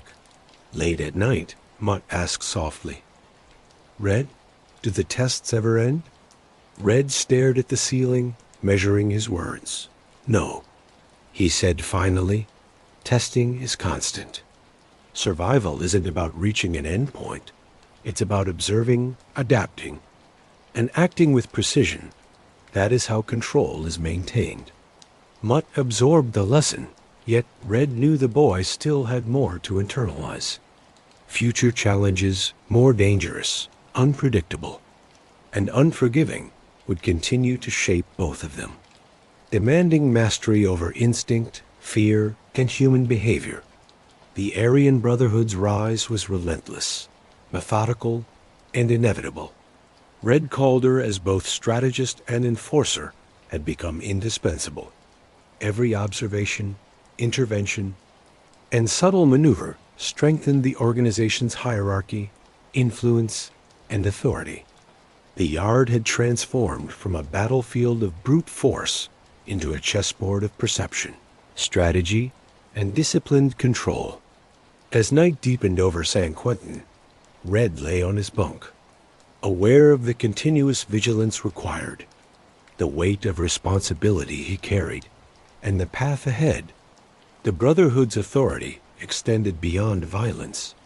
It was embedded in perception, behavior, and the careful orchestration of influence. Red Calder, through patient observation and precise action, had become a central pillar of the organization, shaping its path and ensuring dominance in the unforgiving world of the prison. The early morning fog in San Quentin was thick, obscuring details and muting the sounds of the yard. Red Calder moved through it with deliberate steps, his eyes sweeping every group, every solitary prisoner, every subtle shift in posture. Power in this prison was rarely exercised through violence alone. The Brotherhood's authority had grown into an invisible web of influence, one that restrained aggression, guided behavior, and demanded obedience without a word raised. Survival depended on perception, awareness, and the discipline to act with precision. But Hanley followed closely, alert, and measuring every movement. He had absorbed much of Red's instruction, how to read the currents of influence, how to expect subtle shifts, how to act decisively yet quietly. But Red remained cautious. Instinct and fear still lurked beneath the boy's calm exterior. True mastery required integrating those emotions into strategic action, reacting not from impulse, but from calculation. One poorly timed move could undo months of careful control. At the far edge of their sector, a small group of unaligned prisoners lingered, testing boundaries with subtle gestures, tentative glances, and quiet whispers. Red recognized the signs immediately. They were mapping the invisible lines of influence, searching for weaknesses. Probing the limits of authority, he gestured to Mutt, whispering, "Notice hesitation, mimicry, leadership gestures. Every small action tells a story of power and influence." The morning unfolded as a meticulous orchestration of invisible control. Red and Mutt adjusted positions, guided attention, and prevented potential conflicts before they could escalate. Every step, glance, and posture adjustment was deliberate, part of the invisible structure of dominance. By midday, the unaligned group had begun to adjust, unconsciously aligning with the Brotherhood's expectations. From a distance, the BGF noted the subtle shift. Their insults faltered, confidence tempered by the invisible orchestration of influence. Red understood the principle. Authority embedded in perception lasted longer than brute force. Control required patience, constant observation, and careful timing. When executed correctly, it produced dominance that could endure far beyond any show of overt aggression. Later in the workshop, Stoker addressed the group. Influence without confrontation endures because it is recognized first in the mind, then reflected in action. That is the essence of control. Mitch added, "Every micro-action shapes perception. Every observation, subtle intervention, and calculated adjustment strengthens authority." Red, Mutt, you are learning to navigate a system most men cannot understand. Patience, foresight, and discipline are your most valuable tools. Red absorbed the lesson, aware of the weight of responsibility it carried. His role had expanded beyond survival. He was shaping behavior, guiding outcomes, and mentoring Mutt in the harsh logic of authority. Each observation, each subtle maneuver reinforced the Brotherhood's structure and facilitated its growth. Survival and influence were inseparable. That evening, Red reflected on Mutt's development. The boy had internalized much of the discipline, observation, and subtle influence needed to navigate the yard successfully.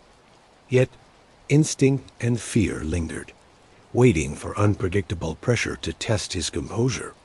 Mastery required exposure to challenges, repeated testing, and reinforcement of disciplined decision-making. San Quentin was a crucible, and the Brotherhood's future depended on men capable of navigating its volatility with precision. A folded kite slipped through the food slot, carrying Stoker's message. Asterisk, every choice shapes reality. Authority is earned, maintained, and tested. Observe, act, survive, asterisk, read it carefully. Knowing vigilance was never optional. One misstep, one lapse in judgment could unravel weeks of careful influence and destabilize the organization's delicate balance. The following days presented escalating challenges. Whispered insults, minor confrontations, and subtle tests emerged from unaligned prisoners and the BGF. Red guided Mutt through each scenario, emphasizing observation, timing, and precise intervention. Violence remained a last resort. Perception, subtle control, and disciplined action were the primary instruments of authority.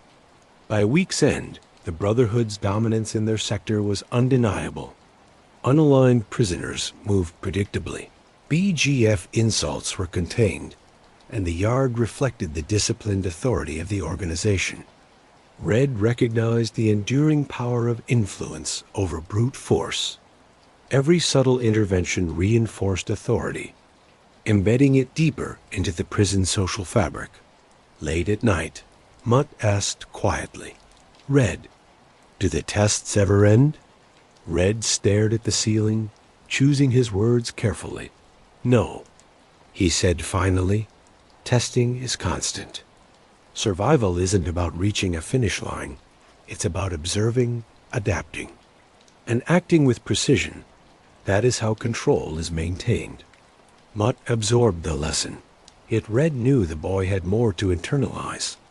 Future challenges, more dangerous, unpredictable, and unforgiving, would continue to forge both of them, demanding mastery over instinct, fear, and human behavior. The Aryan Brotherhood's rise continued relentlessly, methodical and inevitable. Red Calder as strategist and enforcer had become indispensable. Every observation, intervention, and subtle maneuver strengthened the organization's hierarchy, influence, and authority. The yard had transformed from a battlefield of brute force into a chessboard of perception, strategy, and disciplined control. As night deepened over San Quentin, Red lay on his bunk, aware of the vigilance required, the responsibilities he bore, and the path ahead. The Brotherhood's authority extended beyond violence. It was embedded in perception, behavior, and the orchestration of influence. Red Calder, through patient observation and precise action, had become a central pillar of the organization, shaping its path and ensuring dominance in the unforgiving world of the prison. The fog rolled in thick over San Quentin, clinging to the metal bars and cracked concrete, muting every sound except the occasional clang of doors and distant shouts. Red Calder moved through the yard with measured precision, scanning every movement, every posture, every micro-expression. Authority in the prison was rarely exercised through overt violence anymore.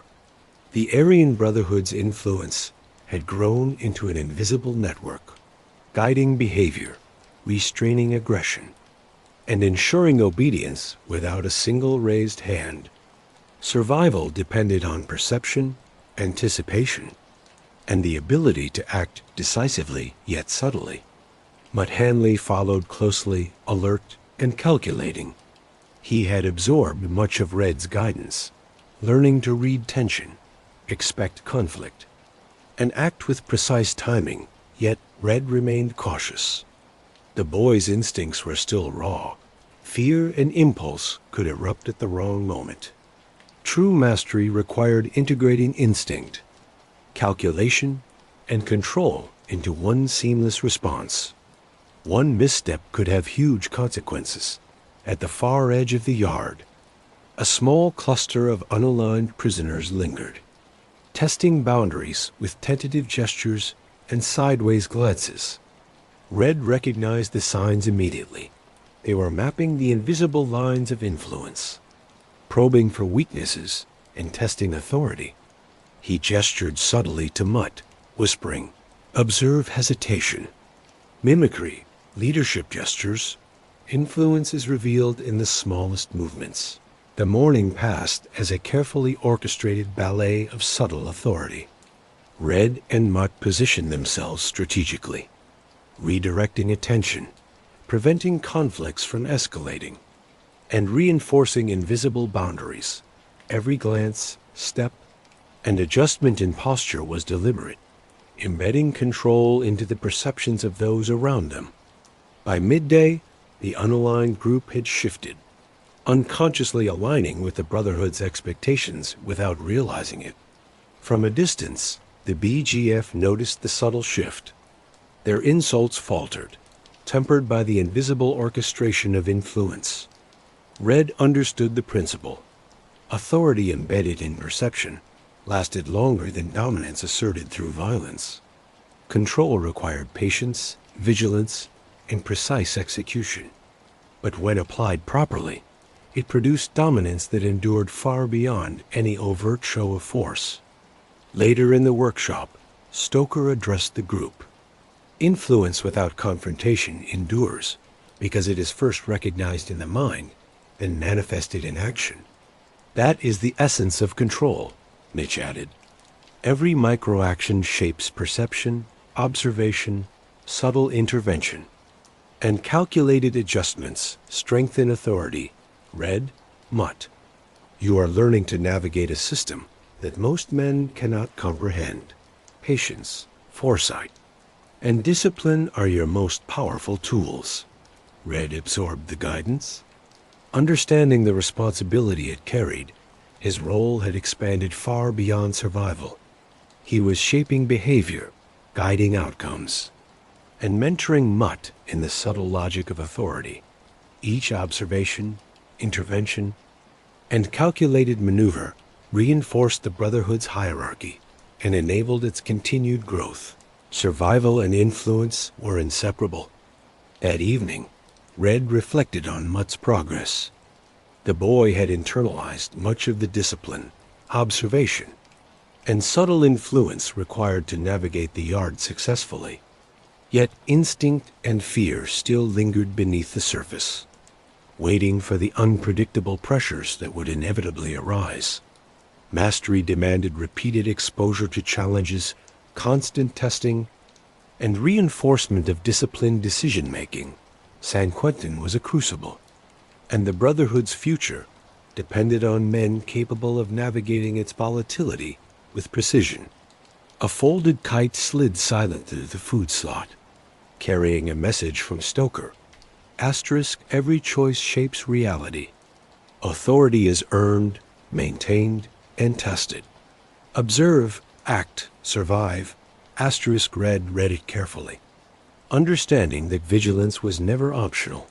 One lapse, one poorly judged decision could unravel weeks of careful effort and destabilize the organization's delicate balance. The following days presented escalating tests. Whispered insults, minor confrontations, and subtle challenges emerged from both unaligned prisoners and the BGF. Red guided Mutt through each scenario, emphasizing observation, timing, and precise intervention. Violence remained the last resort. Perception, subtle control, and disciplined action were primary instruments of authority. By week's end, the Brotherhood's dominance in their sector was undeniable. Unaligned prisoners moved predictably. BGF insults were contained, and the yard reflected the disciplined authority of the organization. Red recognized the enduring power of influence over brute force. Every subtle action reinforced authority, embedding it deeper into the prison's social fabric. Late at night, Mutt asked quietly, "Red, do the tests ever end?" Red stared at the ceiling, weighing his words. "No," he said finally. "Testing is constant. Survival isn't about a finish line. It's about observing, adapting, and acting with precision. That is how control is maintained." Mutt absorbed the lesson. Yet Red knew there was more to learn. Future challenges, more dangerous, unpredictable, and unforgiving, would continue to shape both of them, demanding mastery of instinct, fear, and human behavior. The Aryan Brotherhood's rise was relentless, methodical, and inevitable. Red Calder, as strategist and enforcer, had become indispensable. Every observation, intervention, and subtle maneuver strengthened the organization's hierarchy, influence, and authority. The yard had transformed from a battlefield of brute force into a chessboard of perception, strategy, and disciplined control. As night deepened over San Quentin, Red lay on his bunk, aware of the vigilance required, the weight of responsibility he carried, and the path ahead. The Brotherhood's authority extended beyond violence. It was embedded in perception, behavior, and the careful orchestration of influence. Red Calder, through patient observation and precise action, had become a central pillar of the organization, shaping its path and ensuring dominance in the unforgiving world of the prison. The gray light of early morning spilled over the yard, casting long shadows across cracked concrete and rusted fences. Red Calder moved through the mist with deliberate precision, his gaze sweeping every corner, every group, every solitary figure. In San Quentin, the Aryan Brotherhood's authority was no longer a matter of brute force. It was an invisible web that shaped behavior, restrained aggression, and demanded obedience without words. Survival depended on perception, anticipation, and precise, calculated action. Mutt Hanley followed, alert and attentive. He had learned to read the subtle currents of influence, to expect tension, and to intervene decisively but discreetly. Yet Red remained watchful. Fear and instinct still lurked beneath the boy's calm exterior. True mastery required the seamless integration of instinct, discipline, and tactical calculation. One poorly timed move could unravel weeks of careful work. At the edge of the yard, a small group of unaligned prisoners gathered, testing boundaries with hesitant gestures and sideways glances. Red recognized the signs instantly. They were mapping the invisible lines of influence, probing for weaknesses, testing authority. He gestured to Mutt, whispering, "Observe hesitation, mimicry, and leadership gestures. Influence is always revealed in the smallest actions." The morning passed as a careful orchestration of invisible authority. Red and Mutt positioned themselves strategically, redirecting attention, preventing conflicts from escalating, and reinforcing unseen boundaries. Every glance, step, and posture adjustment was deliberate, part of the invisible structure of dominance. By midday, the unaligned group had shifted, unconsciously aligning with the Brotherhood's expectations. From a distance, the BGF noticed the subtle change. Their insults faltered, confidence tempered by the invisible orchestration of influence. Red understood the principle. Authority embedded in perception endured longer than dominance asserted through violence. Control required patience, constant vigilance, and precise execution, but it produced lasting dominance. Later in the workshop, Stoker addressed the group. Influence without confrontation lasts because it is recognized first in the mind, then manifested in action. That is the essence of control. They chatted, Every microaction shapes perception, observation, subtle intervention, and calculated adjustments strengthen authority. Red, Mutt. You are learning to navigate a system most men cannot understand. Patience, foresight, and discipline are your most powerful tools. Red absorbed the lesson. Aware of the magnitude of his responsibility, his role had grown beyond survival. He was shaping behavior, guiding outcomes, and mentoring Mutt in the nuanced logic of authority. Each observation, intervention, and subtle maneuver reinforced the Brotherhood's hierarchy and contributed to its continued growth. Survival and influence were inseparable. That evening, Red reflected on Mutt's progress. The boy had internalized much of the discipline, observation, and subtle influence necessary to navigate the yard successfully. Yet, instinct and fear lingered beneath the surface, waiting for the unpredictable pressures that would inevitably arise. Mastery demanded repeated exposure to challenges, constant testing, and reinforcement of disciplined decision-making. San Quentin was a crucible, and the Brotherhood's future depended on men capable of navigating its volatility with precision. A folded kite slid silently to the food slot, carrying a message from Stoker. Asterisk, every choice shapes reality. Authority is earned, maintained, and tested. Observe, act, survive. Asterisk read it carefully, understanding that vigilance was never optional. One lapse, one misjudgment could unravel weeks of careful influence and destabilize the organization's delicate structure. The following days presented escalating tests, whispered insults, minor confrontations, and subtle challenges emerged from both unaligned prisoners and the BGF. Red guided Mutt through each scenario, emphasizing observation, timing, and calculated intervention. Violence remained a tool of last resort.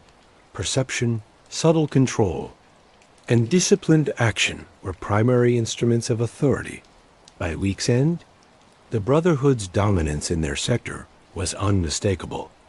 Unaligned prisoners moved predictably. BGF insults were contained, and the yard reflected the disciplined authority of the organization. Red recognized the enduring power of influence over brute force. Every subtle action reinforced authority, embedding it deeper into the prison social fabric. Late at night, Mutt asked softly, "Red, do the tests ever end?" Red stared at the ceiling, choosing his words carefully. "No," he said finally. "Testing is constant. Survival isn't about reaching a finish line. It's about observing, adapting, and acting with precision. That is how control is maintained." Mutt absorbed the lesson. Yet, Red knew the boy had more to internalize. Future challenges, more dangerous, unpredictable, and unforgiving, would continue to forge both of them, demanding mastery over instinct, fear, and human behavior. The Aryan Brotherhood's rise was relentless, methodical, and inevitable. Red Calder, as strategist and enforcer, had become indispensable. Every observation, intervention, and subtle maneuver strengthened the organization's hierarchy, influence, and authority. The yard had transformed from a battlefield of brute force into a chessboard of perception, strategy, and disciplined control. As night deepened over San Quentin, Red lay on his bunk, aware of the vigilance required, the weight of responsibility he carried, and the path ahead. The Brotherhood's authority extended beyond violence. It was embedded in perception, behavior, and the orchestration of influence. Red Calder, through patient observation and precise action, had become a central pillar of the organization, shaping its path and ensuring dominance in the unforgiving world of the prison. The yard was quiet that morning, the fog lighter now, revealing the cracked concrete and rusted metal fences in pale gray. Red Calder moved through it with the ease of a man who had learned to see without looking, to read tension in the smallest gestures, and to expect conflict before it erupted. The Brotherhood's influence had become a constant current, invisible yet undeniable, shaping the actions and reactions of every prisoner. It was a force that commanded obedience without a single shout, a presence felt rather than seen. Mutt Hanley walked beside him, alert but calm. He had absorbed Red's lessons: observation, calculation, subtle intervention, patience. But Red knew mastery still eluded him. Fear and instinct lurked beneath the surface, waiting for the right or wrong moment to challenge his composure. One mistake could undo everything. Survival and authority demanded integration of mind, body, and instinct in every action. At the edge of the yard, a small cluster of unaligned prisoners lingered, their gestures tentative, their eyes scanning, measuring. Red saw immediately that they were testing boundaries, probing the invisible lines of influence that the Brotherhood had drawn. He signaled Mutt, whispering, "Notice hesitation, mimicry, dominance gestures. Every action reveals power." The morning unfolded as a careful dance of influence. Red guided movements subtly, steering attention, preventing minor conflicts from escalating, reinforcing invisible boundaries. Each microaction, every glance or step, built the framework of authority that others recognized unconsciously. By midday, the unaligned prisoners had already shifted behavior, aligning with the Brotherhood's expectations without knowing why. The BGF noticed the change, their insults faltering in response to the invisible structure of control. Red understood the principle fully. Authority rooted in perception endured far longer than that imposed by force. Patience, observation, and precise execution were essential. When applied correctly, dominance became subtle, unquestioned, and lasting. Later in the workshop, Stoker addressed the group, his tone low but firm. Influence without confrontation lasts because it is recognized first in the mind, then reflected in action. That is control, Mitch added. Every microaction shapes perception, observation, subtle intervention, and strategic adjustment reinforce authority. Red, Mutt, you are learning to navigate a system most men cannot understand. Discipline, foresight, and patience are your greatest tools. Red absorbed the guidance. His role had evolved beyond survival. He shaped behavior, directed outcomes, and guided Mutt through the complex, often invisible mechanics of power. Each observation, each subtle maneuver reinforced the Brotherhood's hierarchy and enabled its continued expansion. Survival and influence were inseparable. That evening, Red reflected on Mutt's development. The boy had internalized much of the discipline, observation, and subtle influence required to navigate the yard successfully, yet instinct and fear remained, waiting for the unpredictable pressures that inevitably arose. Mastery demanded repeated exposure to challenges, continuous testing, and reinforcement of disciplined decision-making. San Quentin was a crucible, and the Brotherhood's future depended on men capable of navigating its volatility with precision. A folded kite slid silently through the food slot, carrying Stoker's message. Asterisk, every choice shapes reality. Authority is earned, maintained, and tested. Observe, act, survive. Asterisk, Red read it carefully, aware that vigilance was never optional.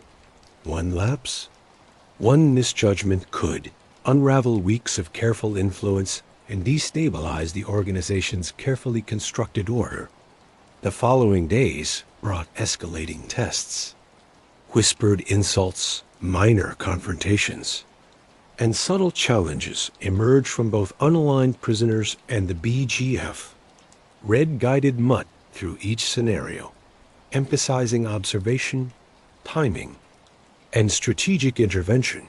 Violence remained a last resort. Subtle control and disciplined action were the primary tools of authority. By the week's end, the Brotherhood's dominance in their sector was clear. Unaligned prisoners moved predictably. BGF insults were contained, and the yard reflected disciplined, invisible authority. Red recognized the enduring power of influence over brute force. Every subtle action reinforced control, embedding it deeper into the prison's social structure. Late at night, Mutt asked quietly, "Red, will it ever stop?" The tests, the fights, the tension. Red stared at the ceiling, thinking carefully before speaking. "No," he said finally. "Testing is constant. Survival isn't about a finish line. It's about observing, adapting, and acting with precision. That is how control is maintained." Mutt absorbed the lesson, though Red knew the boy still had more to internalize. Future challenges, more dangerous, unpredictable, and unforgiving, would continue to forge both of them, demanding mastery over instinct, fear, and human behavior. The Aryan Brotherhood's rise continued relentlessly, methodical, inevitable. Red Calder as strategist and enforcer had become indispensable. Every observation, intervention, and subtle maneuver strengthened the organization's hierarchy, influence, and authority. The yard had transformed from a battlefield of brute force into a chessboard of perception, strategy, and disciplined control. As night fell over San Quentin, Red lay on his bunk, conscious of the vigilance required, the weight of responsibility he carried, and the long road ahead. The Brotherhood's authority extended beyond violence. It was embedded in perception, behavior, and the orchestration of influence. Red Calder, through patient observation and precise action, had become a central pillar of the organization, shaping its path and ensuring dominance in the unforgiving world of the prison. The yard was silent as dawn crept over the walls of San Quentin. The mist that had once softened the harsh lines of concrete and metal now lifted, revealing the yard in stark clarity. Red Calder walked slowly, eyes scanning every corner, every small group, every solitary figure. He had moved through this yard countless times, yet each day demanded the same vigilance. Power in this place was a living thing, shifting, unpredictable, and ruthless. The Aryan Brotherhood's dominance had grown into something more than fear. It had become an invisible framework that shaped the prison itself, a structure of control embedded in perception, behavior, and the quiet orchestration of influence. But Hanley followed, steps measured, eyes sharp. Months of mentorship under Red had sharpened his awareness and his instincts. Though Red knew mastery would take more than observation, the boy had learned to expect movements, read tension, and act decisively. But the unpredictable nature of San Quentin could still expose weakness. True authority required the integration of mind, body, and instinct, and the endurance to act when all else threatened to collapse. A group of unaligned prisoners lingered near the edge of the yard. Hesitant, testing boundaries, Red observed their subtle movements. Noticing hesitation and the mimicry of perceived leaders, their behavior, though quiet, spoke volumes about the invisible lines of influence the Brotherhood had drawn. Red gestured to Mutt. Every microaction is a story. Every glance, every shift of weight, it all reveals power. The morning unfolded as a demonstration of subtle dominance. Red and Mutt moved strategically, guiding attention, preventing minor conflicts from escalating and reinforcing invisible boundaries. Each action was deliberate, part of the architecture of authority that shaped perception. By midday, The unaligned prisoners moved with the flow and obedience of those who had unknowingly accepted the Brotherhood's invisible hierarchy. From a distance, the BGF watched, their insults dampened by the invisible structure that Red and his comrades had built. Red understood fully that authority rooted in perception outlasted dominance imposed through violence. Control required patience, observation, and precise execution, yet its effects endured far longer than any single act of aggression. Later in the workshop, Stoker spoke. Authority is first recognized in the mind before it is reflected in action. That is the essence of control, Mitch added. Every micro-action, every observation, every adjustment strengthens authority. Red, Mutt. You are learning to navigate a system most men cannot understand. Discipline, foresight, and patience are your most valuable tools. Red absorbed the lesson. His role had evolved from mere survival to shaping behavior, guiding outcomes, and mentoring Mutt through the complex mechanics of power. Every observation, every intervention, every subtle maneuver reinforced the Brotherhood's hierarchy and enabled its continued expansion. Survival and influence were inseparable. That evening, Red reflected on Mutt's journey. The boy had internalized the discipline, observation, and subtle influence necessary to navigate the yard successfully. Yet fear and instinct still lingered beneath the surface, waiting for unpredictable pressures to challenge him. Mastery demanded repeated exposure to trials, constant testing, and the reinforcement of disciplined decision-making. San Quentin was a crucible, and the Brotherhood's future rested on men capable of navigating its volatility with precision. A folded kite slid through the food slot carrying Stoker's message. Asterisk, every choice shapes reality. Authority is earned, maintained, and tested. Observe, act, survive. Asterisk, Red read it carefully. Vigilance was never optional. One lapse could unravel weeks of careful influence and destabilize the organization's delicate balance. The following days brought escalating tests, subtle insults, whispered challenges, and minor confrontations arose from unaligned prisoners and the BGF. Red guided Mutt through each scenario, emphasizing observation, timing, and precise intervention. Violence remained a last resort.